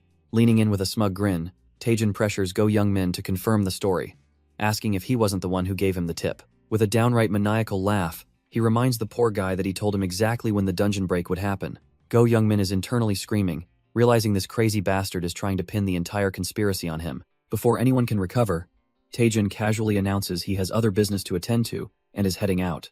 And just like that, our boy literally leaps over the crowd, leaving a stunned Go Youngmin to be swarmed by the ravenous reporters. After that chaotic escape, Taejin finally makes it back to the safety of his Vice Guild Master's office. He slumps into his chair, relieved he's safe for now, though Miri seems to be questioning his methods. Our boy just laughs it off, waving away her concerns and insisting that everything is totally fine. With a downright demonic grin, he reveals that Go Youngmin taking the fall was all part of the contract's fine print. He reasons that the lazy guildmaster might as well handle the press, which makes Miri call him a devil for his cold-blooded scheming. Miri quickly changes the subject, announcing he's completed the explosive growth quest and can finally relax. Taejin breathes a sigh of relief, realizing they had just barely managed to beat the quest's time limit. The whole mess was to acquire a unique item, the Dragon Spirit Iron Thread, a gauntlet that boosts all his stats. Its real power is an insane EX rank skill that lets his attacks ignore 50% of a monster's physical defense, leaving Miri speechless. He slips on the gauntlet, thinking all the suffering was worth it to get such a game-changing piece of gear. Our boy reflects on his journey, thinking that this explosive growth is a dangerous tightrope walk. But he knows that as long as he clears the quests in time, the rewards will put his growth on a whole other level. Back in the present, he tells Miri that training with the old tower manager made him realize he'd forgotten his dream. Miri's a little dumbfounded, since she always figured his only real goal was his obsession with money. Taejin just leans back with a smirk, saying it's best to aim high, since even achieving half is a win. With a confident smile, he declares his new goal is to become a top-tier hunter. Miri is stunned by his sudden seriousness, and he insists this isn't some half-baked idea. He then says that to accomplish such a grand goal, there's one thing he'll need above all else. His face twists into a greedy sneer as he holds up the baby monster, revealing he'll need a mountain of cash, of course. Turns out the little void spider has imprinted on him, and now both he and Miri are completely grossed out by their new pet. Despite his disgust, Taejin admits that this new pet is an incredible discovery.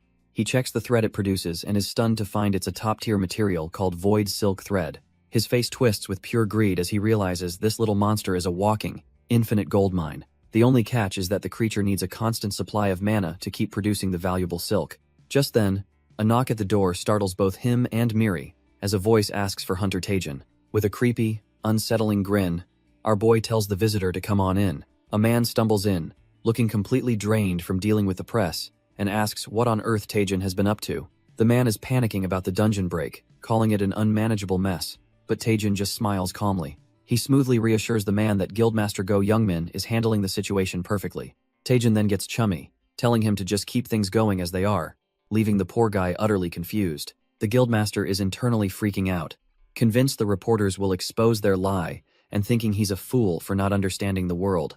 But Taejin cuts him off with a smirk, explaining that to the public, the how doesn't matter, only the glorious result. He paints a picture of a legendary story, the Guildmaster who predicted the crisis and the hunter who single-handedly stopped it. A tale that will boost their guild's tier reputation for a decade. Our boy makes the universal sign for money, boiling his entire point down to one thing. He spells it out: this whole disaster is a golden opportunity for the Hwiryeong Guild, and the Guildmaster's eyes light up with greed.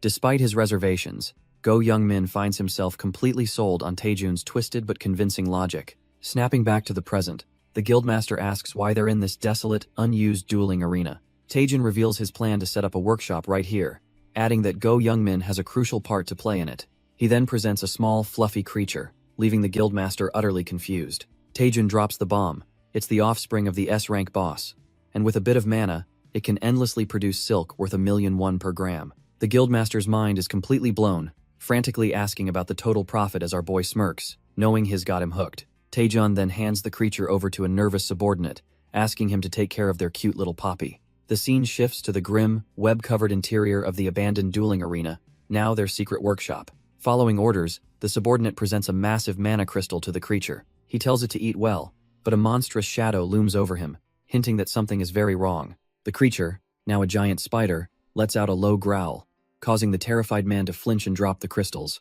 It slams its leg down with terrifying force, and the subordinate can only scream out an apology, fearing for his life. Go Youngmin is absolutely dumbfounded, wondering how in the world it grew so massive so quickly. He realizes with dawning horror that at this rate, the monster will devour the entire building. Just then, he gets a call asking for a progress report, and he struggles to keep the panic out of his voice.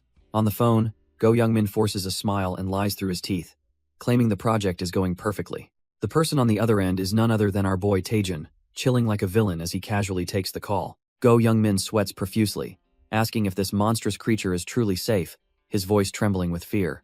Taejun just laughs and reassures him that their little puppy doesn't bite, while the beast roars behind the terrified man. He then drops a bomb, telling Go Youngmin he's going on a business trip and leaving him in charge of the monster. Taejun reveals his destination is the Daewado Guild, a foreboding island surrounded by a sea of blood. He feigns surprise at the panicked reaction, smugly asking if there's some kind of problem with his travel plans.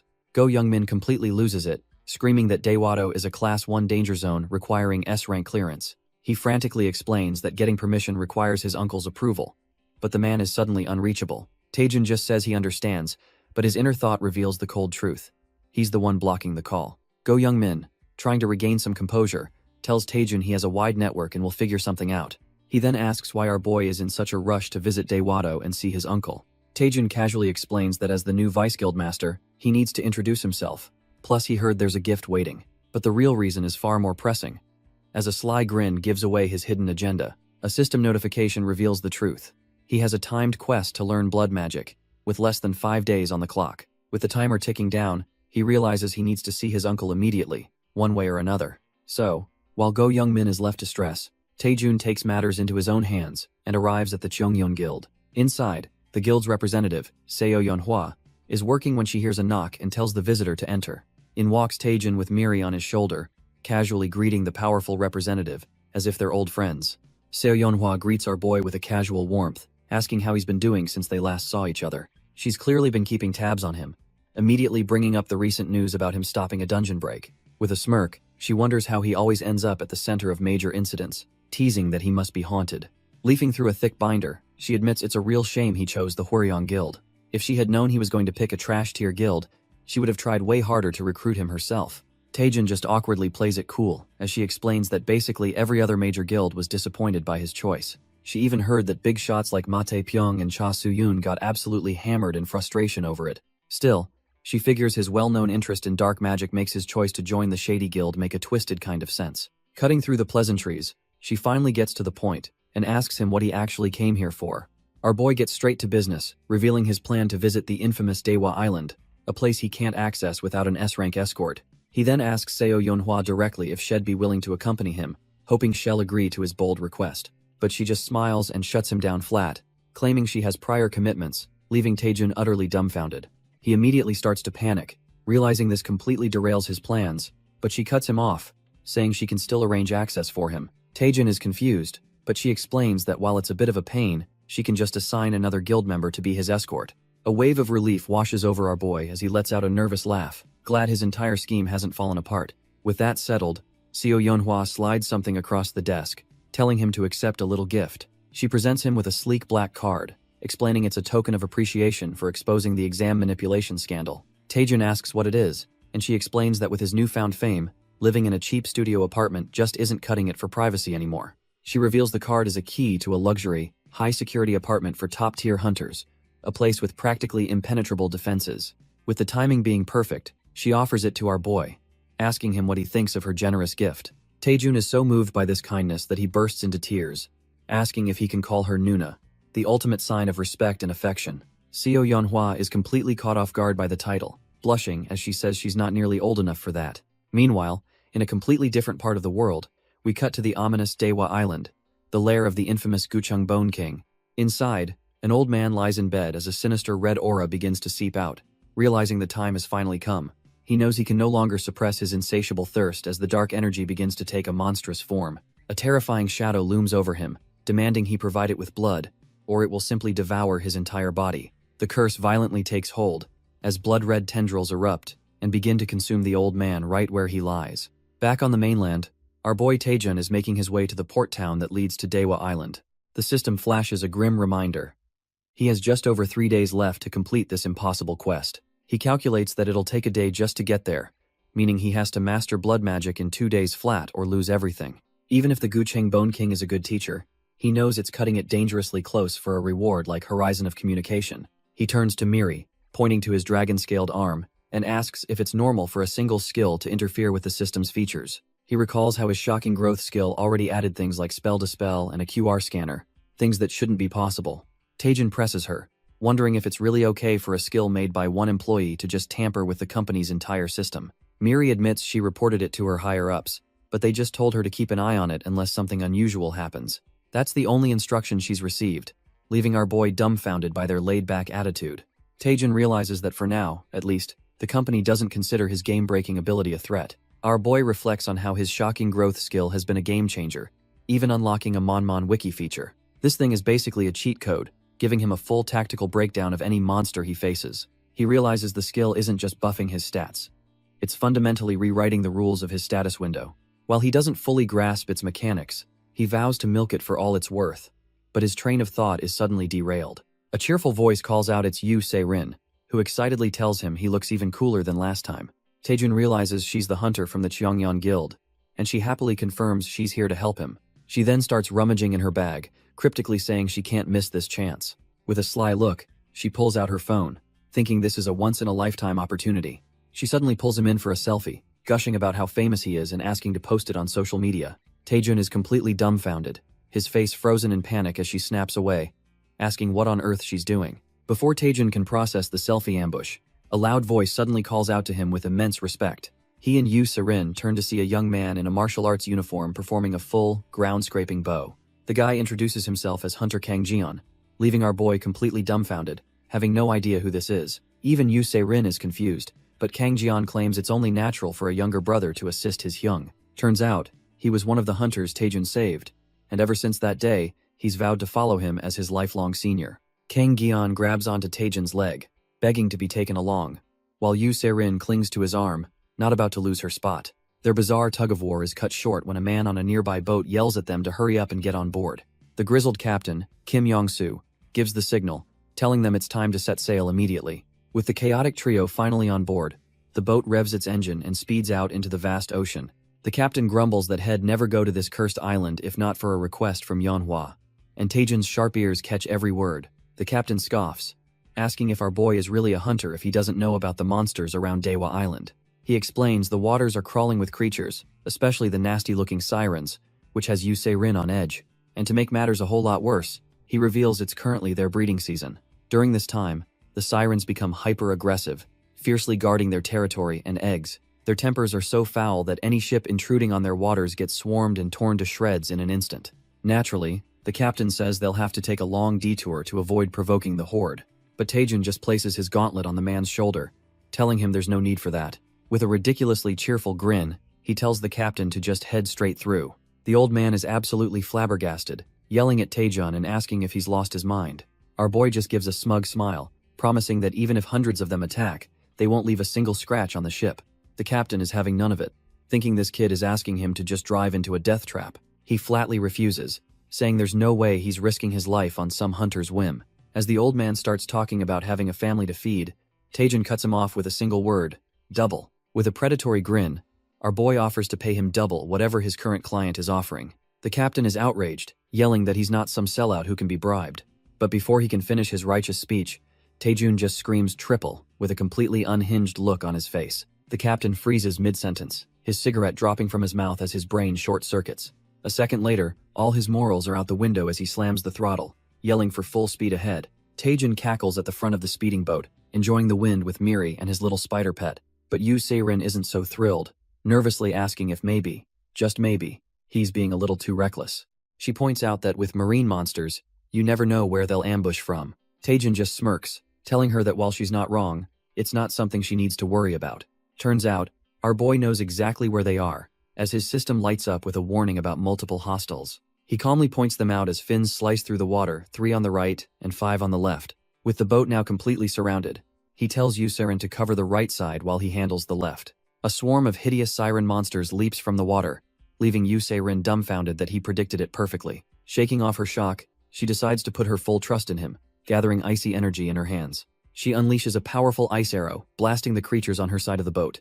Meanwhile, Taejun crouches low, patiently telling himself to wait until they get as close as possible. He's waiting for the perfect moment to strike, just as the monsters begin to climb onto the ship. Just as he unleashes his attack, the system grants him a new attribute for his Rising Dragon Fist: Power Strike, which ignores 50% of enemy defense. He immediately puts it to the test, smashing his flaming fist into a siren's face with the force of his Rising Dragon Divine Fist. With the monsters defeated, our boy thinks it would be a total waste to just toss these valuable corpses back into the sea. A greedy grin spreads across his face as he realizes he can harvest all their mana stones for a sweet jackpot. But as he's collecting his loot, he fails to notice someone watching him from the doorway. It's Kang Jian, who's just confirmed a rumor. Kang Jian is in shock.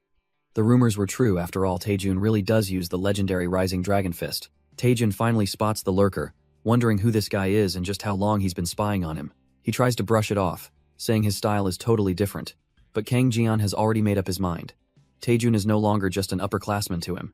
In a sudden dramatic declaration, Kang Jian points at Taejun and proclaims him his one and only rival. Taejun is just left completely dumbfounded, thinking this guy is a total lunatic for deciding something like that all on his own. Ignoring the captain's frantic warnings, Kang Jian declares he'll show Taejun the true power of the Rising Dragon Fist, even if it means sailing straight into a monster-infested sea.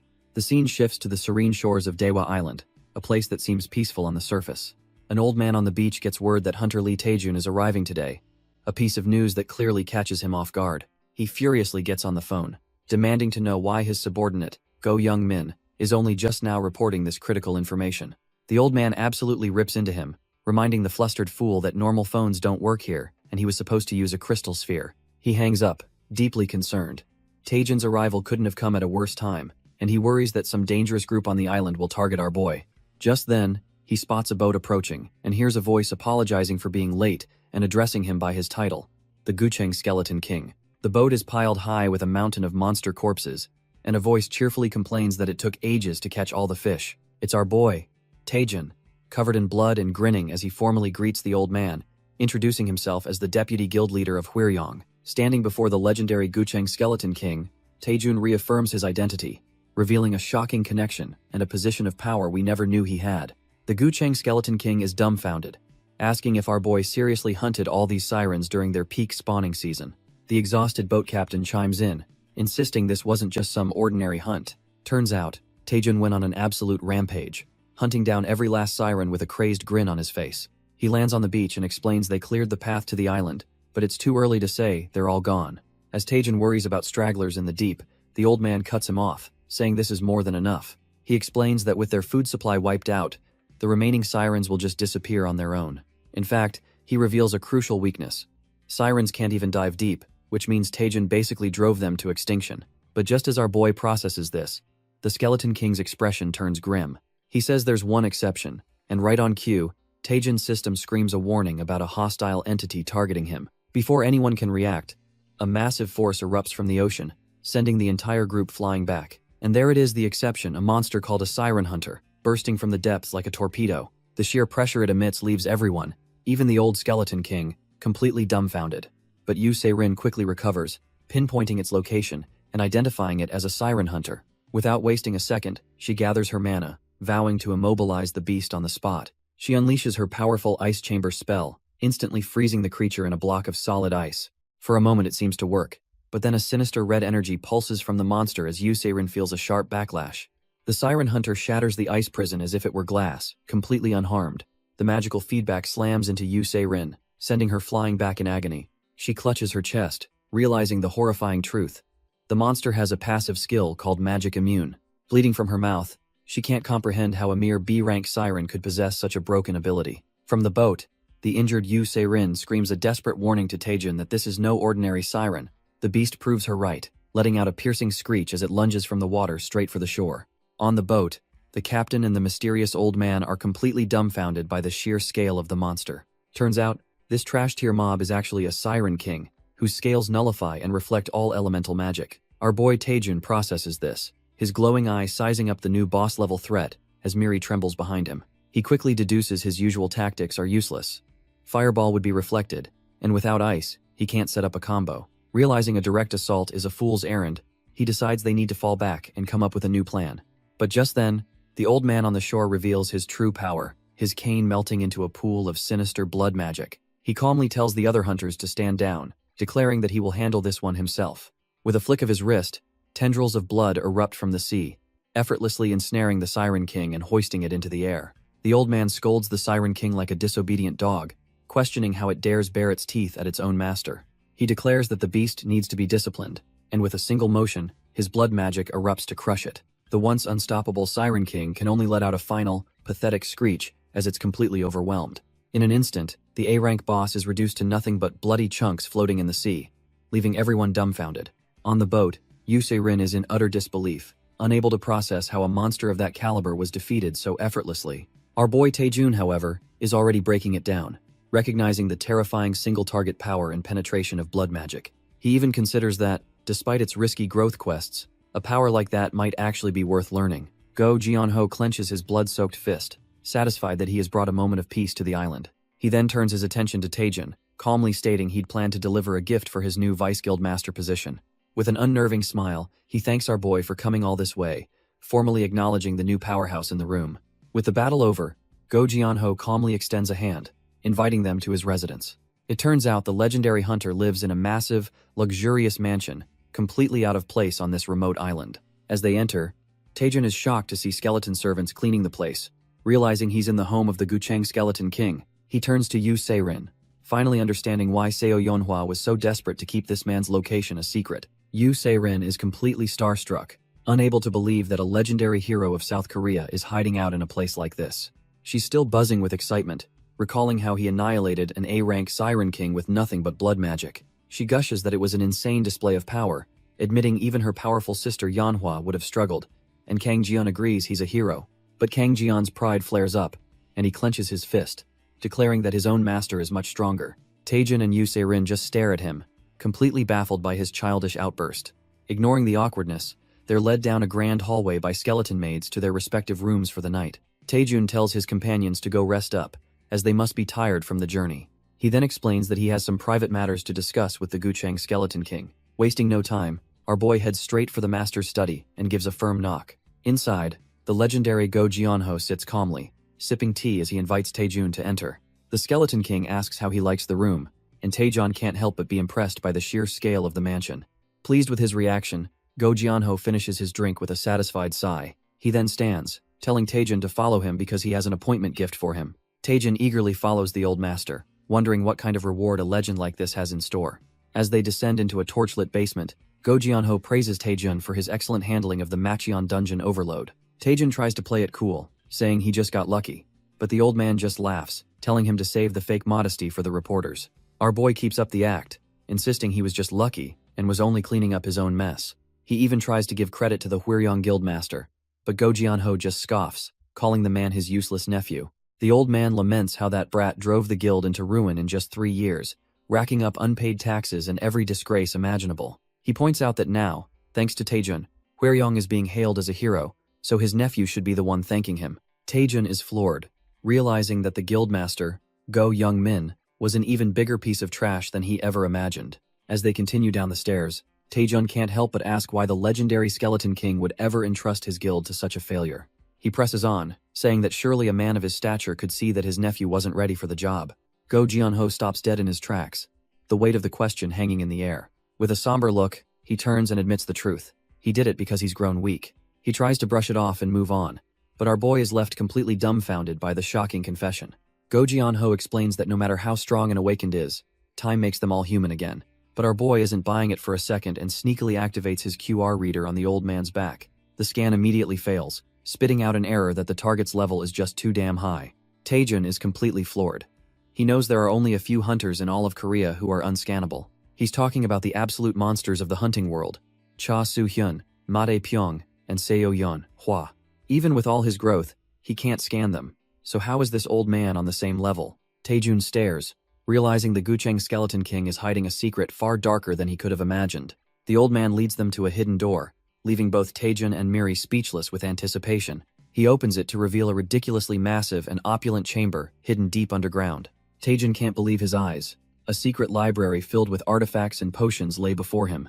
The old man admits his guild is humble, but says he's prepared an initiation gift for our boy right here in this secret vault. He presents a table of epic-looking gear and tells Taejun to choose one, explaining that some items have penalties, so he can't just give them all away. In a classic RPG moment, Taejun immediately goes for a skull, radiating a sinister green aura.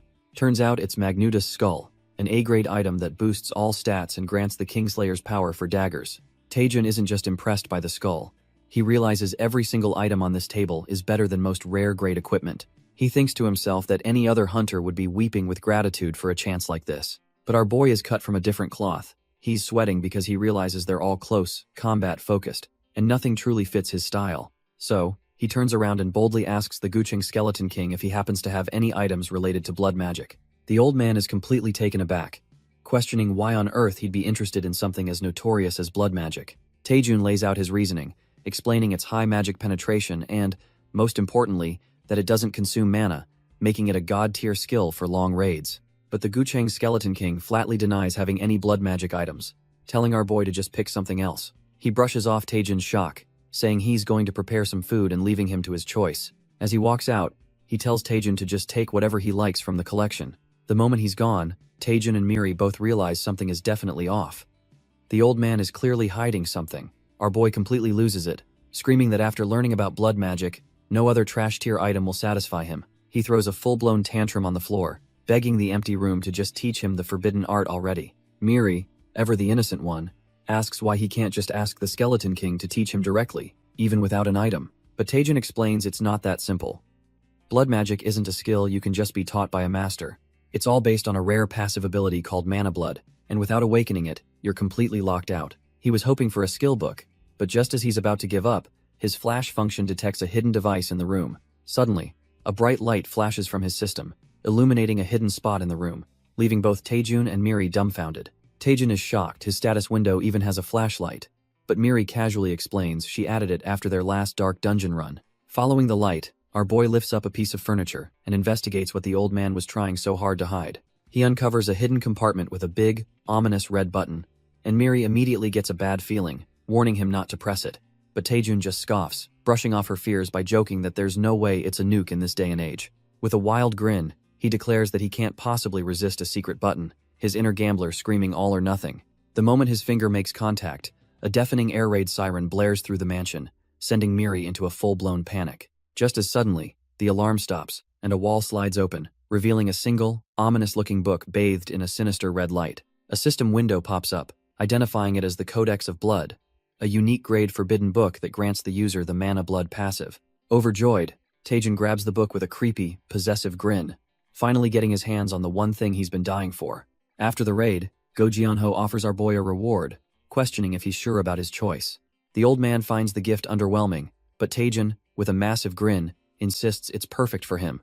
He reveals his pick, a C+ grade ring called Bander's Onyx, which he needs for its mental contamination resistance. Go Jianho reluctantly accepts his decision, figuring it's Taejun's call to make. With the meal over, he dismisses the young hunters for the night as they thank him profusely. But later, alone in the dark, Go Jianho is trapped in a terrifying nightmare on a desolate island. He clutches his hand in agony as a sinister voice whispers that this feeling brings back old memories. A monstrous shadow entity emerges, taunting him about how Taejun wants to learn blood magic. The entity sneers that Taejun has the same desperate look Go Jianho once had, willing to sacrifice anything for power. Choked by tendrils of blood, Go Jianho screams that Taejun has nothing to do with it, reminding the beast that a contract requires the codex. The blood entity sneers, telling Go Jianho there's a critical piece of the puzzle he's missing. Turns out, our boy Taejun has already obtained the Codex of Blood, a revelation that leaves the old man utterly shattered. The entity confirms it can clearly feel a new host has emerged, and it's not some trash-tier vessel. It's done being satisfied with the scraps from Go Jianho's rotting, weak body. With a surge of power, the entity declares it's borrowing the Skeleton King's body for a bit. Now fully possessed, Go Jianho silently enters Yuserin's room as she sleeps. The entity is livid, realizing it's been fed garbage while a feast like this was just next door. Yusirin just sleeps peacefully, completely unaware of the monster standing over her. The possessed hunter explains that while this wasn't part of the original plan, he's just too hungry to care right now. A shadowy hand reaches out, ready to slowly and painfully savor her soul. But just as the shadowy hand reaches for its victim, we're yanked into a flashback, with Go Jianho startled by a voice in the dark. It's our boy Taejun, who's found the old man wandering the halls and asks why he isn't sleeping. The Skeleton King is completely thrown off, demanding to know what Taejun is even doing there. Taejun just bows his head low, explaining he felt too guilty to sleep, and came to apologize for his actions earlier.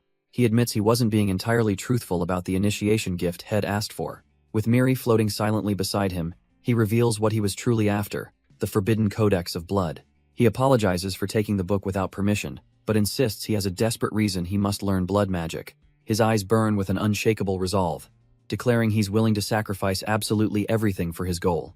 A sinister red light suddenly glows from beneath Go Jianho's hand as the entity within asks if he's truly ready for this path. The possessed old man warns him that blood magic is a power beyond imagination, and it will come with a terrible price. Without a hint of fear, our boy looks up and declares that he's been ready for this his entire life. The entity possessing Go Jianho cracks a sinister, bone-chilling grin, pleased with the answer he's received. With a dark aura flaring to life, he announces it's time to begin, leaving Taejun utterly dumbfounded. Suddenly, a monstrous wave of red and black energy erupts from the old man as a terrifying voice echoes in Taejun's mind. Clutching the codex, Taejun stumbles back in pure shock, demanding to know who or what this thing is. The entity introduces itself as an ancient sorcerer of blood magic, a being who reigned over death itself and will now grant him new power. But here's the catch. The entity reveals it will now reside within Taejun's body, needing only a little nourishment to sustain itself. Before Taejun can even process this, the entity declares the contract will proceed as its shadowy hand reaches for him. A system window suddenly flashes a dire warning as bloody tendrils shoot out from the book, wrapping around our boy's arm. Taejun completely freaks out, screaming that this wasn't part of the deal and demanding to know what it means by entering his body. The entity cackles that it's far too late for regrets now. It screams that his flesh is now its own as the bloody tendrils completely consume Taejun. A system window warns of an unauthorized sync as our boy realizes he still has so much to achieve. The entity discards its old vessel, thanking the now possessed Taejun for surrendering his body. It's impressed, noting how superior this new vessel is to the decrepit old one. But just as it starts laughing maniacally, the body begins to twitch and contort uncontrollably. The ancient sorcerer is utterly baffled as its new body starts doing bizarre, spastic poses. It screams internally, questioning why it has absolutely no control over its new limbs. The body continues its ridiculous dance as the entity demands to know why it won't listen. Turns out, this was all a vision of a possible future. As we cut back to Taejun finding the book and wondering why it was hidden, Miri immediately gets a bad feeling, warning our boy that touching the book is a terrible idea. Taejun figures the Gucheng Skeleton King hid this for a reason, since blood magic is already incredibly risky. A vision flashes of what could happen if it's misused, a painful, body-twisting death. His eyes glow as he considers the other major catch mentioned in the text. It's a unique item called the Tome of Heavenly Blood, and it explicitly warns that a price must always be paid. He's dumbfounded. Just how severe could this price possibly be for the system to warn him up front? He asks Miri if items this sketchy exist in other dimensions. She stammers, explaining that ancient tomes are usually collected by specialists, not just found lying around. Then, a light bulb goes off, and she recommends getting it appraised at the parsley market. Taejun's face lights up as he remembers the place, the perfect spot to figure out what he's dealing with. Without a moment's hesitation, our boy decides to log into the parsley market to get some answers. He quickly drafts a post, asking the community if anyone recognizes the sketchy tome he's acquired.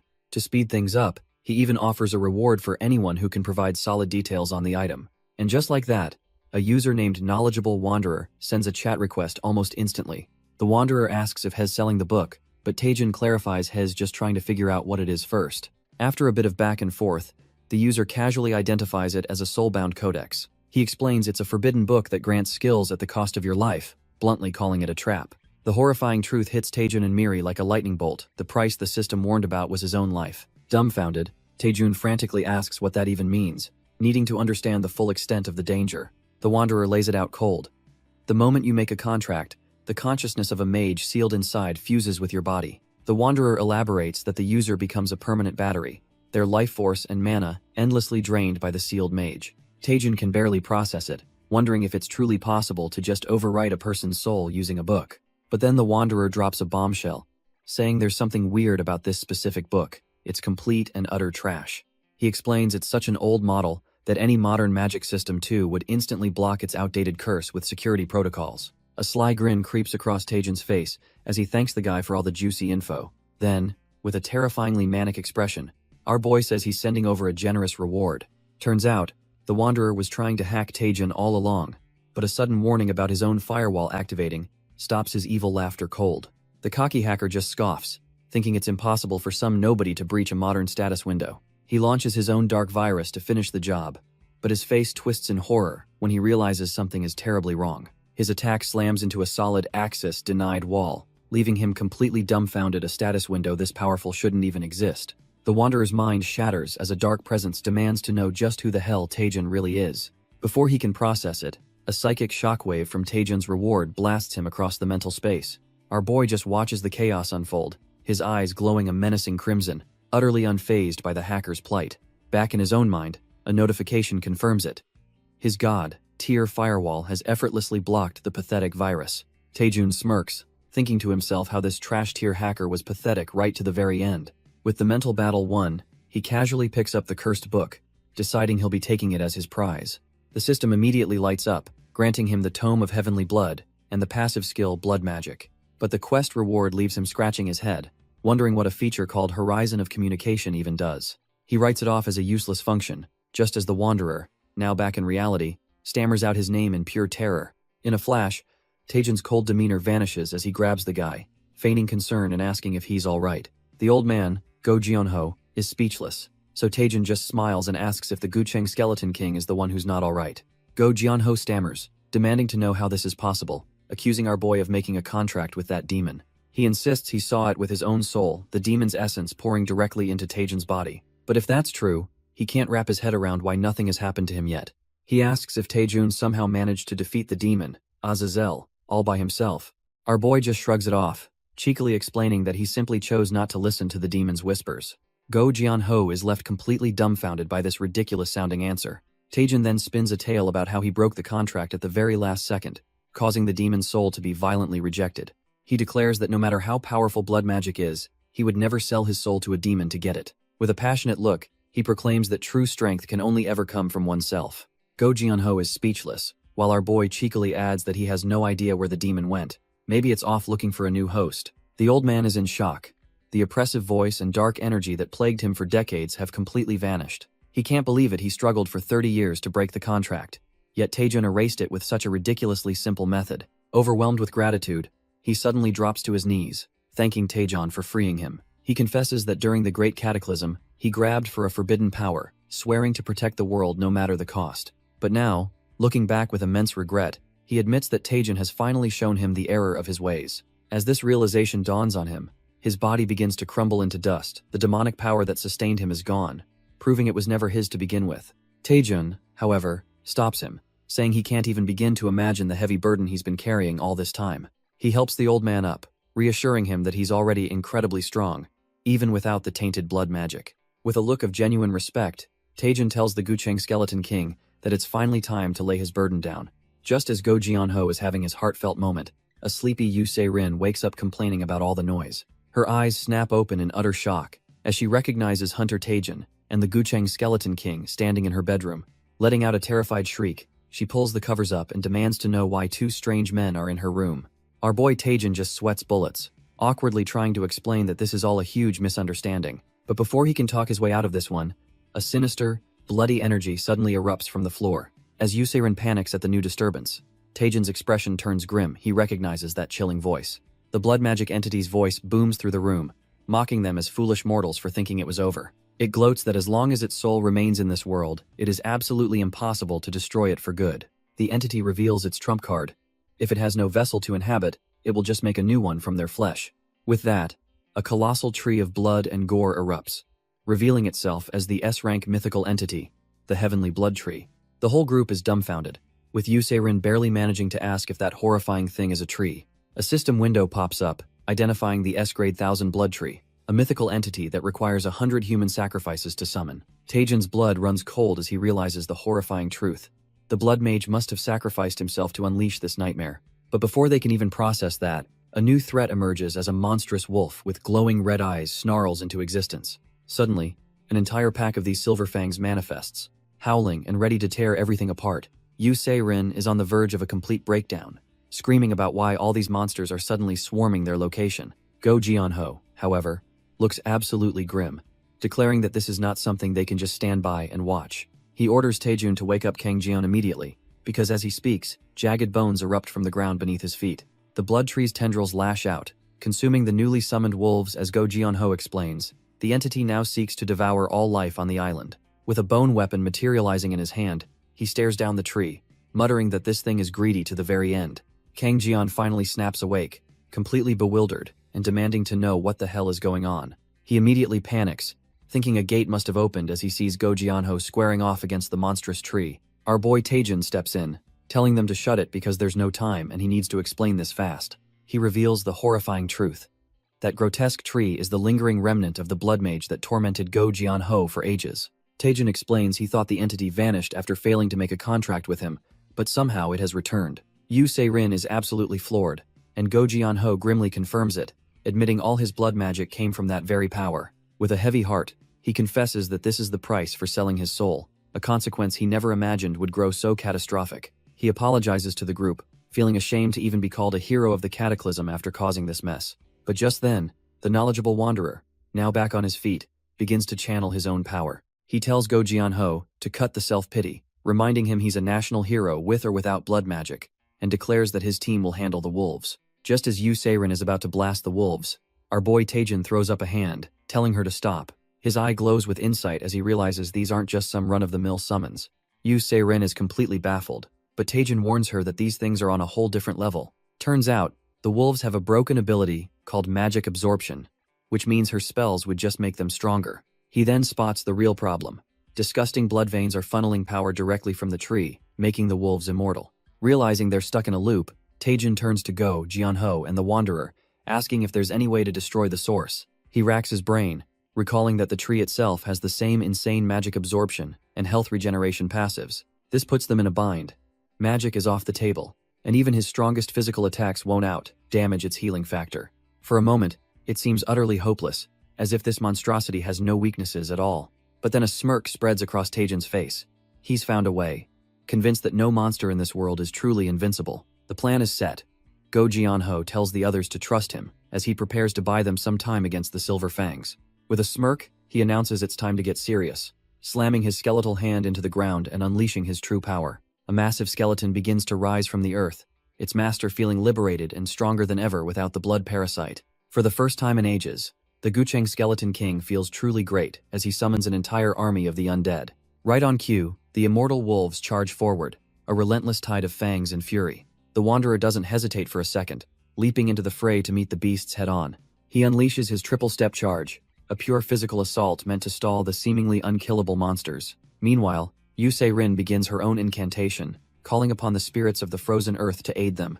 She casts the blessing of the Ice Spirit King, sending waves of frigid power washing over the newly summoned skeletons. With her power flowing into his army, Go Jianho prepares his newly buffed forces for battle. The buffed skeleton army clashes with the immortal wolves, a maelstrom of ice, bone, and fury, but it's useless.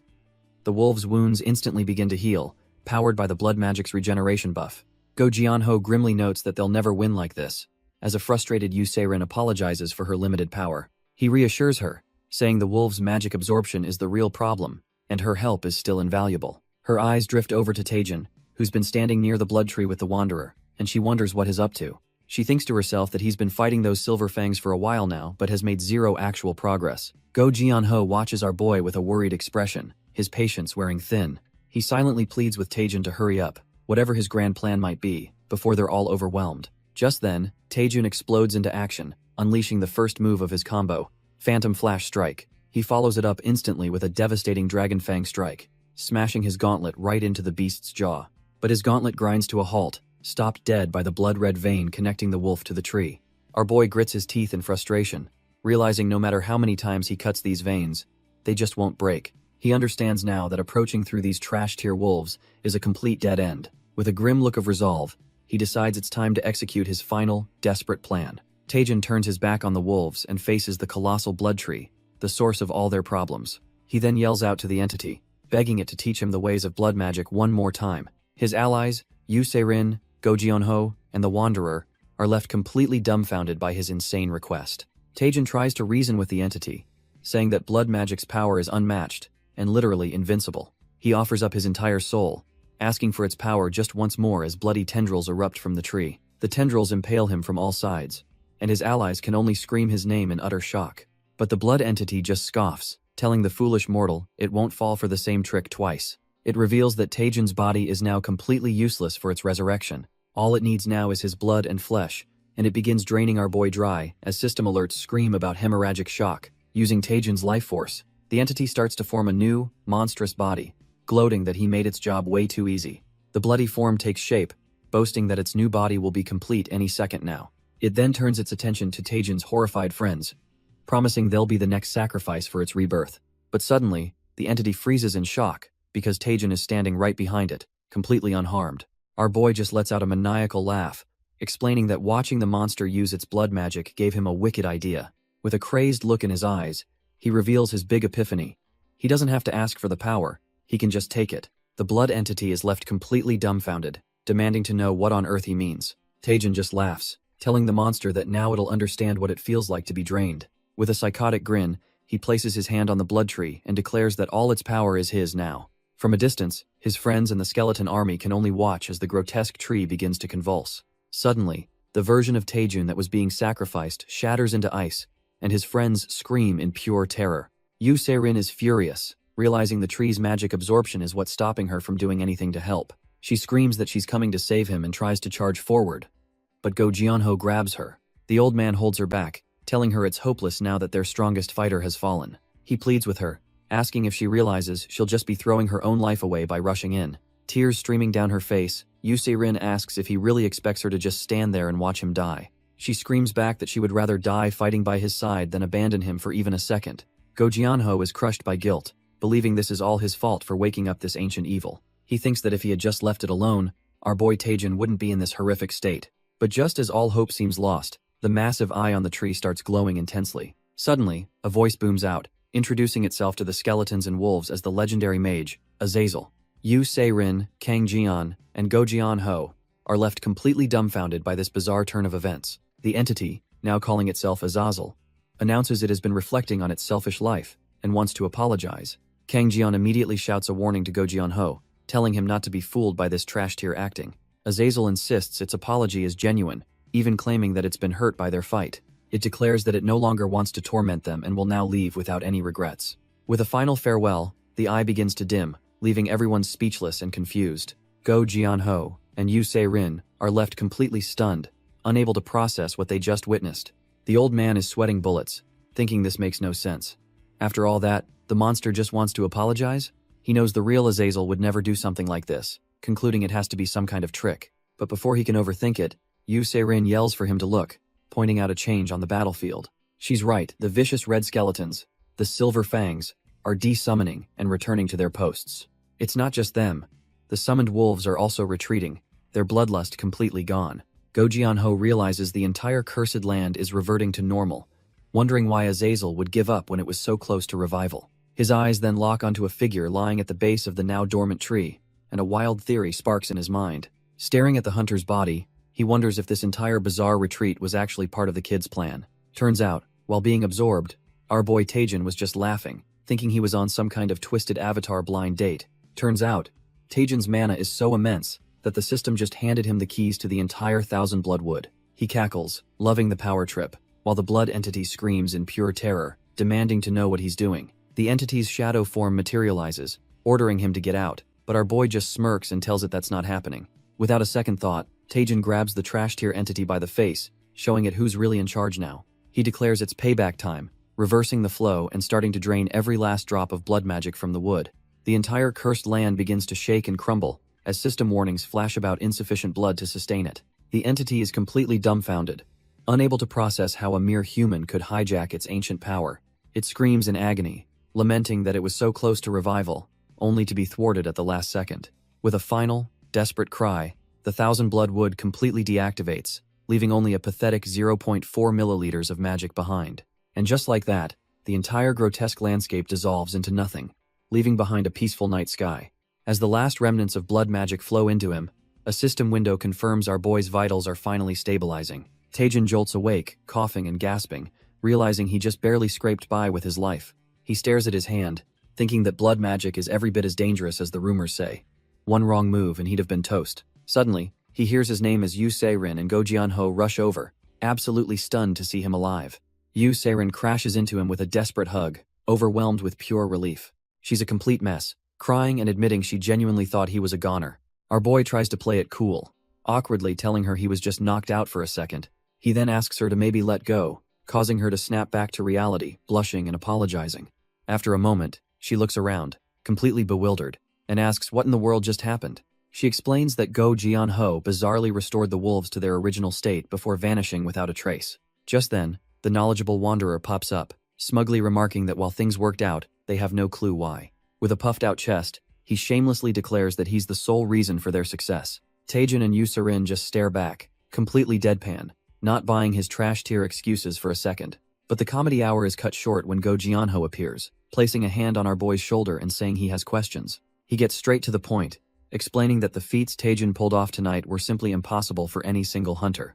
The old man theorizes that some unknown entity must have been helping him, causing Taejin to break out in a cold sweat. Go Jianho just smiles, playing it off by saying an old man like him couldn't possibly guess the truth. He then gives his blessing, hoping that this mysterious power inside Taejin continues to grow stronger.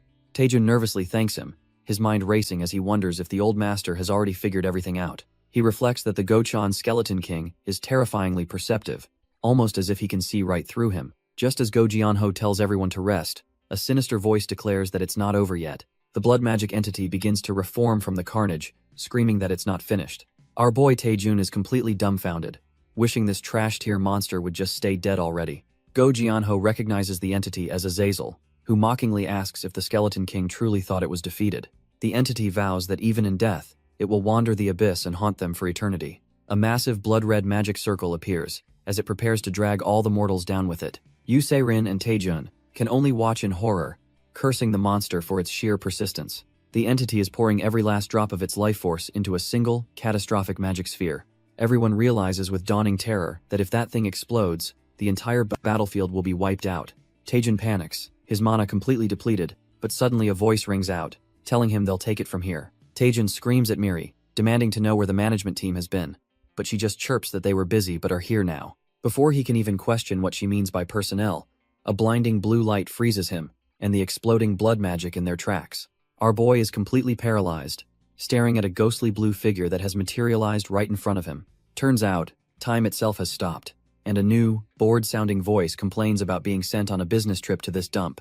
Two figures, a man and a slime, casually observe the apocalyptic scene, noting it's a distribution site for an old status window they haven't seen in 150 years. The mysterious enforcer steps forward, his boots crackling with energy, and asks Taejin if he's the illegal status window user. He tells his slime partner they need to wrap this up quickly so they can go home, and she eagerly agrees. The enforcer looks at the frozen hunters with disdain, muttering that they look nothing like her and are just a bunch of monsters. But his slime partner pipes up, pointing out that he might have missed something because she's detecting another active user. He dismisses her, confident he matched the dimensional code, only to be dumbfounded when his own system starts flashing with an alert. The enforcer is dumbfounded as his slime partner confirms his fears. Our boy has been watching them the entire time. Turns out, Miri conveniently forgot to mention in her report that Taejun has the latest version of the status window. The little slime completely loses it, having never dealt with a situation like this. But the enforcer tells it to calm down. He turns to Taejun and formally asks if he's a holder of a status window version 2 or higher. Still trying to process the frozen world, our boy dazedly confirms that he is. The enforcer sighs, realizing his intel was trashed here, and offers a stiff apology for the major inconvenience. But Taejun cuts him off, demanding to know what the hell is actually going on here. The enforcer hesitates for a moment, clearly unsure how to even start explaining this mess. He begins by stating that anyone with a version 2 window should already be aware of their company. Taejun confirms he knows about the entity that manages status windows, and the enforcer agrees that's correct. The enforcer finally explains they're from the special security division of the company that manages status windows. Their mission, he reveals, is to apprehend an illegal status window user right here in this frozen wasteland. Our boy is dumbfounded, realizing the enforcer is talking about the monstrous blood magic entity. The enforcer confirms it, stating that this shadowy being is officially wanted by their company. While the exact reasons are classified, he can say the guy was exploiting the system for his own selfish gain. Taejun is reeling. Head heard Miri complain about her company but never thought he'd meet anyone else from it. He always just assumed she was making up excuses about overtime to get out of work, but it turns out it was all real. Just as he's processing this, the little slime interrupts, getting an earful from the enforcer for speaking out of turn. But it's an emergency. The slime frantically points out that their target is starting to break free from containment. The blood magic entity is just as confused, demanding to know who these new guys are and if Taejun summoned them. The blood entity roars in fury, accusing them of coming to this forsaken land just to torment it. It's had enough, vowing to burn its very life force to annihilate every last one of them. The enforcer, however, is completely unfazed, telling his slime partner they've wasted enough time talking. He calls out the entity's true name, Azazel von Arceus, as a blade of green energy forms around his arm. In a flash, a massive magic circle appears, and the enforcer officially places Azazel under arrest by company law. The entity is stunned, unable to comprehend how they managed to get so close without it noticing. It's the little slime partner who's doing the heavy lifting, sucking Azazel's shadowy form into the seal. Our boy Taejun can only stare with his jaw on the floor, wondering what the hell he's even witnessing. He's in utter disbelief that this guy subdued that monstrous sphere of blood magic without even moving. And just like that, the colossal entity is vacuumed up and sealed into a tiny, smoking canister. The slime partner suddenly morphs into a full-sized humanoid form, striking a pose as if the job's done. The enforcer turns to our boy, formally apologizing for the whole mess. He explains that, since Taejun cooperated, they're going to give him a little token of appreciation. Taejun is completely baffled, but the enforcer just tells him he'll find out soon enough. Then, with a sly grin, he casually mentions that our boy is about to lose consciousness. Before Taejun can even process what that means, the enforcer and his partner start to phase out through a portal. His vision blurs and distorts as the world around him begins to fade to black. A memory flashes through his mind, his teammate yelling at him to get Saren to safety. And just like that, everything goes dark as he finally passes out. Suddenly, he's back with his party, who are all just as confused, wondering what in the world just happened. The moment he returns, his party screams his name as his body gives out and collapses to the ground. They rush to his side, desperately asking if he's all right, as his vision fades completely. When he finally comes to, he finds himself not in a dungeon, but in a peaceful, sunlit room. A familiar spirit, Miri, pops up with a ridiculously formal greeting, introducing herself as Manager Me. Our boy, completely unfazed, just groggily asks what's with her outdated speech pattern, much to her annoyance. She gets down to business, asking why he suddenly passed out when he clearly had mana left to burn. Miri explains that no matter how advanced his status window is, moving in a quarantined dimension is no joke. Turns out, the whole ordeal completely drained his stamina, and Taejin grumbles that those enforcer bastards could have at least warned him, but Miri just grins slyly, telling him to check his status window before he gets too mad at the Special Security Division. He's skeptical, but pulls it up anyway, only to be dumbfounded by a notification. A massive bounty reward has just hit his account. His eyes practically bug out of his head as he sees the notification. 10,000 parsley coins have been deposited. He's completely floored, wondering if they actually pay this much for bounties. Miri just laughs it off, casually mentioning that for a tier 3 criminal, this is actually considered a pretty low reward. Taejin finally connects the dots, realizing this fat stack of cash was the token of appreciation they mentioned. With a new fire in his eyes, he tells Miri that he's just had a life-changing epiphany. He needs to quit being a hunter. From this day forward, our boy declares his new dream is to become a full-time, cash-grabbing bounty hunter. Miri is completely deadpan, pretty sure he's just joking after seeing a bit of money. She quickly changes the subject, puffing out her chest and demanding he show some gratitude, since she's the one who reported the illegal user. Our boy then gets a sly look, asking if she has the ability to teleport to him like the special security agents. He says it's so he can hug his lucky charm, but Miri is having none of it and flat out rejects his cheesy advance. Suddenly, a thought hits Taejin as he stares at the slime creature's report. That blood magic psycho was a tier 3 wanted criminal. He asks Miri if this implies the existence of tier 1 and tier 2 criminals, and she confirms it without a second thought. She explains that tier 1s are basically cosmic disasters and tier 2s are rare, but even tier 3s are no small-time crooks. Our boy's curiosity is piqued, so he asks what it takes to reach the top of that most wanted list. As Miri starts explaining the ranking system, she gasps, realizing she's about to spill classified information. She gets all flustered, waving her hands and nervously laughing that she's said too much. Taejin goes dead silent, the playful mood gone as he realizes the true gravity of the situation. He recalls the absolute monster he fought, a being who would have been a top-tier hunter, and yet was only a tier 3 criminal. A chilling question forms in his mind. If the criminals are that powerful, what kind of god-tier monsters are the agents who hunt them? Seeing him spiraling, Miri calmly tells him not to overthink things he doesn't need to worry about. She just smiles and tells him they're nothing special, just a simple company that manages status windows. 3 days later, a boat captain arrives at the island, completely dumbfounded by the absolute carnage. He can't believe his eyes, wondering if a volcano erupted while he was gone. Suddenly, Yu Si-rin and Kang Jian rush out of the woods, calling for the captain to help them. The old man is happy to see her and helps her aboard, telling them to hurry up.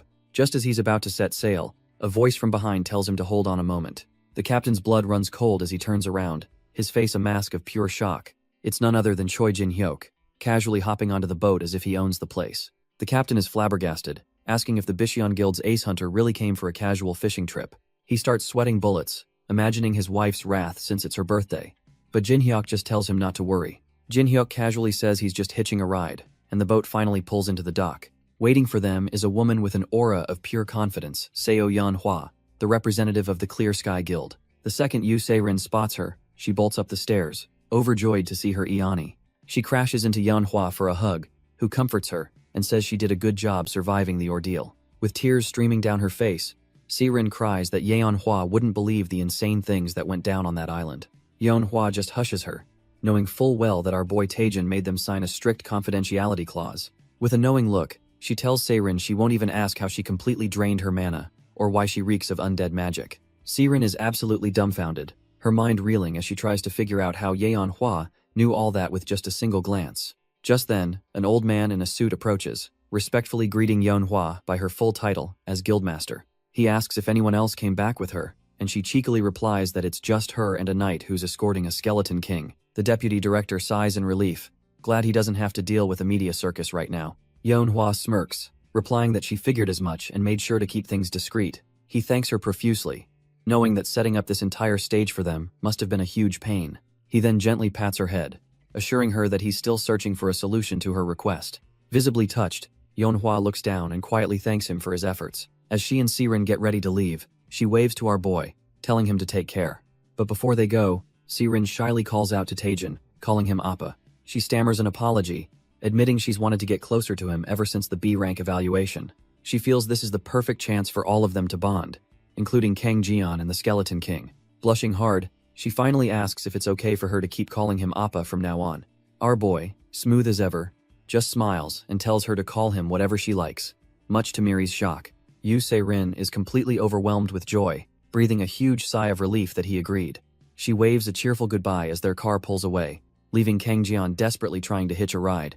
Abandoned, Kang Jian suddenly gets serious, turning to Taejun and acknowledging his martial arts prowess. He passionately declares that by their next meeting, he'll have trained hard enough to surpass him. Then he makes a dramatic exit by running down the highway, leaving Taejun wondering why he didn't just get in the car. With that distraction gone, Taejun tells Go Jianho it's their turn to move out since everything is ready. But before they get going, the old man stops and asks our boy if he's truly prepared for what's coming. He stares him down, asking if he's ready to become the absolute center of attention. Taejun just smirks with unshakable confidence, declaring that he's always prepared for the spotlight.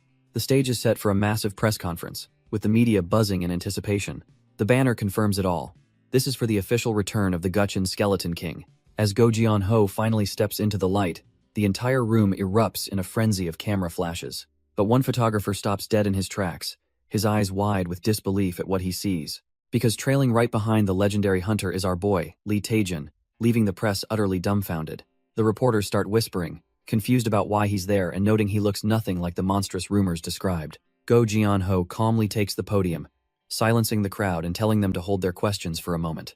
He announces that while he has returned, he has no intention of resuming his activities as a hunter. Instead, he declares his new purpose is to train the next generation and find a successor for his unique blood magic. Then, with the entire nation watching, he points directly at Taejun and announces him as his one and only successor. The reporters are in an uproar, realizing Taejun's move to the Hwiryong Guild was all to learn the legendary blood magic. Elsewhere, a man watching the broadcast remarks that it's just like the Skeleton King to bet his reputation on a talent like Taejun. His associate seems completely unfazed, thinking to herself that this development was entirely within her expectations. After all, blood magic is an internationally regulated skill, and in Korea, Go Jianho is the only one authorized to use it. This whole press conference is the only way for Taejun to legally inherit that power under his master's official backing. But Go Jianho isn't finished. He leans into the mic and declares he has one final announcement to make. He's officially nominating our boy as a special candidate for the A rank evaluation, a massive jump up the ladder. Suddenly, the once calm observer is completely blindsided. A special evaluation for A rank was definitely not part of her calculations. The room explodes into chaos as the two hunters walk away, with reporters desperately shouting for a chance to ask a question. Amid the frenzy, a single hand shoots up, a reporter determined to get a word in with the man of the hour. A sharp reporter cuts through the chaos, demanding to ask the Gocheon Skeleton King a question about Taejun's promotion. Go Jianho, ever the cool customer, simply tells her to go ahead. The reporter lays out the facts. Becoming A rank requires a brutal grind of clearing dungeons, slaying monsters, and owning S rank gear, all of which a special evaluation bypasses. She gets to the heart of it, asking why Go Jianho is nominating our boy for such an unprecedented shortcut. She even twists the knife, pointing out that if Taejun fails, his master will be the one who suffers most, and our boy can't help but think she's got a point. The stakes are massive. Taejun realizes that if he chokes, he's barred from taking another A rank test for 5 long years. Not only that, but his master would face huge fines, and the guild's reputation would be dragged through the mud for all to see. But Go Jianho just scoffs at the idea of risk, declaring with absolute certainty that Taejun is more than capable of passing. Seemingly satisfied, the reporter acknowledges his answer and prepares to move on. But she's not done yet, turning her attention directly to our boy and announcing her next question is for him. Our boy, looking like he's about to face a firing squad, nervously agrees to take her question. The reporter lays it on thick, stating that with the Skeleton King's return, all eyes are now on his chosen disciple. She cuts to the chase, asking what kind of person he is to earn such support and why he deserves a special A rank evaluation. Leaning forward, she asks for a simple self-introduction, but her tone is anything but simple. The other reporters immediately understand her real question is a polite way of asking, "Who the hell do you think you are?" Everyone murmurs. They know she's really asking why this nobody is getting special treatment. Taejun grips the microphone, realizing there's no way to weasel out of this question. But just as he's about to answer, a deafening shout rips through the entire conference hall. The room is thrown into chaos as everyone wonders what that noise was, with some noticing a sudden chill in the air. The reporter is absolutely livid, thinking some idiot is treating this serious event like a kid's prank. The reporter is completely thrown off, asking if she misheard him talking about ice. But our boy just gives a smug look, telling her to chill out like ice in a cold coffee. She's left speechless as he asks if she really needs to know what kind of person he is. He calls her out, saying trying to manipulate the public with fancy words isn't chill at all. Picking up a can, he declares that a hunter should prove themselves with skills, not talk. He'll just stay chill, he says, and let his abilities do all the talking for him. With that, he finishes his answer, leaving the entire press corps in stunned silence. The reporter, who was just trying to tear him down, now looks at him with a smirk of interest. She thinks to herself that while he looks normal, the kid has guts and knows how to handle pressure. It's been a long time, she muses, since there's been a rookie actually worth covering. Meanwhile, all the way over in Moscow, Russia, another major player is watching the world turn. Inside a lavish penthouse, a man muses that he hasn't lost a night's sleep in 3 years. But today, of all days, he woke up at dawn. This is Sergei Mavrodi, the leader of the St. Winter's Guild. He wonders if it's because of that old man, the Skeleton King, that he's feeling so restless. Turns out, an old wound in his shoulder from the king's blood magic is aching, a grim reminder of a past battle. A subordinate appears, asking if they should take care of the situation. Hess talking about the Skeleton King's newly recognized disciple, our boy, Li Taejin. Sergei asks what they know, and his team leader, Jin Weijung, reports that Taejin hasn't even been B rank for 6 months. Jin rattles off his insane achievements, smashing rigged tests, clearing an S-rank dungeon, wiping out a villain team, and even defeating a high vampire. Taking a slow sip, Sergei concludes that this rookie is definitely someone worthy of the Skeleton King's endorsement. Sergei turns to his subordinate, a grim look on his face, and asks him what the plan is. Jin Weijung smirks, suggesting they propose a joint expedition with the Hwaryong Guild for the A72 gate. He explains that if they refuse, it's the perfect excuse to stir up a scandal and drag the Skeleton King's reputation through the mud. A wicked grin spreads across Sergei's face. He absolutely loves the sound of this scheme. Hess fired up now, eager to see how the Skeleton King's precious disciple will handle the heat. Meanwhile, we cut to Taejun's new high-rise apartment, a generous gift from Seo Yeonhwa. Our boy, completely oblivious to the plot against him, is about to devour some well-deserved fried chicken. Hess just kicking back on the couch, thinking there's nothing better than this after an exhausting journey. As he chugs his drink in pure bliss, a worried Miri asks if he's really okay just lazing around. She remembers the Skeleton King's warning, knowing that powerful enemies are already plotting against him right now. Miri keeps nagging him about the A-rank evaluation, but our boy just laughs it off, saying he'll deal with that stuff later. He knows he's a target after the press conference, but figures it's impossible to hunt down every single enemy gunning for him. Besides, he thinks a good rest is exactly what he needs to get even stronger, especially after clearing that last emergency quest. For now, his only plan is to crush this chicken and catch up on dramas, leaving Miri to sigh in defeat. But just as he's getting comfortable, a sudden system notification pings, catching his full attention. A bizarre message pops up, informing him that his horizon of communication has been downgraded to version 1.1. He finally remembers this was a quest reward, but he's dumbfounded that it was actually downgraded. Miri points out that the icon looks way more primitive now, confirming this is a real change and not some bug. She's completely baffled, thinking a system downgrade is totally unheard of. It's always supposed to be an upgrade. She begins to explain what she knows about the skill's initial version as Taejun listens intently, sensing this is more than it seems. Our boy Taejun connects the dots, realizing his abnormal growth must be messing with the status window's functions again. Miri isn't even surprised anymore, but she can't wrap her head around why it would downgrade instead of upgrade, suspecting a hidden purpose. Getting straight to the point, Taejun asks his manager Miri what this horizon of communication even is. Miri struggles for a good analogy, calling it a superior or maybe inferior version of some online marketplace. She finally lands on it, patting his head and explaining it's basically a community board for interdimensional users, leaving him dumbfounded. His curiosity piqued. Taejun decides to check it out, launching the ancient-looking version 1.1 of the program. Hez met with a trash-tier forum, filled with troll posts about monster meats and putting crushes in their place, and Hez utterly disgusted. As he scrolls through the dead forum, he realizes all the posts are ancient, with nothing new to see. Miri nonchalantly explains that's because the original version was shut down long before she even started her job. Just as he's about to complain about the useless feature, a notification pings a brand new post has just been uploaded. Taejun is dumbfounded, questioning how a shutdown forum could be active, while Miri is just as shocked but way more excited. They read the post from a user named Skythief, who's been desperately waiting for over 10 years, making Miri freak out even more than our boy. She explains this should be impossible. While Taejun's abnormal growth might explain his access, it doesn't explain how someone else is here. A dark thought crosses Taejun's mind. What if this person is cut from the same cloth, also possessing an abnormal growth skill? Miri immediately shuts that down, confirming that officially, Taejun is the only user left with that cheat tier ability. Our boy ponders this, realizing if he's the only one, then something else must be going on with this mysterious poster. Deciding to test the waters, he types a simple hello, and the original poster instantly notices someone is there. Before he can blink, a request for a face-to-face chat pops up, and Taejun immediately assumes the guy wants to throw down. Miri frantically stops him, explaining this isn't some simple chat, it physically teleports users to a shared space, a feature often used for deathmatches. Turns out, The feature was so high risk, also being used for money laundering, that it was completely removed from all modern versions. Taejin hesitates for a second, realizing he has no idea what kind of lunatic is waiting for him on the other side of this interdimensional chat. He imagines the worst possibilities. Some thug trying to rob him, or a hardened veteran who just lives for the thrill of the fight. But after a moment's thought, he decides to just go for it anyway.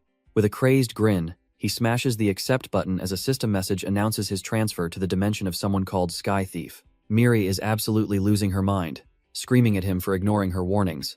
But our boy is just laughing, high on the dopamine of a new challenge. As the world dissolves around him, he eagerly wonders what kind of bastard he's about to meet face to face. He rematerializes in a serene, mountainous landscape, spotting a lone, shadowy figure waiting for him. The mysterious figure slowly turns, and a single, menacing red eye glares at him from within the darkness. The transfer completes, ripping him away from his reality, while Miri can only watch in horror. Landing in a peaceful stream, Taejin is completely dumbfounded, wondering what kind of place this is. While munching on some fried chicken, our boy casually notes that this dimension is way nicer than he expected, as Miri nervously agrees beside him. He quickly gets impatient, wondering where the hell this Sky Thief guy is, and complaining that he should at least greet his guests. Deciding he's waited long enough, he starts marching off, vowing to teach this rude host some proper manners. Suddenly, a figure blurs past and slams a vicious kick into him, sending him crashing to the ground as Miri screams his name in panic. Taejun is completely stunned by the sheer speed of the attack, immediately realizing this must be the infamous Sky Thief. The attacker is a masked swordsman in traditional robes, his face hidden in shadow and his blade glowing with a menacing red aura. After the lightning-fast strike, the mysterious swordsman lands gracefully, leaving our boy to pick himself up from the dirt. The Sky Thief just stands there, cryptically muttering about pigeons and pheasants, radiating an incredibly dangerous vibe. A wicked grin spreads across Taejin's face. He knew this was a lawless zone, but an instant attack is more than he hoped for. With a maniacal laugh, he unleashes a greedy fireball, ready to settle this the only way he knows how, with overwhelming power. But instead of dodging, the Sky Thief unleashes a swirling vortex of blue energy that completely envelops the area. He sniffs the air, recognizing a familiar scent as he pulls out a strange stamp-like object glowing with red energy. The vortex effortlessly swallows the greedy fireball whole, sending our boy and a terrified Miri tumbling through the air. Taejin is left completely stunned, wondering how his ultimate attack was just neutralized like it was nothing. Suddenly, a perfectly cooked chicken drumstick materializes from the dissipated magic and flies right at the Sky Thief. The legendary swordsman just sits down and starts devouring the chicken, leaving Taejun and Miri utterly speechless.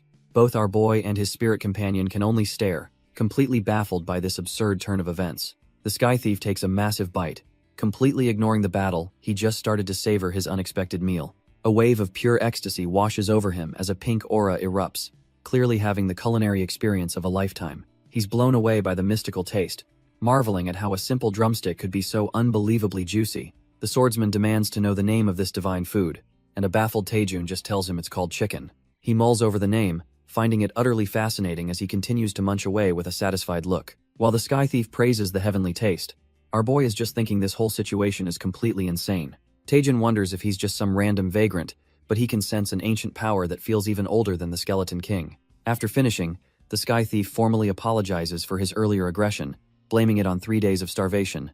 But his hunger is far from satisfied, as he holds up the clean bone and asks if that tiny piece was all Taejun had. He pleads for more, claiming his body is withering away from fasting and he'd be eternally grateful. Taejun and Miri are just stunned, realizing this legendary figure is now begging them for leftovers. Agreeing to the bizarre request, our boy tells him to wait a moment and promptly exits the face-to-face chat. He reappears almost instantly, holding a fresh container of chicken, ready to appease the famished swordsman. The Sky Thief is absolutely floored, shocked that our boy had this much of the heavenly food left. He practically drools over the divine aroma, getting ready to feast, but Taejun suddenly yanks the box away. Our boy stops him cold, asking him to hold on a second before he digs in. With a wicked grin, Taejun explains that in his world, this chicken is an incredibly expensive dish, and he'll need to be paid back. The Sky Thief is flustered, realizing there's no such thing as a free meal, and quickly asks for a moment to find something of value. He pulls out a massive chunk of deep-sea black iron, a highly valuable metal from his world, offering it as fair payment. But Taejun just scoffs, dismissing the rare ore as scrap metal, and asking if he really thinks it's worth the same as the sacred being known as chicken.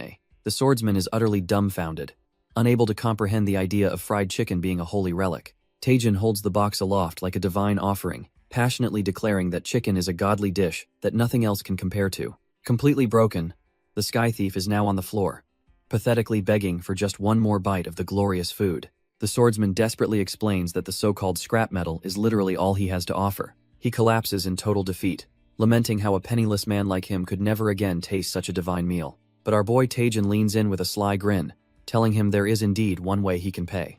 The price for the holy chicken is simple. He has to teach Taejin the Soha divine art. The swordsman is stunned that Taejin knows his secret technique, just as our boy's QR scanner pings to life. The scan reveals the swordsman's name is Byung, and his stats are absolutely trash tier, even worse than a D-rank hunter. By Earth standards, he's basically just a regular guy, but the system highlights one thing: his possessed martial art. Turns out that Soha divine art he just used is so ridiculously overpowered it surpasses even EX rank skills. Taejin's eyes light up with ambition. He realizes if he can master this art, it could become his ultimate weapon. Byung is surprisingly calm, noting that our boy can perceive his heaven's gate, leaving Taejin utterly confused. He clarifies that this gate is what his people call the system's status window, something only dimensional travelers seem to have. With the deal on the table, Taejin confirms that's exactly what he's seeing, hoping to finally learn the secret art. But Byung crushes his hopes, flat out refusing to teach the Soha divine art, not even for the legendary chicken. He tries to shove a piece of blue crystal into Taejin's hand, telling him to take the scrap metal and scram. Taejin isn't letting this go. He holds the crystal and demands to know why he's being so stubborn about it. With a heavy sigh, Byung's expression darkens as he prepares to drop a bombshell. He reveals the shocking truth. The Soha divine art is a corrupt and flawed technique, with nothing to gain from learning it. Turning his back, Byung declares that's his final answer, leaving our boy to process the insane revelation. Taejin sighs, seemingly accepting his fate as he reaches for the box of fried chicken. But it's a total bluff. He declares hell just eat all this perfectly warm chicken himself, leaving Byung dumbfounded. He takes a big bite, claiming it's a waste to throw it away, and the heavenly scent alone starts to break Byung's composure. Then, our boy unveils his trump card, holding up a piece of chicken over a bowl of golden sauce. He explains that dipping the chicken in this honey sauce is what creates pure, unadulterated bliss. As he goes in for the kill, Byung watches in sheer agony, his stoic facade completely shattered. The crunch echoes as Taejin sinks his teeth into the saucy, crispy chicken. He's lost in a world of flavor, celebrating the taste while Miri looks on in disgust. Byung is completely defeated, his mind now utterly consumed by the thought of that honey sauce. Completely broken, Byung asks what kind of devilish seasoning is in that sauce, begging for just one taste. But our boy's not done. He escalates the torture by cracking open an ice-cold can of beer. As he chugs it down, Byung can only watch in absolute horror, his will to resist completely evaporating. Taejin shouts in ecstasy, declaring that nothing on earth beats the legendary combo of chicken and beer. He even creates clones to join the feast, taunting that he feels bad but will probably finish it all himself. This is the final straw for Byung, who lunges forward screaming for this delicious nightmare to end. He collapses at Taejun's feet, sobbing and offering to teach him the Soha divine art for a single piece of chicken. Leaning in with a demonic grin, Taejun asks if he's absolutely sure he'll keep that promise. Then, to seal the deal, our boy whips out his phone to record the entire confession, making sure there's no backing out. With the battlefield of chicken bones and empty cans laid bare, Taejun lets out a satisfied sigh. Byung, looking stuffed to the gills, wonders how long it's been since he's felt this full, admitting the fizzy drink was a heavenly match for the chicken. Our boy just smirks, glad the fresh experience worked, and immediately goes for the kill. He pulls out his phone, dangling images of endless delicacies as the ultimate bribe for the Soha divine art. Byung's mind is completely shattered by the vision of pizza, sushi, and other dimensional wonders, leaving him drooling and utterly mesmerized. Defeated, he agrees that a promise is a promise, but before they start, he has a question of his own. He looks at Taejun dead serious, and asks why he's so desperate to learn this specific technique. Byung presses on, sensing there's a much deeper reason behind this whole ridiculous setup. Miri pops up, telling Taejun it's fine to spill the beans, since Byung is from another dimension anyway. So, our boy finally reveals his secret. He can read special, hidden information from the heavenly tome that no one else can see. He explains that according to this secret info, Byung's power levels are way too low for someone of his stature. The heavenly tome points directly to the Soha divine art, a technique Byung apparently created to defy his own fate. Byung seems to understand, softly acknowledging that our boy can see a passage meant only for him. He then asks if Taejun will share the details of that passage when the time is right, catching both Taejun and Miri by surprise. Our boy quickly agrees, now wondering if Byung might have a special status window of his own. With the deal struck, Byung begins the lesson by saying he needs to prepare some materials, leaving Taejun utterly confused. Byung roasts him, pointing out his body is trashed here, with no internal energy or even a dantian to store it. He He explains that Taejun first needs a special elixir to open his acupoints, and is just about to list the ingredients. But right at the critical moment, the communication link shatters, yanking Taejun and Miri back to their room. Taejun slumps onto the couch, sighing that learning this divine art is going to be a much bigger pain than he thought. Miri notices our boy's troubled look and suggests they need to investigate his breakthrough growth skill more deeply. She points out that it's no simple skill, since it upgrades his entire status window and even unlocks sealed message boards. Taejun agrees, concluding that it feels less like an ability and more like a whole system dedicated to his growth. He thinks back on how the skill has given him quests with unique rewards, like learning the Soha divine art, as if it has its own will. Miri presses him, asking if he doesn't find the whole situation incredibly strange. Our boy just kicks back, admitting it's a little weird but reasons that the skill has never led him astray. He casually tells her to look into it, and just report back if she finds anything suspicious.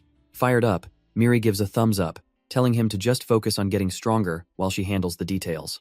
They share a fighting cheer, totally in sync with their new plan. With that settled, Taejun immediately gets back to business, launching the parsley market to find Byung's ingredients. He immediately starts searching for the 1000-year Hisho Wu and other rare ingredients. But one look at the market prices makes his face scrunch up in agony. This stuff is ridiculously expensive. For a second, he wonders if he should just give up on the Soha divine art. But his thoughts are cut short by a commotion at the Hwaryong Guild. Suddenly, his assistant bursts through the door, looking like he's seen a ghost and screaming about a situation. Turns out our boy is busy harvesting the Void Swarm Lord's corpse, and he's not thrilled about being interrupted. The panicked assistant blurts out that a Russian mercenary guild has sent an official request for a joint expedition. And to make matters worse, their representatives are already here, waiting to meet Taejun in person. Taejun isn't completely shocked, having expected other powers to start sniffing around, but he's surprised they moved this fast. He lets out a sigh, internally grumbling that he's busy trying to make money, but decides he should at least hear them out. With his mind made up, he tells the assistant to bring them in, ready to face this new challenge head-on. The elevator dings, arriving on the 19th floor where the meeting is set to take place. As the doors slide open, Taejun and his crew are met by the imposing figures of the Russian mercenaries. Their leader, a guy with flashy teal hair, introduces himself as Jin Wijong, team leader from St. Winters. Our boy's eyes narrow slightly. He knows that name all too well. Turns out this guy is a big deal, a top disciple of a Chinese sword saint and a rising star in the mercenary world. Taejun can't help but let a sly grin slip, thinking this dude is really playing on the world stage. Putting on a professional face, Taejun introduces himself as Hwaryong's deputy guildmaster and offers a handshake. But Jin Wijong is already judging him, scoffing internally at the idea that this weakling is the Skeleton King's disciple. He decides to test him on the spot, using an S-rank insight technique to secretly invade Taejun's mana. But the system instantly throws up a firewall, blocking the attack and blasting Jin Wijong back, leaving him completely dumbfounded. Jin Wijong is completely floored, his mind screaming in disbelief at the sudden rejection of his power. Our boy just laughs it off, blaming static electricity, while Jin Wijong internally panics, realizing his S-rank probe was just casually blocked. Taejun, ever the gracious host, ushers the stunned mercenaries inside, suggesting they get down to business. Once they're seated, he cuts right to the chase, mentioning he heard they wanted Hwaryong's help. He asks if they're looking to collaborate on the A-72 Gate expedition, all while keeping up his harmless facade. Jin Wijong, regaining his composure, confirms that's exactly what they're here for, a slight smirk returning to his face. But Taejun isn't a fool. He points out that the gate cost over $1 billion, so their offer to share it for a fraction of the price is highly suspicious. He lays it out plain and simple. The deal sounds way too advantageous for his guild to be legitimate. That's when Jin Wijong drops the bomb, revealing their intel shows the dungeon is crawling with the infamous Roshan giants. The mere mention of those monsters makes the poor assistant next to Taejun break out in a cold sweat, his face pale with fear. Jin Wijong explains that Roshan giants are best handled by using undead summons to draw their aggro, and since Hwaryong is Korea's top sanctuary for necromancers, they're the perfect partners for this expedition. Taejun, with a dark glint in his eye, asks if the payment terms will be properly outlined, and Jin Wijong assures him it'll all be by the book. Then comes the real kicker. Jin Wijong reveals they only have one condition: that Hunter Lee Taejun must personally join the raid. The room falls silent as the assistant practically has a meltdown, grabbing our boy's arm in a panic. He frantically whispers that the whole deal smells fishy, but Taejun just calmly agrees with him. With a terrifyingly wide grin, Taejun says he's fine with the deal, but asks if he can just slightly adjust the conditions. The scene cuts to a highway in Moscow, where the leader of St. Winters, Sergei Mavrodi, is getting an update. He's dumbfounded, asking his subordinate if Taejun really accepted the offer without any hesitation at all. Sergei stares at his screen, convinced something is off. He figures the old Gochon Skeleton King must have tipped Taejun off to their plan. His subordinate reports that Taejin made one specific, unusual request. Our boy, with that trademark maniacal grin, wants mana stones distributed based on contribution. Sergei is dumbfounded, asking if that's really all the rookie wanted. Thinking it's just greed, he gives the green light and tells his man to wrap it up. But back in the room, Jin Woo-jong is sweating bullets, staring at Taejin with pure dread. He's internally losing his mind, wondering how a trash-tier B ranker just completely blocked his mind-probing art. A vision flashes through his mind. He realizes Taejin is cut from a different cloth entirely. He sees a memory of a desperate Taejin using the spider silk palm technique, screaming about needing money. The scene then cuts away to a quiet, ancient-looking village. Lying on the ground is a massive, gnawed-on bone, hinting at something monstrous lurking nearby. A young, scruffy boy with curly hair cautiously reaches for the giant bone. But before he can touch it, he gets a boot to the back, sending him flying. A crowd of other kids gathers, led by a smug-looking bully who screams at him for daring to set foot there.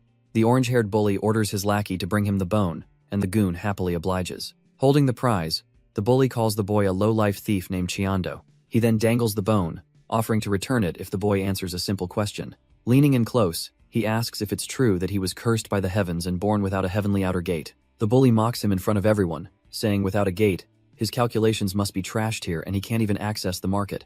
His crew joins in the laughter, sneering that he probably doesn't even know what a monster stone is. Growing impatient with the silence, the bully kicks the poor kid again, demanding an answer. The bully clocks our boy right in the face, screaming that he can't give the bone back if he's just going to take the beating. He grabs Byung's collar, mentioning he heard a nasty rumor and wants to see if it's true. With a twisted grin, he leans in and tells him to admit that he has a gate, but his stats are just too pathetic to increase. Byung just glares back, utterly silent, refusing to give the punk the satisfaction. So the bully proposes a bet, saying if Byung's gate stat is higher than even one of his crew, he'll apologize. The catch? The loser gets hit once, and he shoves the bone in Byung's face, demanding he accept the challenge. A status window pops up, revealing Byung's absolutely trash-tier stats and a big fat nun under his skills. The bully smirks, thinking this is in the bag. It's the easiest win of his life. His own stats flash, revealing numbers that are worlds apart, and he smugly wonders if this even counts as a victory. But somehow, against all odds, he loses the bet and starts screaming for his crew, completely baffled how he lost to a kid whose gate was supposedly stolen. This triggers a traumatic memory for our boy, a flashback of him getting stomped on after losing yet another bet. The brutal beating was a regular occurrence, a constant reminder of his own weakness. Suddenly, he's jolted awake by a voice calling his name, snapping him out of the nightmare. It's Taejin, the mysterious new guy, looking down at him with genuine concern. Byung instinctively shoves him away, telling him to back off, still reeling from the phantom pain of his dream. Once he's more lucid, he demands to know how Taejin even got into his room, since he never invited him. Taejin casually explains that since he was registered in the chat room, he can just pop in whenever he wants. Changing the subject, he reveals he's already brought all the rare ingredients for the elixir they talked about. Byung is completely floored, knowing that acquiring these items should have cost an absolute fortune. He realizes that while this kid's internal energy is trash tier, his financial power is on a whole other level. But as Byung gets closer, he realizes the heavenly smell isn't the elixir ingredients, but something else entirely. Taejin grins like a madman, revealing he prepared a special dish just for him. With a dramatic flourish, he presents a massive, steaming plate of royal pigs, trotters, and bossum. He hypes it up, calling it a violent visual, and poor Byung is just left drooling, completely stunned into silence. A few moments later, Byung is just holding a single, clean-licked bone, the entire feast having vanished in seconds. The empty container sits by the water, a testament to the absolute carnage that just occurred. With his stomach finally full, Byung settles down by the shore to begin crafting the actual elixir. Watching him work, Taejin quietly asks Miri what kind of life Byung must have lived. Miri admits she's not sure but guesses it was incredibly tough, as an image of his childhood bully flashes by. She explains that his stats are just abnormally low compared to other users, hinting at a past full of hardship. Byung casually mentions that in his world, checking someone's status window is totally normal, which is why he was never surprised by his own low stats. Taejin processes this as Miri explains the grim implication. In a world like that, everyone would have known just how weak Byung was. She continues, stating that it's a sad but true part of human nature to instinctively look down on those weaker than them. Just as the mood gets heavy, Byung cuts in, proudly announcing that he's successfully created the spirit pill. He holds up the finished product wrapped in a cloth, but sheepishly admits there's a tiny little problem with it. Our boy asks what's wrong, but Byung just says it's the kind of thing that's difficult to explain with words. He offers the bundle over, suggesting Taejin should just see the issue for himself. The moment Taejin unwraps it, He's hit with a foul stench from a pile of what looks like literal dung, making him gag in disgust. While Byung looks completely unbothered, Taejun decides to ignore his senses and fire up the item analyzer to get some real answers. The system reveals the shocking truth. Despite their appearance, these are supreme-grade linked cycle pills, a legendary elixir whose creation method was thought to be lost forever. But there's a catch. The system warns that the pill is contaminated, and ingesting it could be a one-way trip to the afterlife. Our boy gags, asking Byung if he messed up and poisoned the batch. But the kid insists he followed the recipe to the letter. Byung is completely stumped, admitting it wasn't poisoned back in his day. But Taejun stops him, saying he's got this. With a wicked grin, Taejun boasts he's pretty good at detoxification as his item analyzer successfully identifies the contaminant. He then unleashes his C-rank spell dispel, channeling a torrent of blue energy directly into the foul-smelling bundle. Byung is absolutely dumbfounded, stammering as he realizes what our boy is attempting to do. Hez wondering how a trash-tier spell could possibly work, not realizing it's been linked with Taejun's calculator to automatically compute the perfect solution. Taejun thinks back to Seo Yeonhwa, the one who gave him this skill, and cackles internally about how he'll keep milking her gift for another decade. The system's progress bar shoots to 100% in an instant as the purification spell reaches its climax. In a flash of light, the curse is broken, and a single, perfect, glowing green elixir emerges from the bag. With a twisted grin, Taejun admires the now purified elixir, commenting on how pretty it looks without the curse. He immediately moves to pop it in his mouth, but Byung frantically tries to stop him, yelling for him to hold on. Too late the moment it hits his tongue. Our boy is hit with a taste so foul it sends shivers down his spine. He gags as a sewer-like stench fills the air, so putrid that even Miri looks on in horror. A system warning pops up, helpfully informing him that he needs to chew it at least 20 times for it to work. Taejun thinks he might actually die from this and considers spitting it out, as Byung scolds him for his impatience. Turns out, he was supposed to eat some sweet dewgrass first, which would have made the pill taste like honey. Our boy is in absolute agony, unable to breathe as he feels something crawling up his throat. But after the suffering, a red aura envelops him as a system window announces a major update to his body information. Byung looks down, smugly confirming that despite the near-death experience, Taejun has successfully absorbed the pill. Taejun laughs it off, admitting to Byung that he almost kicked the bucket from that disgusting pill. Byung gets down to business, explaining that with his body prepped, it's time to learn how to gather internal energy. He then tosses a simple wooden sword to our boy. Taejun is completely dumbfounded, wondering what a wooden sword has to do with learning an internal energy technique. He thought he'd be meditating under a waterfall or something, just like in all the martial arts comics. But Byung shuts that idea down, explaining that the Sohwa technique isn't about sitting still and breathing quietly. He snaps a twig to make his point. While other techniques seek chi through serenity and calmness, the Sohwa technique is the complete opposite, gathering power by pushing the body to its absolute limits. It's a path of chaos, like trying to find your center amidst crashing waves and violent storms. In the heart of that very chaos, Byung declares, is where one must gather their chi, leaving Taejun utterly speechless. Suddenly, an immense pressure washes over Taejun and Miri, leaving them both completely stunned by the sheer power. Before they can even process it, the massive rock Byung was standing near cracks and then utterly explodes into dust. Amidst the settling debris stands Byung, looking as if he just took a casual stroll in the park. He turns back, the chaotic energy still swirling around him, a knowing look on his face. He calmly announces that this was the first form of the Sohwa divine art, destructive flowing water. Taejun and Miri are just dumbfounded. Their master just pulverized a boulder with nothing more than a flimsy twig. Our boy's mind is racing, thinking this kind of power is impossible. But Byung declares that explanations are over. With a challenging smirk, he tells Taejun that it's time to stop watching and start doing. Taejun's face contorts in pure panic, realizing this training is about to get real, and way too fast. With no other choice, he lets out a roar and begins swinging his wooden sword, trying to replicate that insane power. With Miri cheering him on, Taejun repeatedly smashes his wooden sword against the unyielding boulder. He steals his resolve, remembering a grim mantra to push himself beyond his limits. With a final, desperate roar, he puts every last ounce of his strength into a single, focused strike. But it's all for nothing as his sword shatters into splinters against the rock's surface. Our boy is left panting and in utter disbelief. The boulder is completely unscathed. He collapses to the ground, utterly spent, as Miri questions this ridiculously outdated training method. Taejun lies there, completely demoralized, wondering how this brute force approach could ever teach him a divine art. Byung finally steps in, explaining this is no ordinary boulder, it's the legendary immutable deep rock. He boasts that not even the greatest swordsman of their era could leave a single scratch on it. Taejun is just left dumbfounded, completely failing to grasp the point of this impossible task. Byung lays out the absurd condition. Just keep repeating the move he showed, until the unscratchable rock finally changes. With a smug grin, he promises that the moment our boy succeeds, he'll have mastered the Sowa divine art. Taejun absolutely loses it, screaming his head off about what kind of trash-tier teaching method this even is. He rants that even he could teach better than this, as Miri's system agrees that Byung has zero talent for instruction. Defeated, Taejun realizes that even with a broken skill, learning it this way would take at least a year of grinding. But then, a chilling thought hits him as he glances at the system window. His eyes widen in pure shock as the horrifying implication of his situation starts to sink in.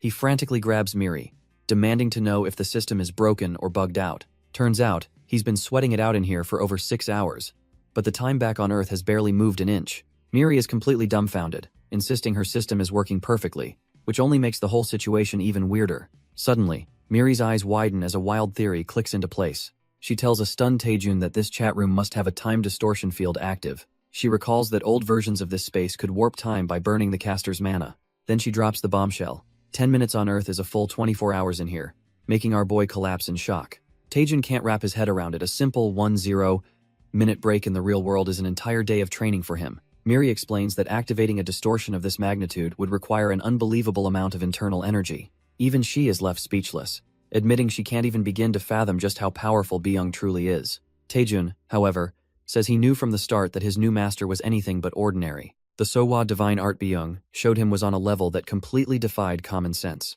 Realizing he can't waste this golden opportunity, Taejun's resolve hardens, and he immediately opens the Parsley Market System window. Miri is dumbfounded, but our boy explains that with time this valuable, he can't afford to log out just for meals. He immediately buys a massive supply of fasting pills, declaring he's going to handle all his meals right here.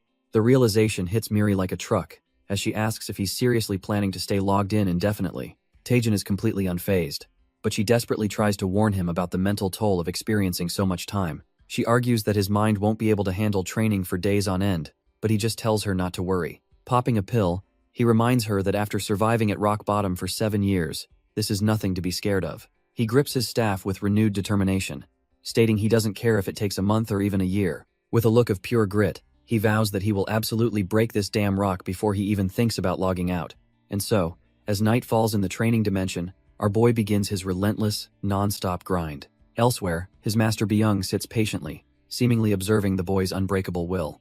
Suddenly, a flustered blue administrator spirit pops in, calling out to Byung. He calmly notes it's rare for her to reach out, but she snaps back that it's because he never contacts her. Byung admits her way of talking frustrates him, which is why he avoids it, but insists he holds no ill will, making her tear up and apologize. She's racked with guilt, believing he suffered so much because of her actions as an administrator. But Byung just brushes it off, saying he knows she never had any malicious intent. He then cuts straight to the point, asking what she's so curious about. The administrator gets serious, demanding to know why he activated the dangerous time distortion feature. She frantically explains that one mistake could have permanently destroyed Taejun's energy center. Byung just smirks, thinking about his reason for taking such a massive risk. Turns out, in his long and meaningless life, he's finally found his very first disciple, and that changes everything. He admits he was just being whimsical, curious to see just how far our boy could possibly grow. Byung then reassures the panicked administrator, promising he won't give Taejun any more special advantages from now on. With that settled, he declares that it's finally time to make his move. He decides to pay his very first disciple a long overdue visit, initiating a face-to-face communication link. In a flash, Byung appears in a lush, green landscape, immediately sensing the aftermath of some serious training. A small smile creeps onto his face as he fondly thinks about his foolish, hard-working disciple. The scene shifts to Taejun, standing before a massive crater he carved into the earth, with Byung remarking on the mess he's made. Our boy looks absolutely drained, but there's a fire of determination still burning in his eyes. He greets his master, and a system window confirms the impossible. His internal energy is maxed out at 800 points. It's been 324 days of non-stop, hellish training, and Taejun has emerged a completely different beast. Miri suddenly freaks out, thinking she spotted a scratch on our boy, but Taejun just looks dead inside. She quickly realizes she's just seeing things, admitting she's been cooped up here for way too long. Taejun agrees, saying it's understandable since they've been doing the same thing for nearly a year straight. Miri then shows some genuine concern, but Taejun turns it around, asking if she could just disconnect and return to her timeline. He knows that if she just breaks their sync, she'd be free from this endless grind. But Miri refuses, insisting it's her sworn duty to document every single one of his legendary moves. She pats his shoulder with a determined look, declaring that as his manager, she's here to stay. Touched, Taejin grabs his massive weapon and thanks her, admitting he probably would have given up from loneliness long ago. He reflects that without her, he would have gone completely mad, becoming a mindless machine that only knows how to swing a sword. But then, his eyes glint with purpose as he reveals there was a second, crucial reason he managed to survive this hell. That second reason was this: the slow, satisfying grind of his power increasing with every single strike. He thinks about how this tiny bit of progress kept him sane. And just then, the system dings he's unlocked a new skill, Weak Spot Insight. Turns out, it's an S-rank passive that lets him detect an opponent's weakness, getting more accurate the longer he fights. On his 450th day of training, he suddenly asks Miri if she can see what he's seeing. Hez staring at the massive rock, but now there's a faint, glowing point on its surface. Miri is completely dumbfounded, telling him she can't see anything glowing at all. A smirk crosses our boy's face as he realizes this must be his new skill at work, a weakness only he can perceive. He explains that while he can see the general weak surface of the rock, he can't pinpoint the exact spot just yet. He understands that to actually make a dent in this heartless rock, he needs to refine his focus. His new mission is to narrow that massive glowing area down to a single, perfect point to strike. Day after day, our boy focuses his energy, and the system confirms his internal power is steadily climbing as the weak surface slowly condenses into a circle. Time becomes a blur of endless strikes against the cliff face, and with every attempt, his internal energy cap continues to break its limits. He pours every ounce of his being into this singular task, his power growing exponentially as he refines his perception of that one perfect point. Finally, after what feels like an eternity, he gathers all his power and strikes the pinpointed weakness, causing a massive burst of energy. With a look of pure, unadulterated focus, he realizes he's finally ready to perform the first technique of the Sowa divine art. His progress is so insane that his skeletal mentor, Iratus, is left completely speechless, exclaiming in awe as Taejun's energy skyrockets to 800. By day 721, Iratus admits that our boy's swordsmanship has already surpassed that of some so-called swordmasters out in the real world. His new skeleton crew is so impressed they've started pampering him, with Iratus personally combing his hair, completely convinced of his master's inevitable success. Iratus reflects that in all his years among the undead, he's never witnessed a human with such a trash-tier starting point work so relentlessly to master a single thing. All this praise leaves our boy blushing and flustered, while Miri cheers him on, happy he's finally getting the validation he deserves. Miri declares that among all the users she's seen, Master Taejun's tenacity is absolutely top tier. Our boy can only offer a humble thanks, still a bit overwhelmed by the genuine praise. He stares at the massive boulder, musing that he never imagined this isolated training would last 2 whole years. But now, he thinks with grim determination, this dreadful training is finally coming to an end as his skill pinpoints the rock's weakness. With 500 internal energy consumed, he activates the first form of the Sowa divine art, Piercing Flow. He channels every ounce of his refined power into his wooden sword, unleashing it in a single, perfect strike. The impact is immense, sending a shockwave of pure energy that begins to tear the boulder apart from the inside out. With a final, deafening crack, the rock shatters into 1,000 pieces around him. A grin spreads across his face as he realizes that after all that hell, he's finally mastered the damn skill. Suddenly, his master Byung appears, and Taejun greets him, acknowledging it's been a long time. Byung smirks, pointing out that this is the first time our boy has ever called him master. Taejun respectfully explains that since he received proper guidance, the title is well-deserved. But his master presses on, asking what he was before. And Taejun cheekily calls him a mukbang YouTuber. Byung just scoffs, calling him a completely ungrateful disciple. He then gets serious, explaining that while Taejun can perform the technique, it still needs a ton of refining. In fact, he declares that his execution of Piercing Flow was far from perfect. Taejun humbly accepts the criticism, vowing to improve his form. He reflects on how Byung's attack turned a rock to dust while his only broke off a fist-sized chunk. The power gap is immense. Changing the subject, Taejun asks a simple question. How long did it take his master to learn the Sowa divine art? Byung is suddenly struck completely silent, looking away as if he's trying to avoid the question entirely. Byung finally answers with a single phrase that completely shatters our boy's perception of time. 1 gapya. Taejun's mind races to do the math, realizing his master is talking about a mind-numbing 60 years of training. The old master just smirks, letting the insane number sink in as Taejun wonders if he really spent 30 years perfecting a single move. Having thoroughly humbled his student, Byung casually dismisses him, telling him to go get some fresh air and bring back food. Taejun agrees but warns his master that it might be a long time before they meet again. This catches Byung's attention, and he grabs our boy's shoulder, asking if he's about to put his new skills to the test. With a dangerous glint in his eyes, Taejun confirms he's ready to show the world the power his master has given him. The scene abruptly shifts from the timeless training ground back to a modern, high-rise apartment building. A system window flashes as Taejun logs out of the face-to-face chat room, ending the intense session. He materializes back in his room and immediately collapses, gasping for air as if he'd been suffocating for the entire duration. The first thing our boy does is dive face-first into his bed, absolutely losing his mind over how soft it is. He's so blissed out he tells Miri to try it, but she just awkwardly floats there, politely refusing to lie in his filth. With his training done, he grabs his phone, ready to ditch the trash-tier fasting pills and order a feast. But his good mood evaporates when he sees a ton of missed calls, all from Guildmaster Go Youngman, and just like clockwork, his phone starts ringing again. It's the man himself. Taejun answers, only to get an earful from a frantic Go Youngman, who screams that they all thought he was dead. Our boy calmly explains he was just training, which leaves his guildmaster completely dumbfounded. Go Youngman absolutely loses it, yelling that the joint expedition with the Saint Mercenary Corps is imminent, and Taejun has done zero prep. He continues to spiral, paranoid about whatever schemes their rivals are cooking up behind the scenes. But Taejun just smirks, thinking to himself that his boss really needs to chill out. Taejun coolly asks if his boss really thought he was unprepared, which makes Go Youngman instantly change his tune. Our boy just leans back, smugly telling his guildmaster to sit back and relax. He declares that his preparation was simply getting strong enough to wipe the floor with every last one of them. With the call over, a taxi pulls up to the gates of a desolate, forgotten place. Taejun steps out of the car, taking in the dreary atmosphere of his destination. Miri suddenly appears beside him, completely creeped out and asking what this horrid place is. She looks over the crumbling architecture, shuddering that it feels like something straight out of a nightmare. Taejun calmly explains that this ruin was once the most famous and beloved theme park in Korea. But about 10 years ago, an A-rank gate spawned right in the middle of it, wrecking everything. He then looks on with a determined glint in his eye, stating this nightmare park is their next stop. He declares this hellscape is where the joint expedition with St. Winters will take place. Miri recognizes the infamous A72 gate, and Taejun confirms it's recently shown signs of activity. Our boy analyzes the swirling red vortex, thinking it looks like a standard precursor-type gate. He explains that unlike spontaneous gates that pop up randomly, these give weeks of warning. Still, no matter the type, what's actually inside is a complete mystery until it opens. Luckily, modern tech like the Dungeon Observer can at least predict the opening time.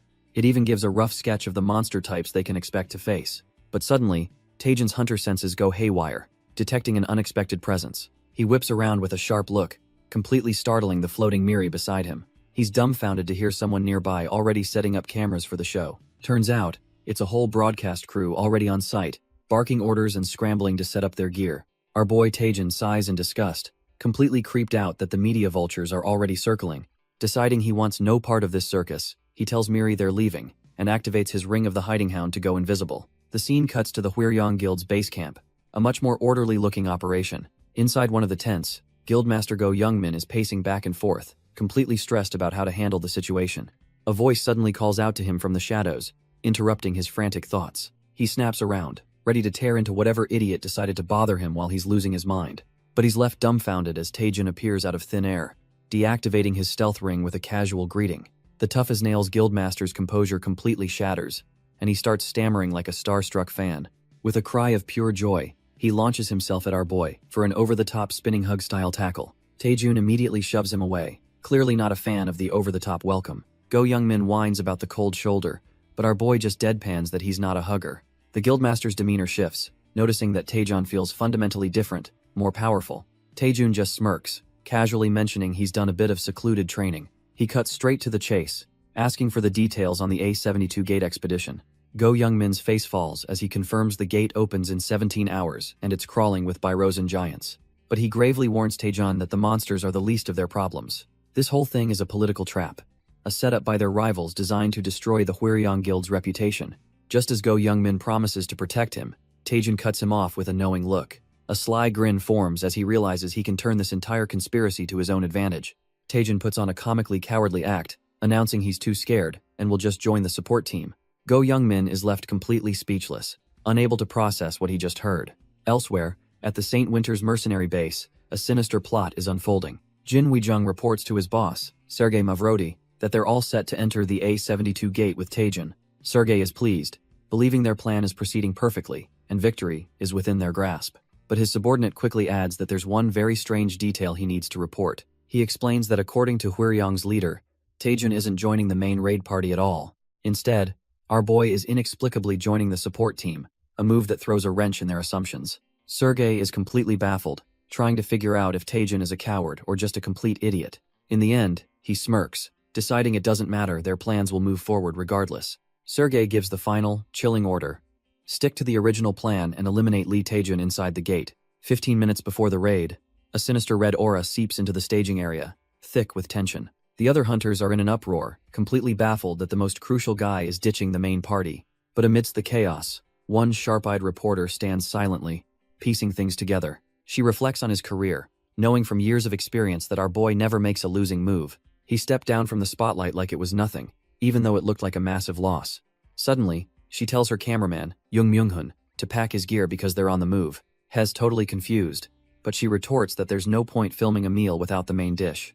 With absolute certainty, she declares they're ditching the main event to follow Taejin's support team, and just 8 minutes before the gate opens, Taejin and his new crew are ready to go, feeling it's almost time. As they wait, the punk rock support team feels the pressure, with one girl wondering why she's so nervous when they're not even needed. Our boy Taejin just smiles and pats her on the head, agreeing that normally, a support team in a raid like this is basically useless. He explains that since the main team is stacked and there are no civilians to evacuate, their job is technically just for show. But despite that, he looks them dead in the eyes and tells them to give it their absolute all. He frames their mission as being the last line of defense, assigned just in case something completely unexpected goes down. His little pep talk works like a charm, and the whole crew is suddenly fired up, vowing to give it everything they've got.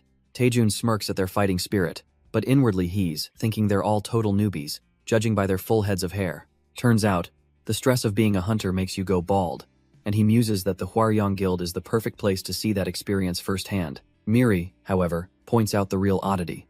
She asks why a B-rank hunter like Yoon Hana is stuck on support duty. The pink-haired girl just sighs, explaining that since she has no summoning skills, she got demoted to the B team for this specific raid. Yoon Hana tries to justify her place, insisting she's worked hard to sharpen her dark element support skills. Our boy just smirks and says she'll be quite useful then, a comment that leaves her utterly dumbfounded. She starts to question what he means, a sense of dread suddenly washing over her. But before she can get an answer, the ground starts to shake violently. The gate is about to open. Taejun immediately orders everyone to stay calm and focused, preparing them for the worst-case scenario. The tension is unbearable as a countdown begins, the entire support team bracing for impact. Suddenly, the gate activation goes wild, ripping a chaotic, blood-red tear in the fabric of reality itself. The support punks are completely losing their minds, staring in disbelief at the horrifying scene. Turns out, this isn't a normal gate, it's a secondary dimensional portal, and a horde of monstrous brutes is already pouring out. Someone lets out a desperate scream, declaring a top-level emergency as all hell breaks loose. But our boy Taejun isn't having it, roaring for the support team to follow him and fight for their lives. Elsewhere, a nearby broadcast crew stares in absolute shock, unable to process what they're seeing. One of them realizes this isn't a normal transfer-type gate, it's a pre-deployment, which is a whole different level of bad news. The horrifying truth sinks in: if these are just the appetizers, the main gate must be holding back the real monsters. As if on cue, a pack of grotesque Burosan hounds materializes from the red energy, escalating the chaos. One of the giants smashes through the support team, sending the punk hunters flying like ragdolls. The survivors are paralyzed with fear, finally recognizing the monster as a legendary Burosan giant. They can only watch in utter despair as its massive fist descends, convinced they're all about to be wiped out. But just as their hope fades, a brilliant flash of energy intercepts the giant's attack. Someone unleashes the dragon's one-horned island, a powerful technique from the monk of the ascending dragon fist. Landing gracefully, our boy Taejun checks to see if the terrified support team is still in one piece. He warns them that fighting the Burosan giants head-on is suicide, and tells them to handle rear support. With a final word of encouragement, he leaps back into the fray, leaving the punk hunters dumbfounded. The support team immediately starts panicking, thinking they're too weak to do anything but get in the way. But just as their morale hits rock bottom, Yoon Hana grabs them and tells them to shut up and listen. She admits that even working together, they'd struggle to take down a single one of these brutes. However, she reminds them they have Deputy Guild Leader Lee Taejun fighting on their side. With their hope reignited, she rallies the troops, telling them to give Taejun their absolute all. Meanwhile, Taejun is already weaving between the giants, a blur of motion against their overwhelming size. Back in the support line, Yoon Hana's skeletal staff begins to glow with a sinister pink energy. Yoon Hana unleashes her bone prison skill, and one of the brutes is suddenly trapped, completely dumbfounded by the attack. The monster shatters the bones with brute force, roaring in fury as Yoon Hana worries if Taejun is okay. But our boy is completely unfazed, admitting to himself that her specialty is actually pretty damn useful. He didn't expect much from the trash tier support team, but their buffs make the hunt a whole lot easier. With the table nicely set, Taejun gathers a swirling vortex of blue energy in his hand. It's time to farm like crazy as he unleashes his ultimate skill. Greedfire EX. The blue flames engulf the brute's head, not just burning it, but seemingly ripping its very soul from its body. The monster collapses into a lifeless husk as Taejun and Miri calmly walk past, looking for their next target. From a distance, a broadcast crew films the incredible sight of multiple brutes trapped and falling from the gate. The cameraman is losing his mind, telling his boss her instincts were spot on and that their stream is about to blow up. The cameraman notices his boss's grim expression and asks if something's wrong, but she just tells him to keep the camera rolling. In her mind, the pieces are clicking into place. She realizes this Burison giant wasn't part of a swarm, but a lone unit. That means it was a direct transfer from the main gate, a rare and dangerous occurrence. Yet our boy Taejun acted like he knew from the start, even patrolling the area, as if he was waiting for it. The reporter is dumbfounded, wondering just how many steps ahead this guy is operating. Meanwhile, Taejun is giddy with excitement as he activates one of Miri's hidden functions. A system window pops up. The Parsley battle map is analyzing the nearest gate for him. The results are insane. It shows the gate's name, type, activation time, and even the number and rank of monsters inside. He grins at Miri, realizing they'll never be caught off guard by these pre-deployment ambushes again. With this intel, he thinks to himself, even clearing one of the world's top 10 labyrinths will be a piece of cake. He remembers the grueling training on Dragon's One-Horned Island where he first unlocked the Soha Divine technique. Back in the present, our boy puts that very technique to use, rocketing forward like a golden comet. He smashes right into one of the dimensional brutes, his strike tearing through its massive arm. The monster is utterly obliterated, its limbs shattering into pieces from the sheer force of the impact. Taejun just laughs, absolutely thrilled by the satisfying feeling of combat. He even takes a moment to admire the loot, hoisting a ridiculously huge mana stone from the brute's corpse. With his prize secured, he rallies his personal support team, pointing them toward the next dimensional gate. Suddenly, an urgent message comes through, ordering him to return to the main squad immediately. Turns out the main force is getting swarmed, with monsters transferring to a completely unexpected location. But Taejun just fakes static, pretending his comms are trash so he can keep on his glorious rampage. With a blood-splattered, psychotic grin, our boy tells the main squad he'll be giving the briefing instead. Meanwhile, the actual team leader, Jin Weijung, is trying to report that they've taken down 4 Burison giants. Hez absolutely dumbfounded, realizing Taejun's rogue squad is the one who managed that insane feat so quickly.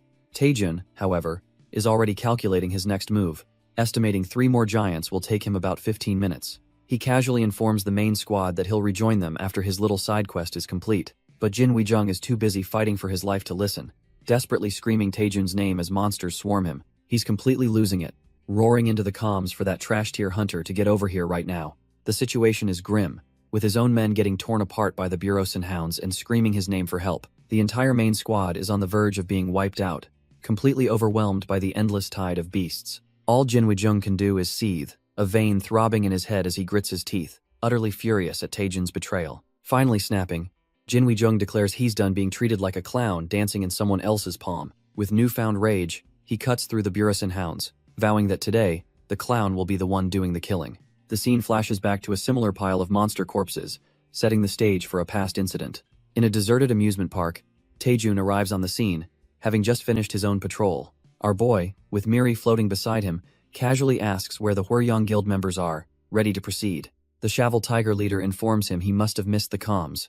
The Hwyryong Guild pulled out after their leader was critically injured. With a smirk, he says it looks like the boss subjugation will be handled by just his team and Taejun. Taejun just laughs it off, completely unfazed by the sudden and dangerous change of plans.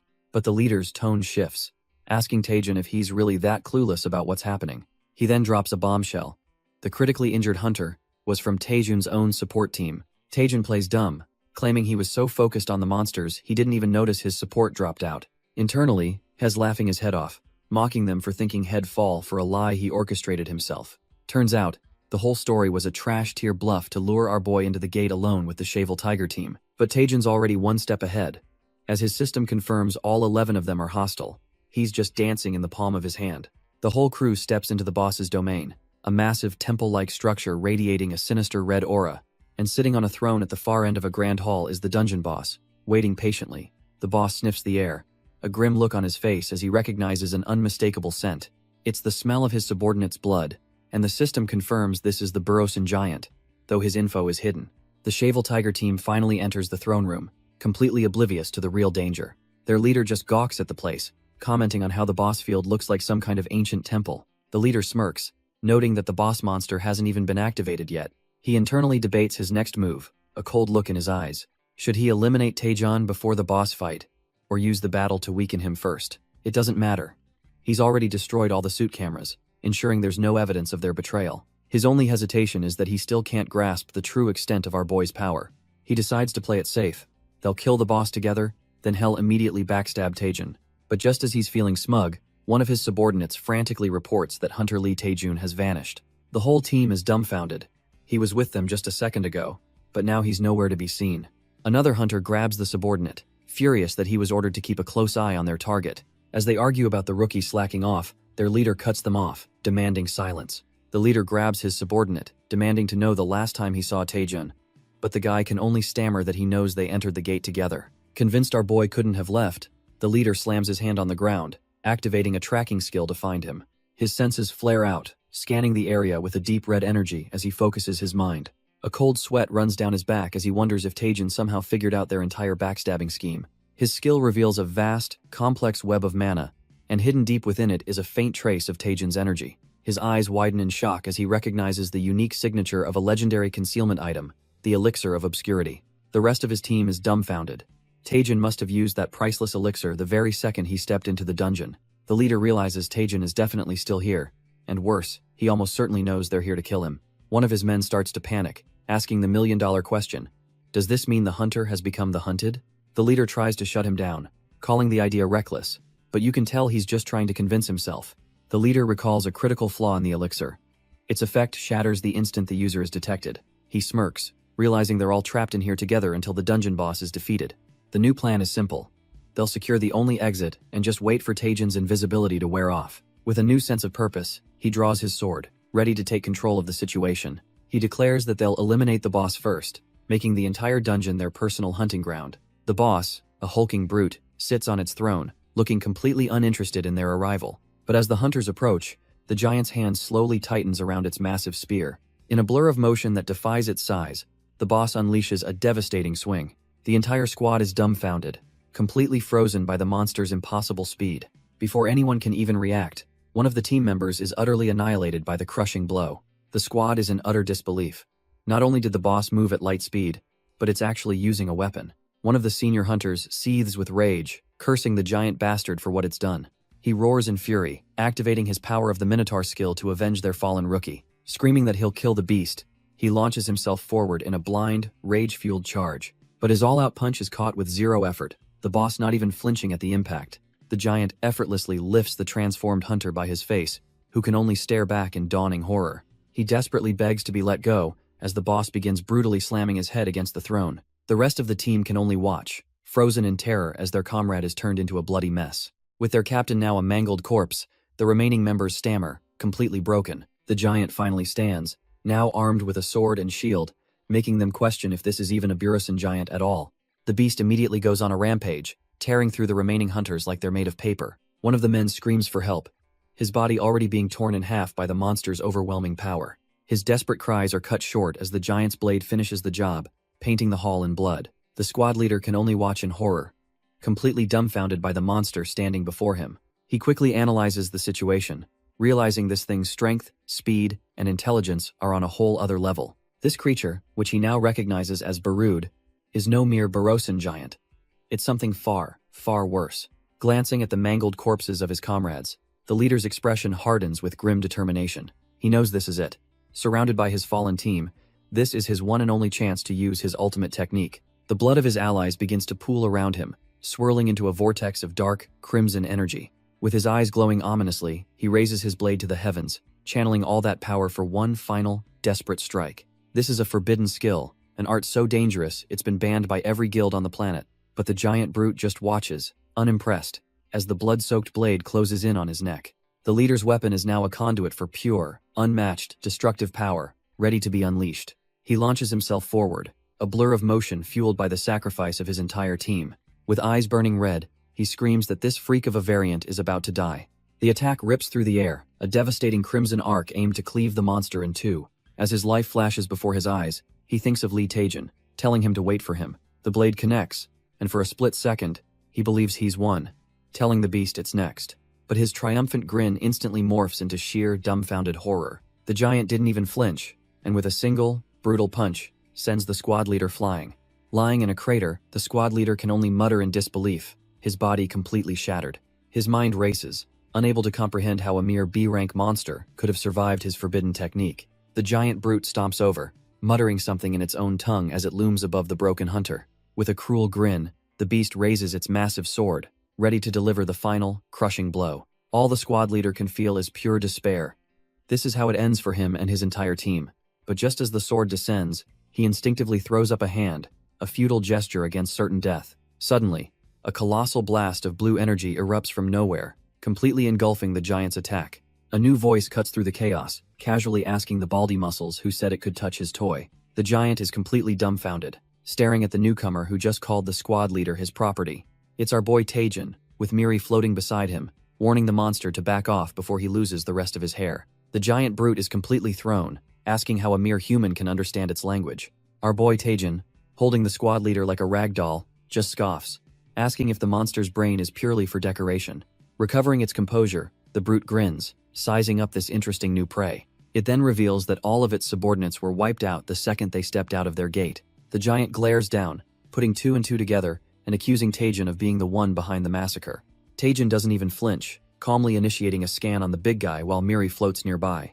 The scan takes a while, revealing this brute has the latest status window, which makes Taejin realize this isn't just some trash-tier monster. Turns out, the brutes had just emerged from some kind of dimensional structure when they were ambushed. Without another word, Taejin unleashes a torrent of brilliant blue flames right at the giant's face. The attack lands perfectly, and Taejin laughs, bragging about his headshot, and calling the monster nothing special despite its size. But instead of just dying, the giant starts mumbling something, and Taejin mockingly tries to repeat the alien words. The monster, still wreathed in blue flames, continues to speak, leaving both Taejin and Miri completely dumbfounded. Our boy scoffs, wondering if the beast is trying to utter some last words, prompting his system to activate a translator. The translation starts to trickle in, revealing a chilling message about a king who is waiting for something. With its last breath, the giant grabs its burning face and screams a prophecy that all humans are doomed to die. The final piece of the message lands, clarifying they will all perish before the giant's king, stunning our boy into silence. Taejin is floored. The fact that these Burrison giants serve a king is brand new, top-tier intel he's never encountered. He realizes the real threat at this gate isn't the dungeon's mechanics, but this unknown boss and its mysterious leader. After mulling it over for a solid 8 minutes, he decides enough waiting around it's time to make a move. Suddenly, it all clicks for our boy. He finally understands the giant's entire scheme. He lays it all out, calling the giant's plan to use the hounds as a diversion pretty clever. The giant boss just stares back silently, offering no response to Taejin's taunts. But there's a catch. His QR reader can't find any weak points, and the boss is immune to his blood magic. With his usual tricks off the table, Taejin clenches his golden gauntlet, knowing what comes next. If hacks won't work, then it's time for pure, unadulterated brute force as he ignites his fist in flames. He launches himself into the air, activating the Rising Dragon God technique for one devastating punch. The giant barely has time to react, desperately throwing up its shield to block the incoming attack. With a look of pure grit, our boy puts every ounce of his strength into this final, decisive blow. The Rising Dragon strike smashes into the giant's shield with the force of a meteor. Thinking Hez won, the boss grabs our boy's fist and gloats that he's caught the human. But Taejin just smirks, revealing this was the plan all along. He's the one who set the trap. With his fist firmly held, he activates his EX rank divine power, much to the giant's shock. He then unleashes Rising Dragon strength, a point-blank explosion of pure energy. The boss is completely dumbfounded, unable to process the insane power erupting from his hand. The sheer recoil from the blast sends Taejin hurtling backwards through the air. The giant's shield and arm are completely obliterated in the blinding flash of light. Our boy is still flying back, caught in the aftershock of his own devastating attack. He crashes through the ancient pillars, the sheer force of his own attack sending him flying. But amidst the dust and chaos, the giant boss is somehow still standing, completely unfazed. Taejin lands, Miri appearing beside him, finding it hard to believe the boss isn't even exhausted. Knowing this is the great Burrison giant king, he grits his teeth and charges back in. A massive shockwave erupts from the boss's position, but our boy seems to have anticipated this. A grim smirk crosses his face as he realizes his terrible theory was correct. The giant stands there without a single scratch, his arm and shield perfectly regenerated. Taejin is at a loss, trying to comprehend what kind of insane power he's fighting. The horrifying truth dawns on him. This monster is immune not just to blood magic, but even to his defense, ignoring divine power. Taejun reels back, his mind racing. What's the point of his system if none of his attacks can even touch this beast? But then, a crazy thought hits him, and he wonders why he didn't see it sooner. He stares at the giant, the horrifying truth dawning on him. This monster is cut from the same cloth, using the exact same system he is. Our boy imagines the boss casually using the system's features, just like any other user. If that's true, it means the giant has access to all the same functions Taejun does. A wicked glint appears in his eyes as he realizes this includes the parsley market, and he immediately activates his QR scanner on the boss. The scan reveals the source of the boss's power, a unique armor that reduces all damage by a staggering 90% and grants S-rank regeneration. Taejun is left utterly dumbfounded, realizing it wasn't some godly immunity, but just a broken item effect, much to Mira's amusement. He points accusingly, asking if the giant bought that cursed armor from the parsley market, leaving the boss speechless. The giant tries to play dumb, insisting there's no such thing as a market in his savage dimension. But our boy isn't having it, cutting him off to state the armor's current market price is a cool 1.5 million A-coins. He laments that for a monster to be wearing such a pricey item is a total waste, especially since it's bound and he can't even steal it. With his old plan out the window, Taejun just smirks and activates his S-rank blood magic, a power perfect for this hopeless situation. He grins like a maniac, telling the giant to hold onto his precious coins tight, because a world of hurt is coming his way. With a blood-red weapon now in hand, our boy lunges forward, ready to test his theory. The boss just scoffs, thinking to himself that humans are truly some of the dumbest creatures he's ever met. He confidently raises his sword, boasting that the armor he's wearing is completely unbreakable. But Taejun's blood weapon smashes against the armor with immense force, proving that no weapon doesn't mean no way to win. The giant is completely dumbfounded as cracks spread across his supposedly invincible armor. But our boy isn't surprised, declaring that with 500 internal power, there's nothing in this world his sword can't cut. He unleashes the swordsman's fist, first technique, Insight Slice, a devastating flurry of crimson energy. The boss's precious armor is instantly shredded into a million worthless pieces. The attack slams directly into the giant's chest with bone-shattering force. He can only let out a pathetic gurgle, coughing up a fountain of green blood. As the armor disintegrates, a strange blue tile-like item drops to the floor. Taejun explains that this isn't just any technique. It's the embodiment of his master's obsession. A vision of his master appears behind him as he calls it the Sword of Fate that rewrote his entire destiny.